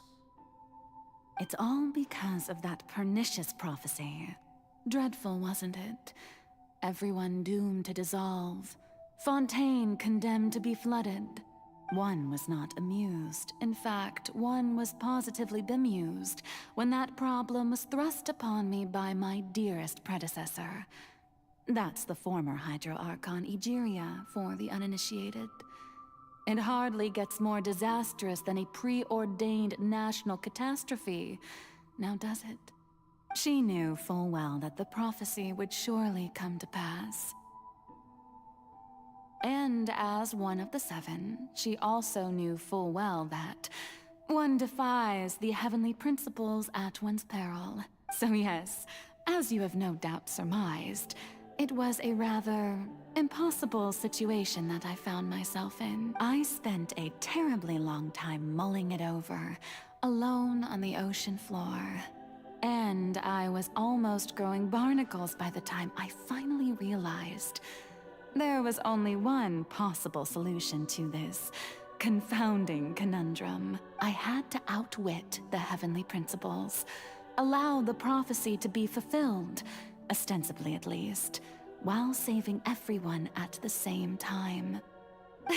I'm a genius, I know. I can only assume that's why Egeria chose me as her successor. Although, looking back now, it was hardly the inheritance one dreams of. Between the task of saving the nation, the quotidian duties of the Hydro Archon, and not to mention the original sin of creating a new race of humans, I dare say she left me quite a colossal mess to clean up. But one can only play the hand one is dealt. I did not choose this, any more than I chose to be one of her Oceanid familiars. So you were also once one of the Oceanids, transformed into a human by Egeria's hand. Yes, I was. I always dreamed of becoming human. And I still do, even now. In my eyes, to be human is to be part of the greatest opera ever known.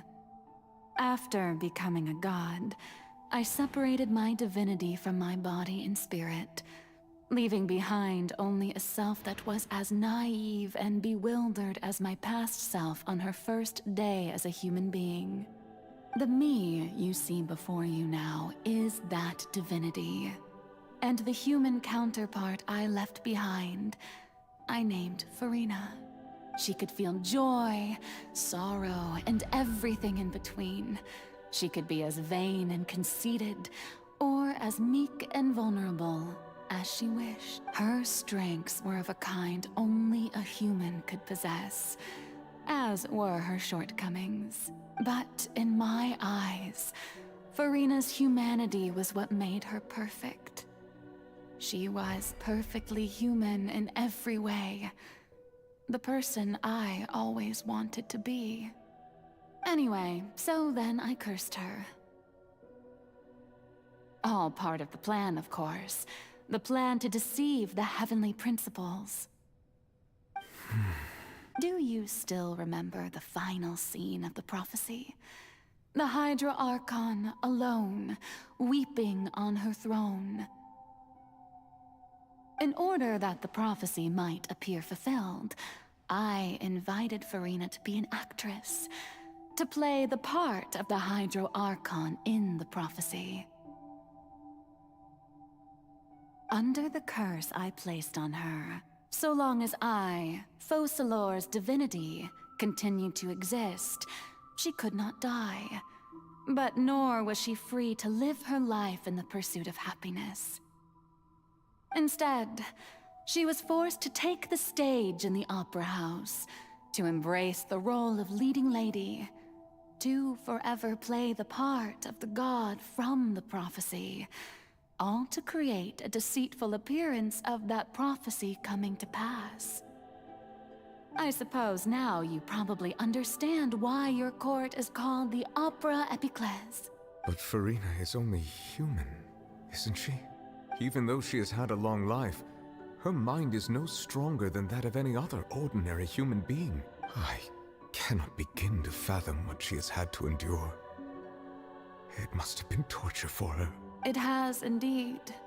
And although she is, in a sense, me in human form, I most definitely owe her an apology for it.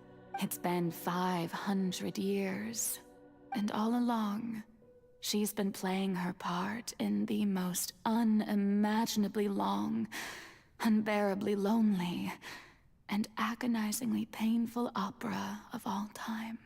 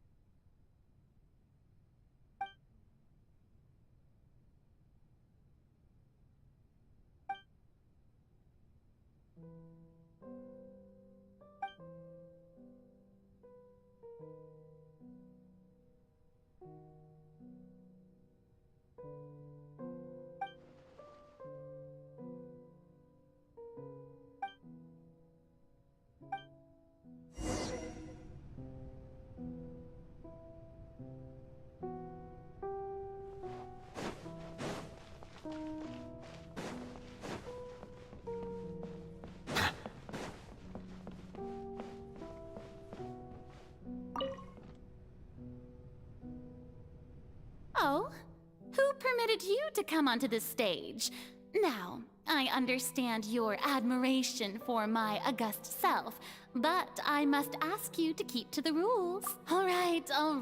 It is not my intent to reprimand you. There is no need to state your name. Just be off with you.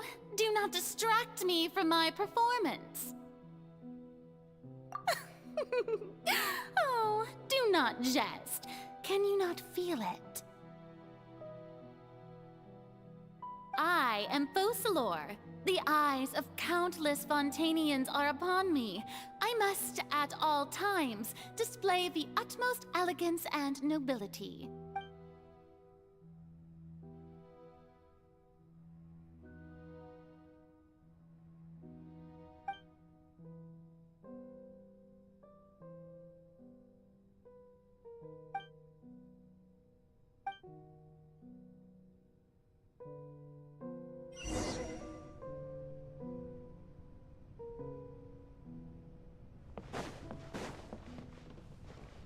Dear audience, the performance is experiencing a technical difficulty, but worry not.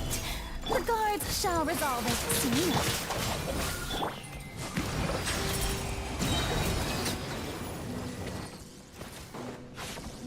Hey, what gives? The audience is still watching me, you know. Guards? Wait, where are the guards? Guards! Bow your head.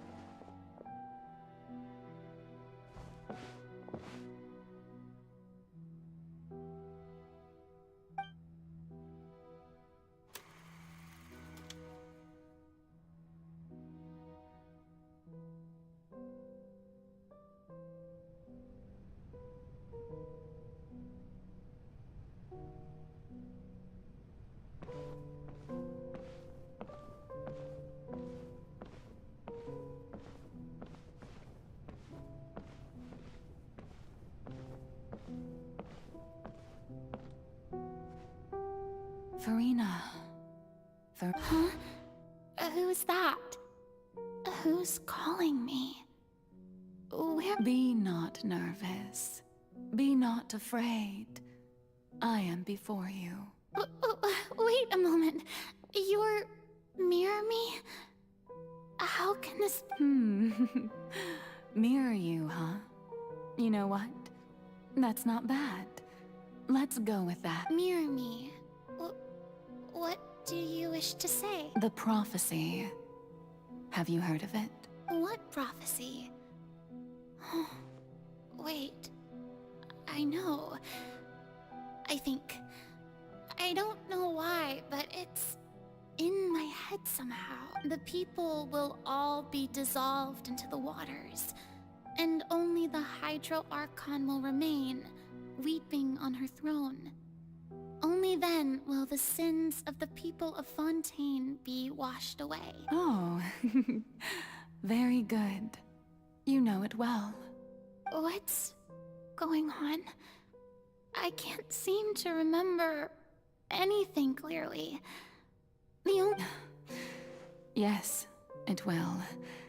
And that is why I've come to you.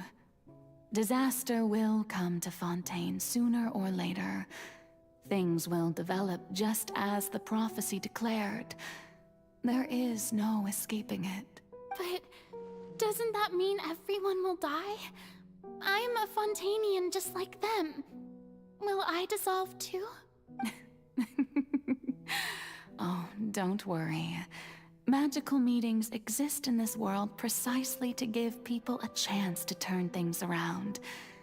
It is the reason why you met me today. I will tell you how to save everyone, but you may have to suffer somewhat. Oh, so there's still hope after all. Goodness, you frightened me. You spoke so much and with so much certainty. As for the suffering, well, I will admit that the first thing that came to mind was, why do I have to be the one to suffer? But if the prophecy will come true, I'll also die anyway, right? So if I've already met you as my magical meeting in this world, if there were scales, with all the people of Fontaine on one side, and my pain on the other, is it not obvious where the scales should tilt? You truly are the perfect human. My ideal. I suppose this would also be the justice that belongs to you. Huh? Don't worry, it's nothing. Listen well. Fontaine has just lost its Hydro Archon. I need you to play a role. That of the new Archon. Play as a god? That's right. You must begin a never-ending masquerade. You must never let anyone suspect your identity. If you can keep it up, then I shall have my way of defying this prophecy. But should your identity be revealed, then all hope will be lost. But how will I do this? A human assuming the role of a god without being exposed. Don't worry. What you must do is not to turn yourself into a real god. You simply need to play the role of a god as humans imagine them to be. Being a human yourself, I'm sure you already know what such an entity would be like. Remember, your true challenge will not be pursuing divinity, but contending against humanity. I'm still not sure I understand, but I'll try. I'll try to do this. So, how long am I going to have to play this role? To accomplish this mission, you will have to stay on the stage for many, many years. You will endure and not grow old until your task ends. But I promise you, all will eventually end in a magnificent and dramatic trial, and everyone will be saved. A trial, huh? How exciting. I'll be looking forward to it.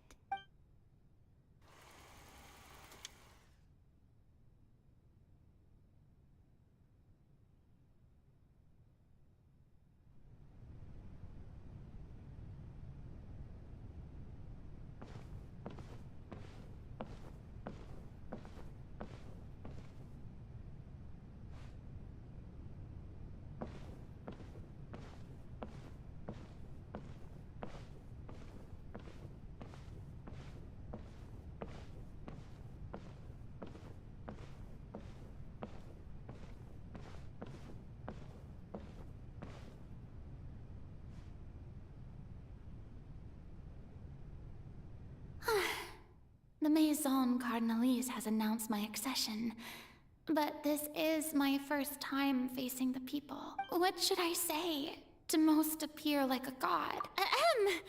Ladies and gentlemen, good evening, and welcome to the Opera Epiclese. I'm sure you've all heard about how I have taken on the role of Hydro Archon. Indeed, I am Furina de Fontaine, your new Archon. In truth, I know little about becoming a nation's new god, but it will be my honor to guide as the god Focalors, the god of justice. I shall do all within my power to lead you into an age of fairness and justice. Once again, thank you all for coming. If you should have any questions or this should do it. I thought I might stammer, but thankfully... That's the new Hydro Archon. Is this some kind of joke by the Maison? I would have thought that a being that surpasses humanity would be a bit more assertive. Hey, did you hear that? She even told us to send her suggestions there at the end. Shouldn't gods be all-powerful? She's being so modest. What's the difference between her and an ordinary person, then? If you ask me, perhaps the succession didn't actually happen. She might just be a Maison-backed puppet. Wait, what's going on? Why is everyone Right. Mirmi said that I just need to play the role of a god as human. Calm down, Furina. Think. Assertive, with a strong sense of presence. One...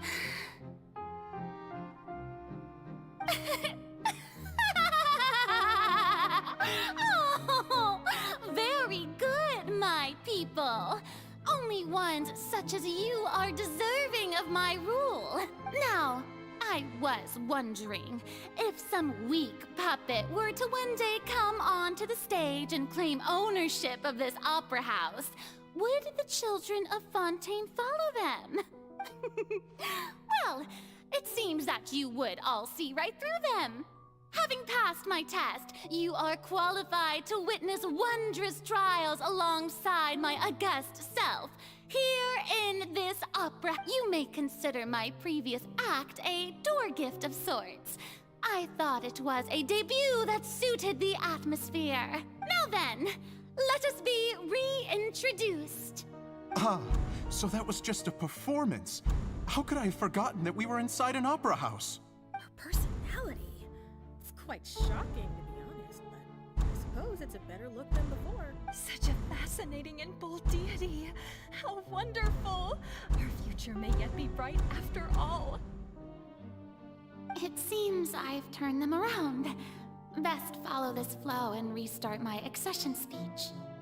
My dear people, whether you acknowledge me or not, whether you trust me or nay, I say to you, keep faith in your ardor for justice. We have heard it said that this nation's sins can no longer be washed away.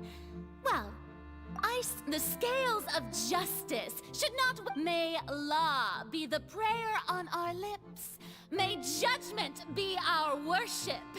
Let us light. There is no trouble in this world that justice cannot solve. All that is so long as I, the Archon Focalors...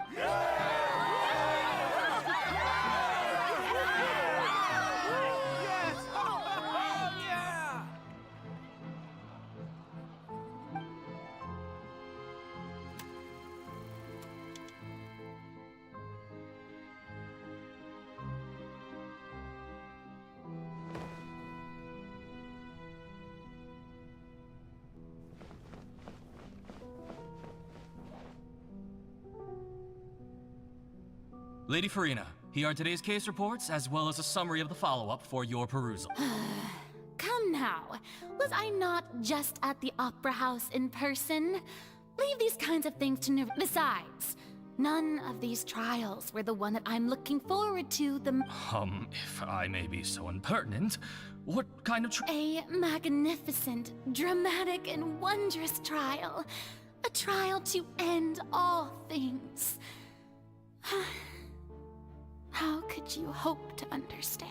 That's true, I fear I lack the ability to grasp your divine thought. No need for fright, and do not take what I said before too seriously. Go now, do your duties. The trial I await. It will come one day.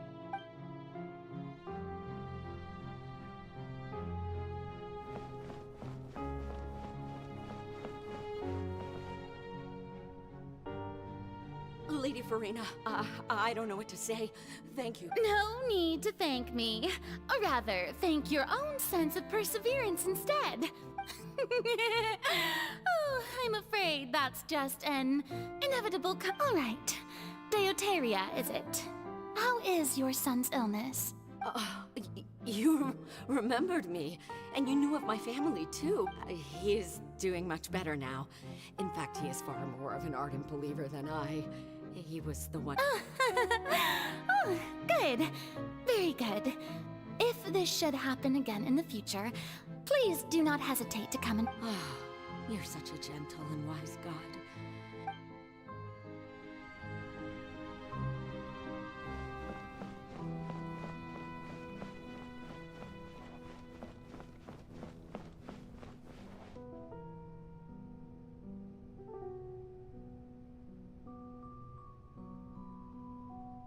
Lady Furina, here are the latest hydrological reports.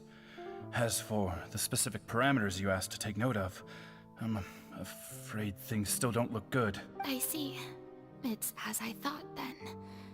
As your god, I did already expect this, but I wanted to see how far your human wisdom would allow you to analyze it.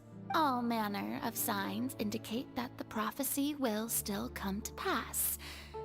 Forget it. That's not something you need to worry about right now. Well, as I understand it, the Fontaine Research Institute is also trying to find a way to counter the rising water levels. Really? Have they found anything? I'm afraid that they haven't found any effective solution thus far. Oh, is that so? Well, no wonder. This issue has reached the realm of the gods, after all. Still, their spirit is praiseworthy.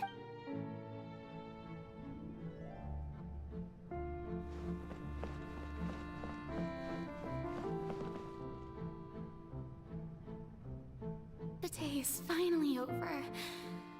I haven't had a moment to breathe this whole time, but it's good to see that everything's getting on. Maybe this is fine.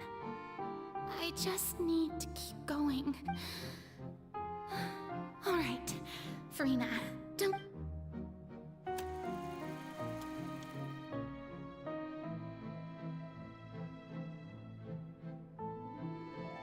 Lady Furina, here are the new trial reports for the latest cases, as well as a summary of the follow-up.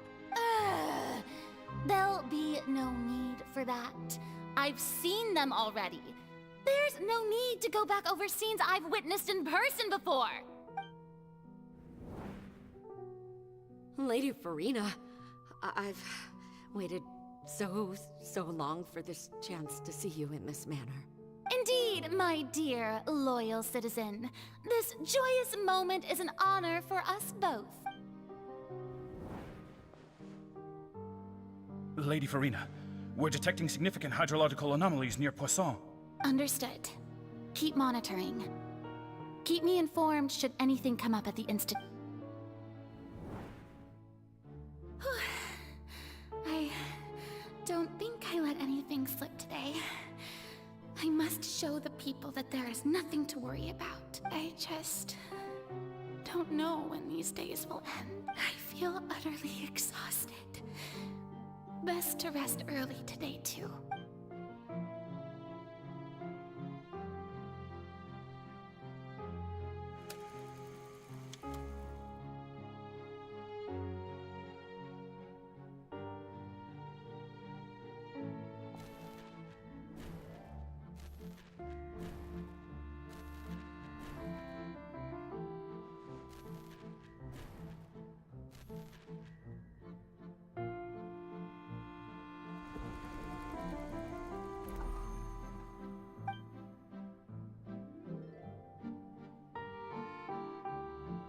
Lady Furina. It's like a dream being able to speak with you up close like this. I've heard that the first member of our family who was honored to receive an audience with you was Madame Deoteria, almost 20. And what a fine family yours is indeed. It brings me great joy to meet such a faithful believer, a descendant of a line most ardent. Surely you exaggerate, Lady Furina. What is it, good citizen? Are you crying? Uh-huh. Oh, really now? I didn't even notice. This must be the overflow of hydro from my person. Well, can't quite help being the god whose dominion is the waters, can I? No wonder. No wonder. A manifestation of your power, then. Oh, Archon, I am honored to have witnessed it. Honored indeed.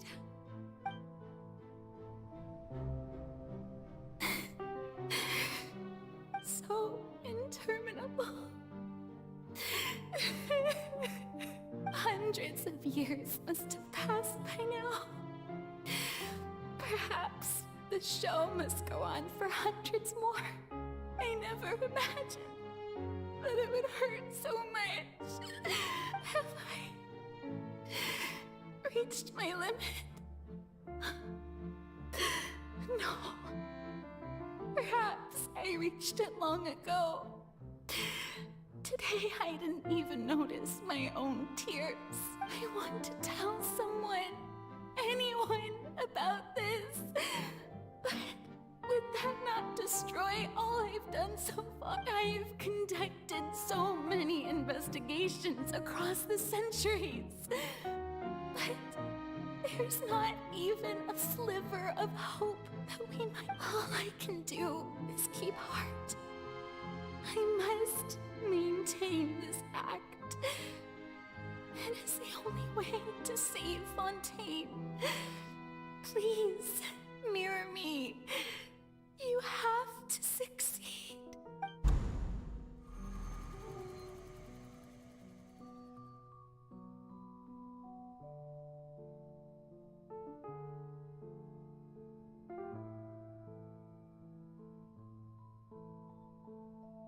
Furina, you don't have to shoulder this burden alone, although I don't know what you might be keeping from everyone.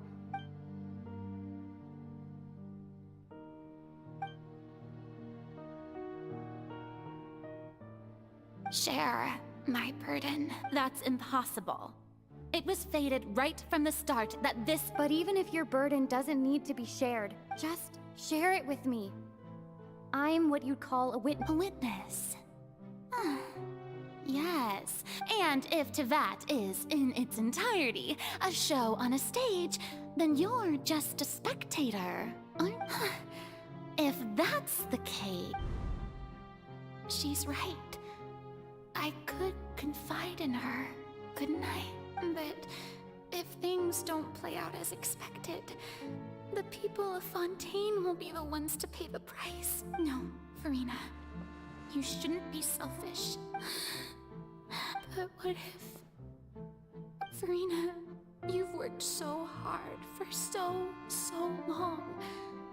Surely it would be okay to put yourself first for once. Is it such an outrageous thing to do anyway? To find if you let this opportunity slip through your fingers, it might never come by again. Think about it long and hard.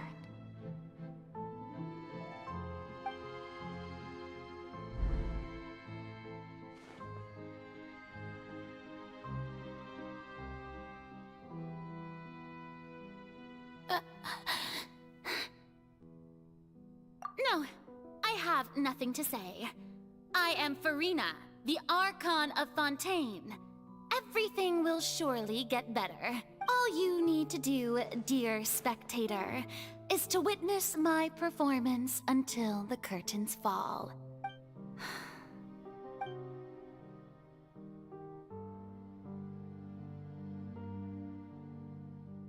Fine.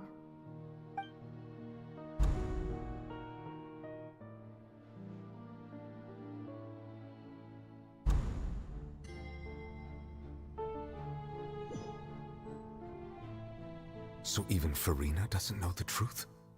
You've never once let her in on the full plan? Yes, it had to be done. To deceive the heavenly principles, you must first deceive yourself. She did very well. If she had let her resolve falter even once in these 5 centuries, Fontaine would have been doomed to the most tragic fate. It seems that trusting humanity was the right decision after— I believe that I understand how your deception works, but that is only half the truth, is it not? How would you build on this foundation to save the people of Fontaine? That is the most important. Ah, good, good. Of course, the Iudex of Fontaine has pinpointed the crux of the issue. I'm sure you've long sensed that the Oratrice is no simple machine, yes? I've always suspected that it had its own consciousness. And Lenny did mention that he heard a human voice within the core chamber. It now seems that that person was you, hidden within the machine all along. Am I right? And then I became one with the Oratrice, taking Fontaine's gnosis with me. Yes, it would seem so, wouldn't it? Alas, your understanding of this device still lacks sufficient depth. In truth, it is no enactor of justice. It is, in fact, a device created to kill the god of justice. I beg your pardon? Oh, you have it.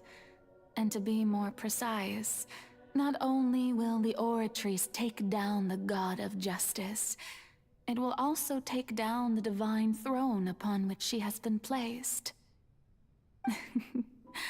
I mean, did you think I would be the sort to enjoy peaceful repose while Furina suffered? My work over these last 500 years has been to constantly accumulate indemnitium within the Oratrice. But really, some have already discovered that only a small fraction of the energy generated by the device was ever used to provide power to Fontaine. The vast majority had to be accumulated to enact this death sentence. It was all a part of your plan then? Both the trial and the sentence? Indeed. This power, accrued over 5 centuries, could have sustained Fontainians for millennia, had it only been used for that purpose. Almost all of it has now been stored within the Oratrice. But only power of this magnitude could hope to destroy the Hydro Archon's divine throne, shaking the rules established by Celestia, and breaking through the institution that is the Seven. So the Oratrice's call for death was for neither Furina nor Focalors, but for the Hydro Archon.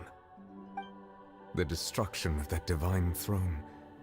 If I do not misunderstand your intent, you must be— Returning what's rightfully yours to you, of course. In other words, this was all done to return the authority of the Hydro Archon to the Hydro Dragon of this planet.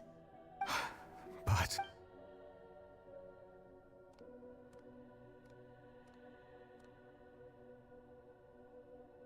Oh, what?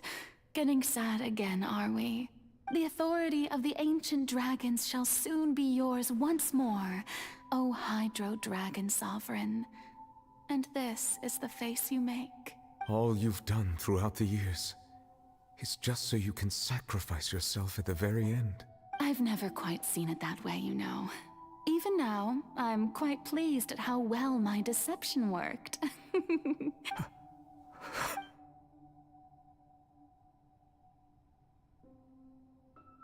Hydro Dragon, don't cry.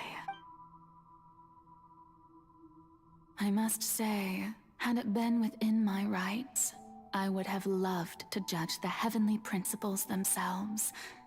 Were they not guilty of essentially the same crime?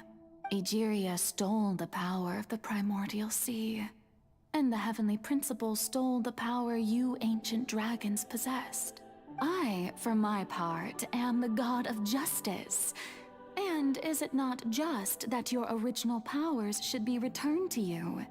Speaking of justice, I have always believed that justice lies in the process of pursuing human existence itself. So, if the theft of the primordial sea's might was Fontaine's original sin, then, leaving matters of procedural right and wrong aside, the descent of the Fontainians as humans and their right to exist in this world would be Fontaine's original justice. In other words, existence was Egeria's justice, and to me, justice is the continuation of that existence, defying the prophecy and ensuring that Fontaine's people shall live on.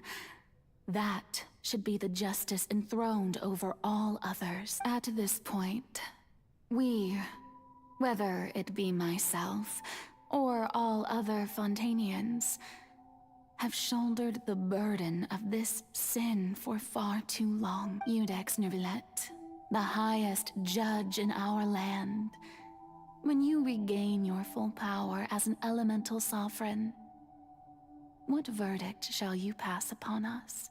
So when I was invited to the court of Fontaine to serve as Iudex, I see now that that was your idea too. At last. I now understand the true purpose behind this position. In the beginning, I was uninterested in human existence. But these 5 centuries of living alongside them have gradually brought about mutual understanding between us. And I have even attempted to feel as they feel. You are a devious one, Focalors. Things being as they are, surely you know that I could never declare them to be guilty.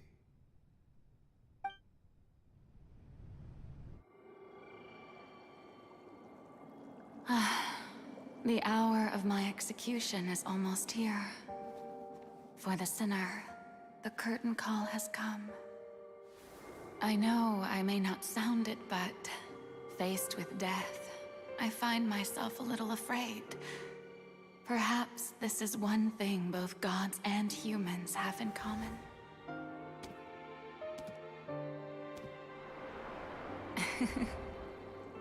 Farewell, Neuvillette.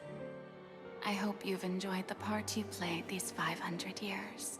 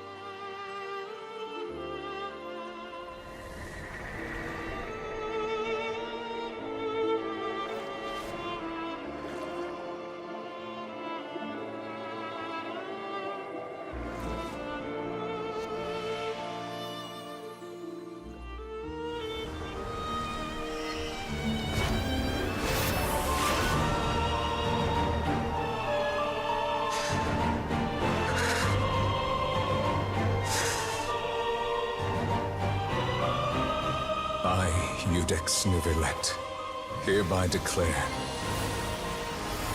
people of Fontaine, your sins are forgiven.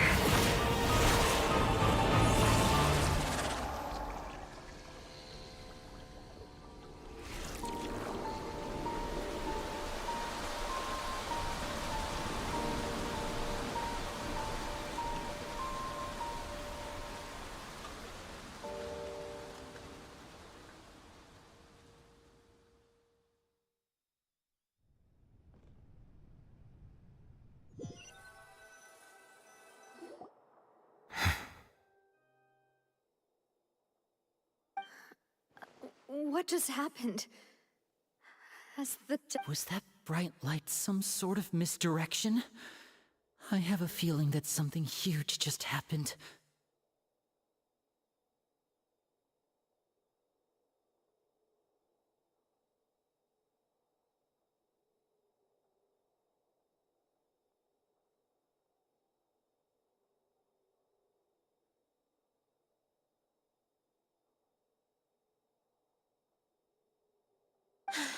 But since we're all still alive and haven't been dissolved, I assume whatever happened was good for us.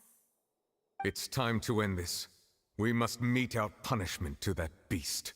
Didn't you say just a moment ago that it can't be defeated? I have gained the strength sufficient to deal with it. Through certain means, I now have the ability to separate the power of the Primordial Sea from that creature. We should seize the opportunity to pursue our quarry. Traveler, now that the oratories can no longer function, I require an executor to help me mete out justice. The root of the calamities befalling Fontaine, the beast that enacts the prophecy. Its name is the all-devouring Narwhal. Come with me, traveler. The hour of execution has come.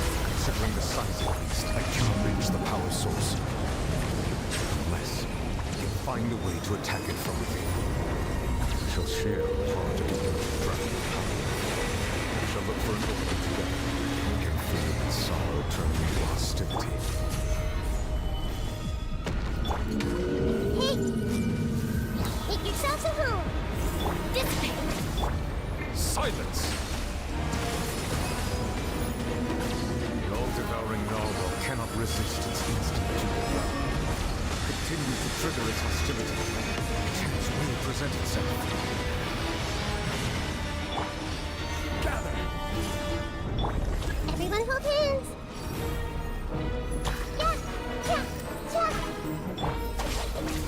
Bow your head.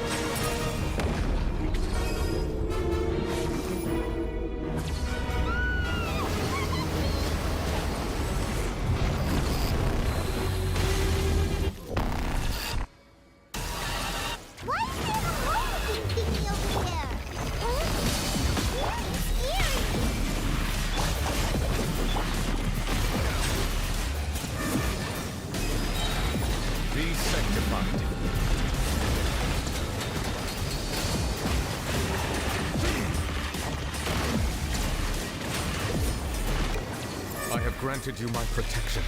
Do not fear. Seize the moment and use my power to suppress its root from within. Bow your head.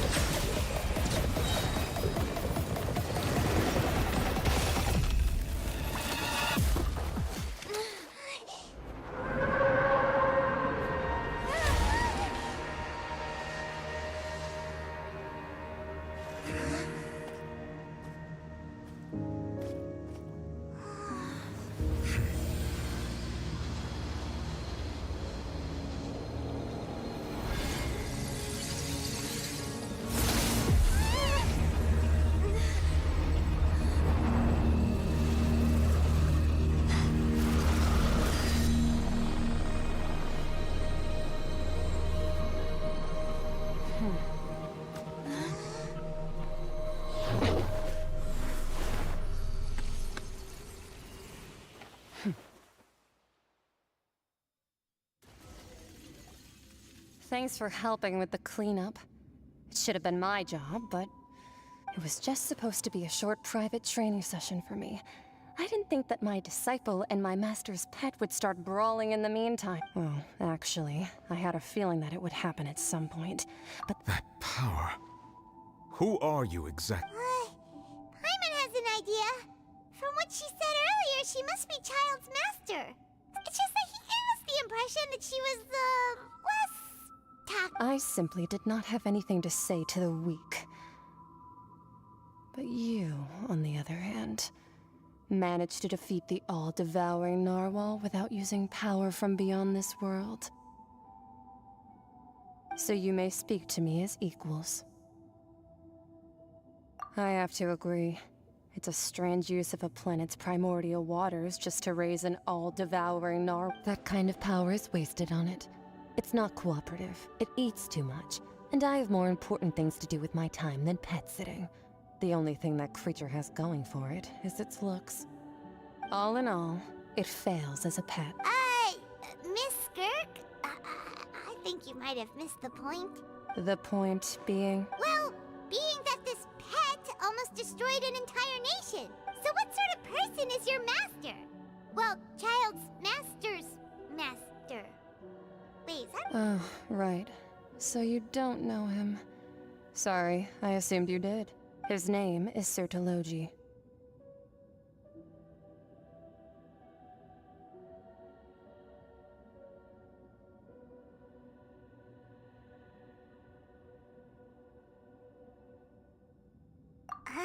I am unfamiliar with that name. Huh. So Master is insufficiently famous. How should I describe him then? Have you heard of the name The Fowl? The Fowl? Still nothing? Well, how about the Visionary? Vetterfulnir then? Or Gold Rhindaughter? Ooh, that one we've heard! Rhindaughter's part of the Hexen Circle. She's Albedo's mom, right? Oh, so you do know that name. To be honest, I also heard all of those names and titles from my master. I don't actually know them either, but I suppose you understand now, yes? My master is likely a similar sort to Rhindaughter. They are both pursuing some form of perfection. Wait! Didn't you also mention a visionary person? Paimon didn't quite catch their name. Actually, never mind that. I believe it expedient to inform that the all-devouring narwhal used up nearly all its strength fighting you.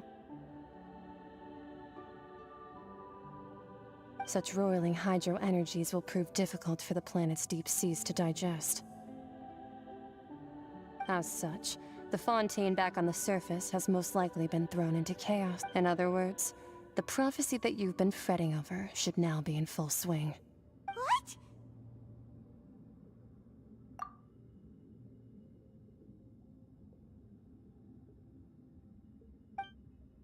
Not to worry.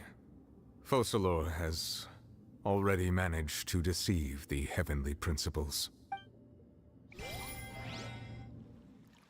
In the end, the people will all be dissolved into the waters, and only Furina will remain, weeping on her throne.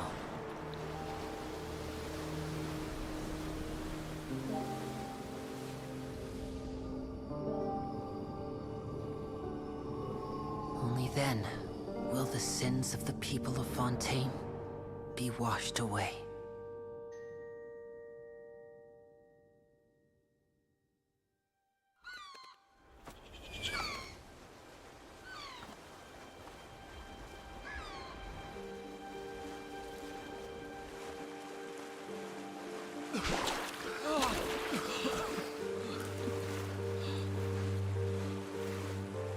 Hey!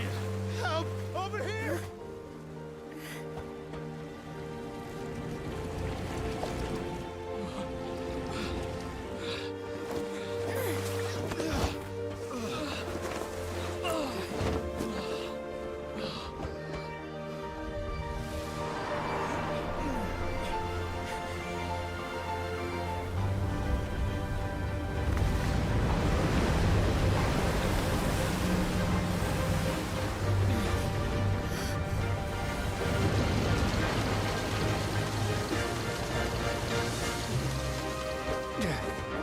All hands, initiate emergency rescue!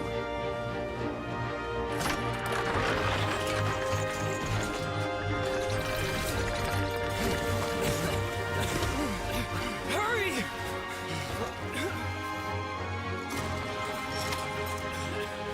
Hey, lend a hand!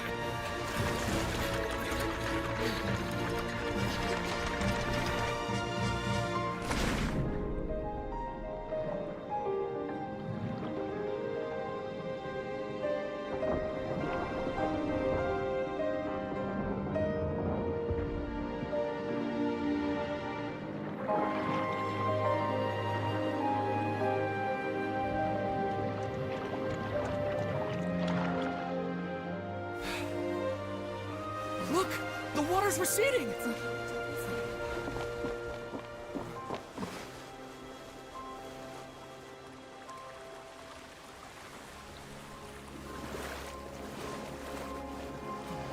It's a miracle! Water's receding.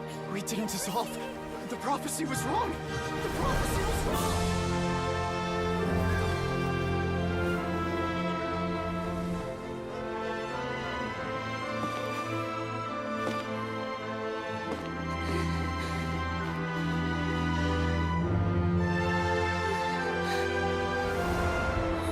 Are you alright? We're saved. The prophecy was wrong.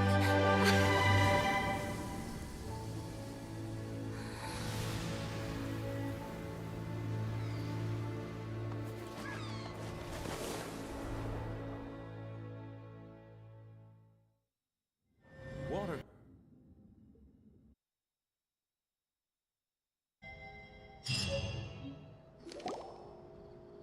The soil renewed. The Splendor attacks post-disaster rebuilding. I recently visited Poisson to meet with Miss Navia, spokesperson of the Splendor, and we spoke about Poisson's present and future.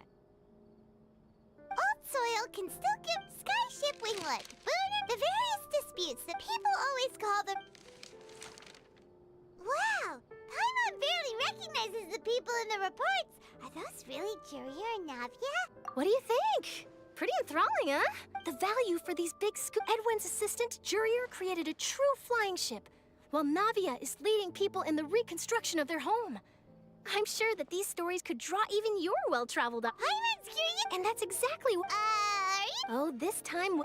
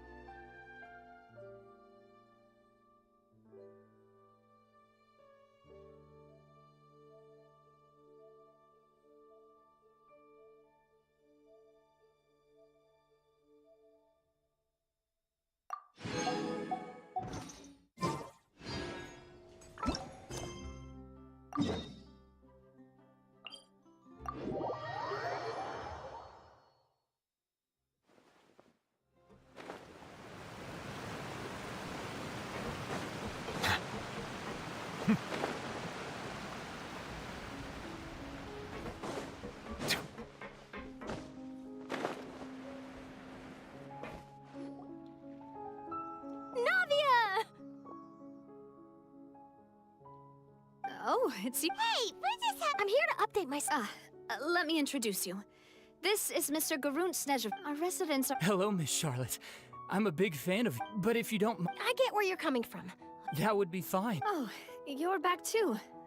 How are things? We finished laying down the... Huh? Well, her reputation's greatly risen after that whole duel. There's too much to consider in the reconstruction of Poisson. Oh, wait just a moment. Do you mind me asking if you... Forget it. I see you're... Well, if we're talking about doing things for my sake... Of course I will. I'm not gonna let her off that easy. All right, then everyone...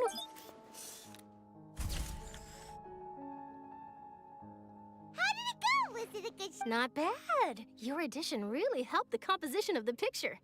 All right, hang on a moment. Let me snap a few more shots. All right, that should do it. I'll be back here later anyway, so let's call it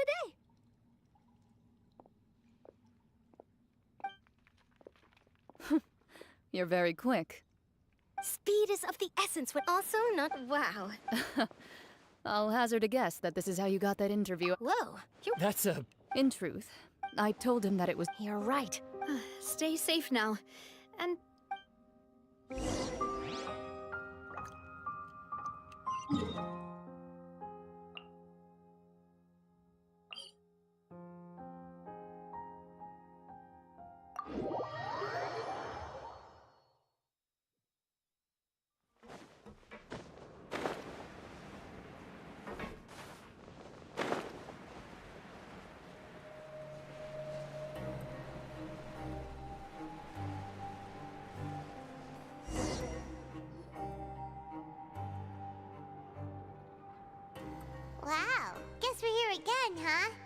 Travelers around the stuff. Looks like you've been missing us.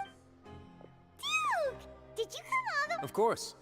I'm here to welcome you. It's an honor to finally meet... No need to thank me. But... Of course, of course. All right then. This way.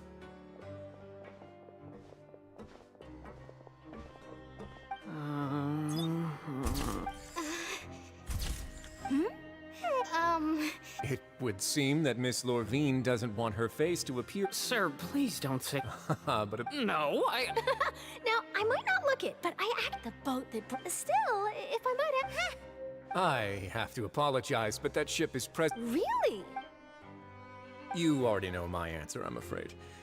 Best you interview our head nurse instead. Or... Did you really have to use the word? Well, then, two solo. Is my hair messed up? Things sure are getting pretty lively here. Oh, seems like everyone's here. Would any of you like to try this? Ah, Siegeween. Hey, Miss... sure. Sure. Do I have to smile? So, how have things been at the front? Same old, same old. Other than that flying ship. That's why I decided... You're too kind, sir.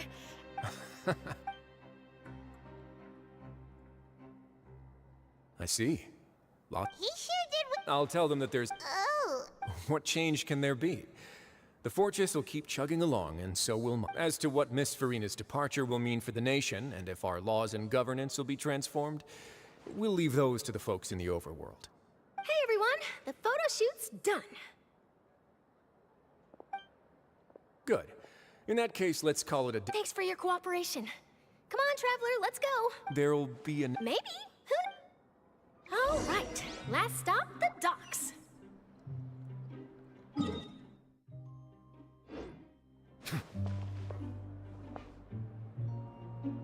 Oh. Is that really necessary? It's precisely... Maybe I'm just happy. Yes, you successfully... You should be happy for them.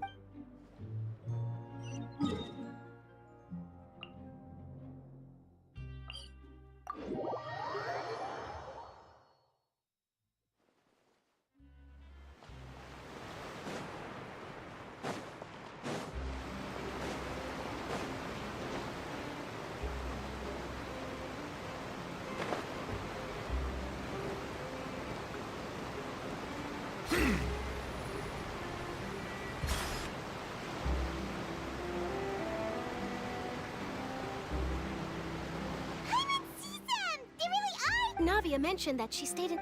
Traveler, Paimon. Ah, and Miss Charlotte. Would you like a magic pocket? What sort of gadget? It's a wondrous trick a friend.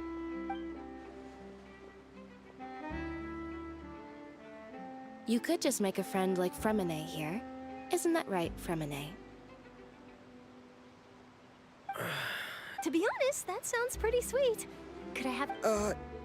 You sure are working hard to help Fremine social... He was the one who proposed doing this. He even wants to assist in our magic shows. Yes, I was planning to first introduce Pip. That said, would anyone want to see a diver escape underwater? Oh, it'll work out. Lynette, could you... Got it. My, that Charlotte is rather perceptive. She got rid of everyone the moment Father says that you did a great deal during... that's a... Oh, after Lady... A diplomatic... Yes, I was quite surprised at first myself. But when I thought it could have been done as an apology for the incident with Lord Child, or as thanks for his help in time... Furthermore, Father did also lend significant aid to... Well, that's true, but this is a gnosis we're talking about. Doesn't this seem a bit... irresponsible? I would agree, but I've also heard that... It seems that Monsieur Neuvillette has had a significant change of heart regarding the matter. So there's some reason for this that only Neuvillette knows it? I suspect you'll have to ask him about that yourself.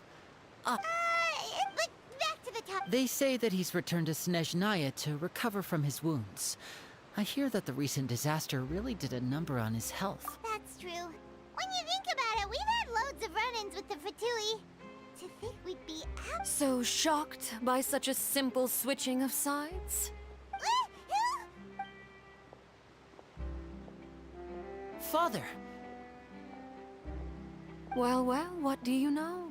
Come to the docks to see how my children are doing and meet the Traveler by chance. Are the Gnosis back to Snezhnaya? That is our duty as harbingers. Yes, don't be too preoccupied with sides. The goal of the Fatui concerns not a single place or person, but the entire world. With such a grand goal in mind, it is inevitable that we must wear many masks. Switching my masks is something I've always done. Well, that depends on many things. No one truly knows what the future holds. What good is honesty if you can't? As for you, I very much look forward to our next collaboration.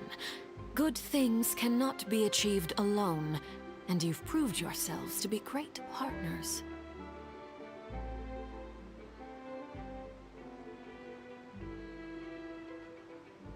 A vision? All right. I'll remember to return it. Thank you for keeping it safe for him this entire time. And that's a wrap for me. Huh? Greetings, Miss Journalist. Hello. If I'm not mistaken, there are That is correct. So forgive me, but I will not be able to serve as a subject in your article. However, feel free to write as much as you'd like about our dear... The sea breeze is quite pleasant. Farewell, Father. Oh, she has such an intimidating presence. I didn't even dare to take a picture. Thankfully, I've already wrapped up all my pre-scheduled... Don't be too nervous. Why don't you take a magic pocket before you go? Here, Traveler, Paimon. To move things about? That's right. I guess this must... All right, then. Well, guess we send Charlotte off. Shall we go see how Neuvillette's doing? As long as he's not so busy that he doesn't have time...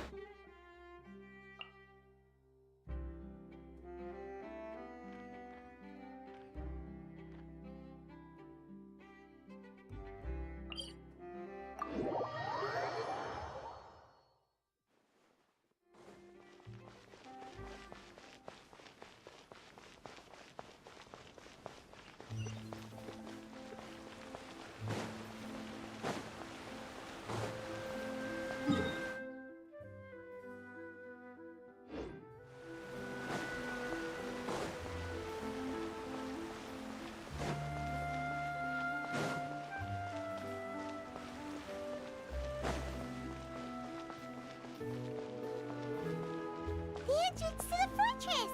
Ooh, he really is there!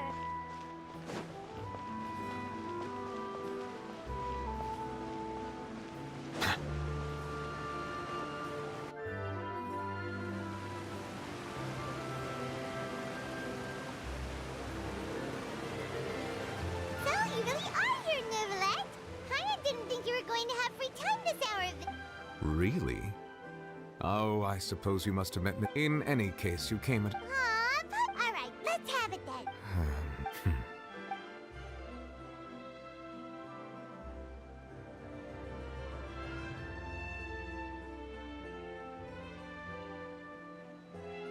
Whoa, so that's what happened?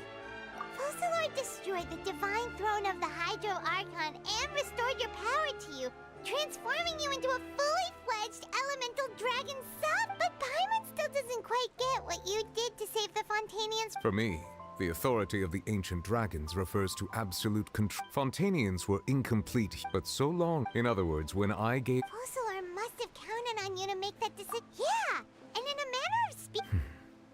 It seems from your expressions that you still have more things you wish to ask away.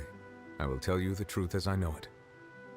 I have investigated his case along many, but whether it be by... As for the judgment passed by, whether it was due to... Guess Focalors had... hang on a second. Back when Fontainians had... Life as always. Yeah, Lynette said the fountain... In truth, those Oceanids... Ask away. I will tell you the truth as I know it. Yeah, about that... Ah, Lady Furina. I related Focalors' words to her faithfully and completely. After hearing them, she seemed neither saddened nor She simply said that, having said that, she... You need not worry. In truth, I am somewhat happy for her. The wear and tear on her spirit will, of course, take time. But now that she no longer... What about you then? After Focalors, this matter will die. Looks like you're still considering... As an elemental as such, before I attend... Additionally, the Hydro... That's true. That power was derived from the people... Wait, but the various mechs and machines in the... As I am now, I have... Wow. Ask away. I will tell you the truth as I know it. Leaving aside their intentionality, the two Fatui Harbingers have indeed their sole remaining goal in Fontaine. At least the Oratrice has ceased to. As such, it has lost. If the Fatui have. Ask away. I will tell you the truth as I know it. You will soon be heading to Natlan, I presume. I'm afraid that I have little talent as far as I'm aware. A nation of dragons? No, I suspect. Unlike ancient dragons, such as myself, Natlan is also. There is one other. The Harbinger known as the Captain has thrown his hat into the endless ring of. Captain. Sounds like a I suggest that you fully prepare yourself before going to Natlan. In the meantime, Fontaine's to ask away. I will tell you the truth as I know it. Hang on a sec. Paimon's still got a question. When we spoke to Linny earlier, he mentioned that your attitude towards giving away the Gnosis had clearly changed. We guessed that there might be some reason for it that only you... No wonder the House of the Hearth is the Fatui's intelligence division. They are certainly sharp. So regarding this specific issue, I was just getting ready to share something with you. In truth, I exchanged some further words with that lady named Skirk after sending you two back to the surface. It went something like this.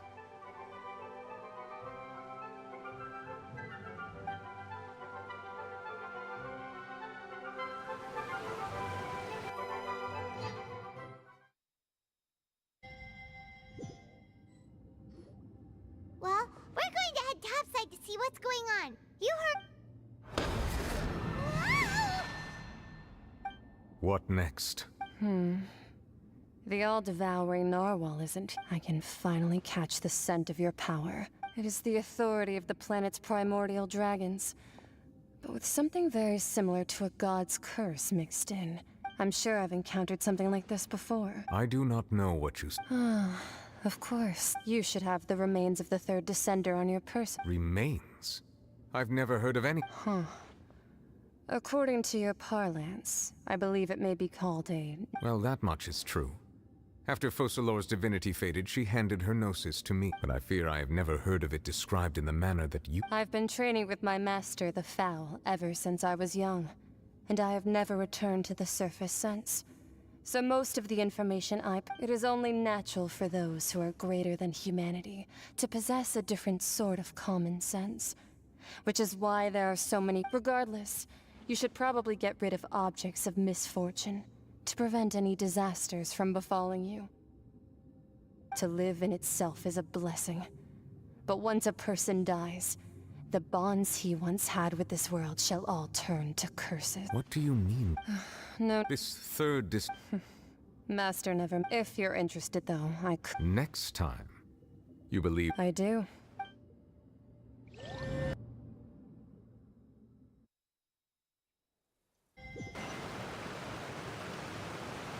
That's what she took. The remains of... So that's what the... All the same, assuming... And she said... If she speaks the truth...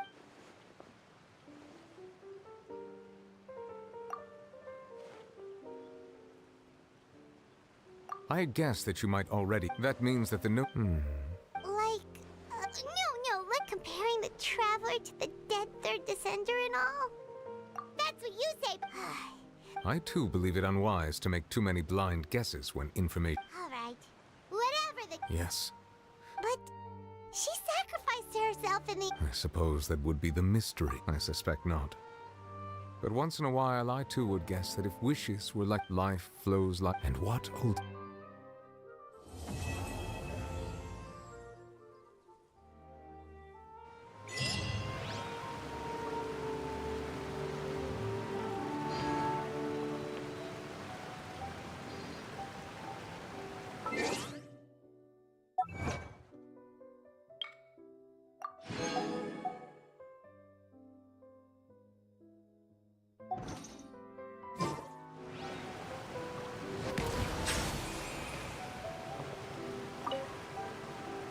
It seems from your expressions that you still have... Ask away. I will tell you the truth as I know. I suggest that you fully prepare...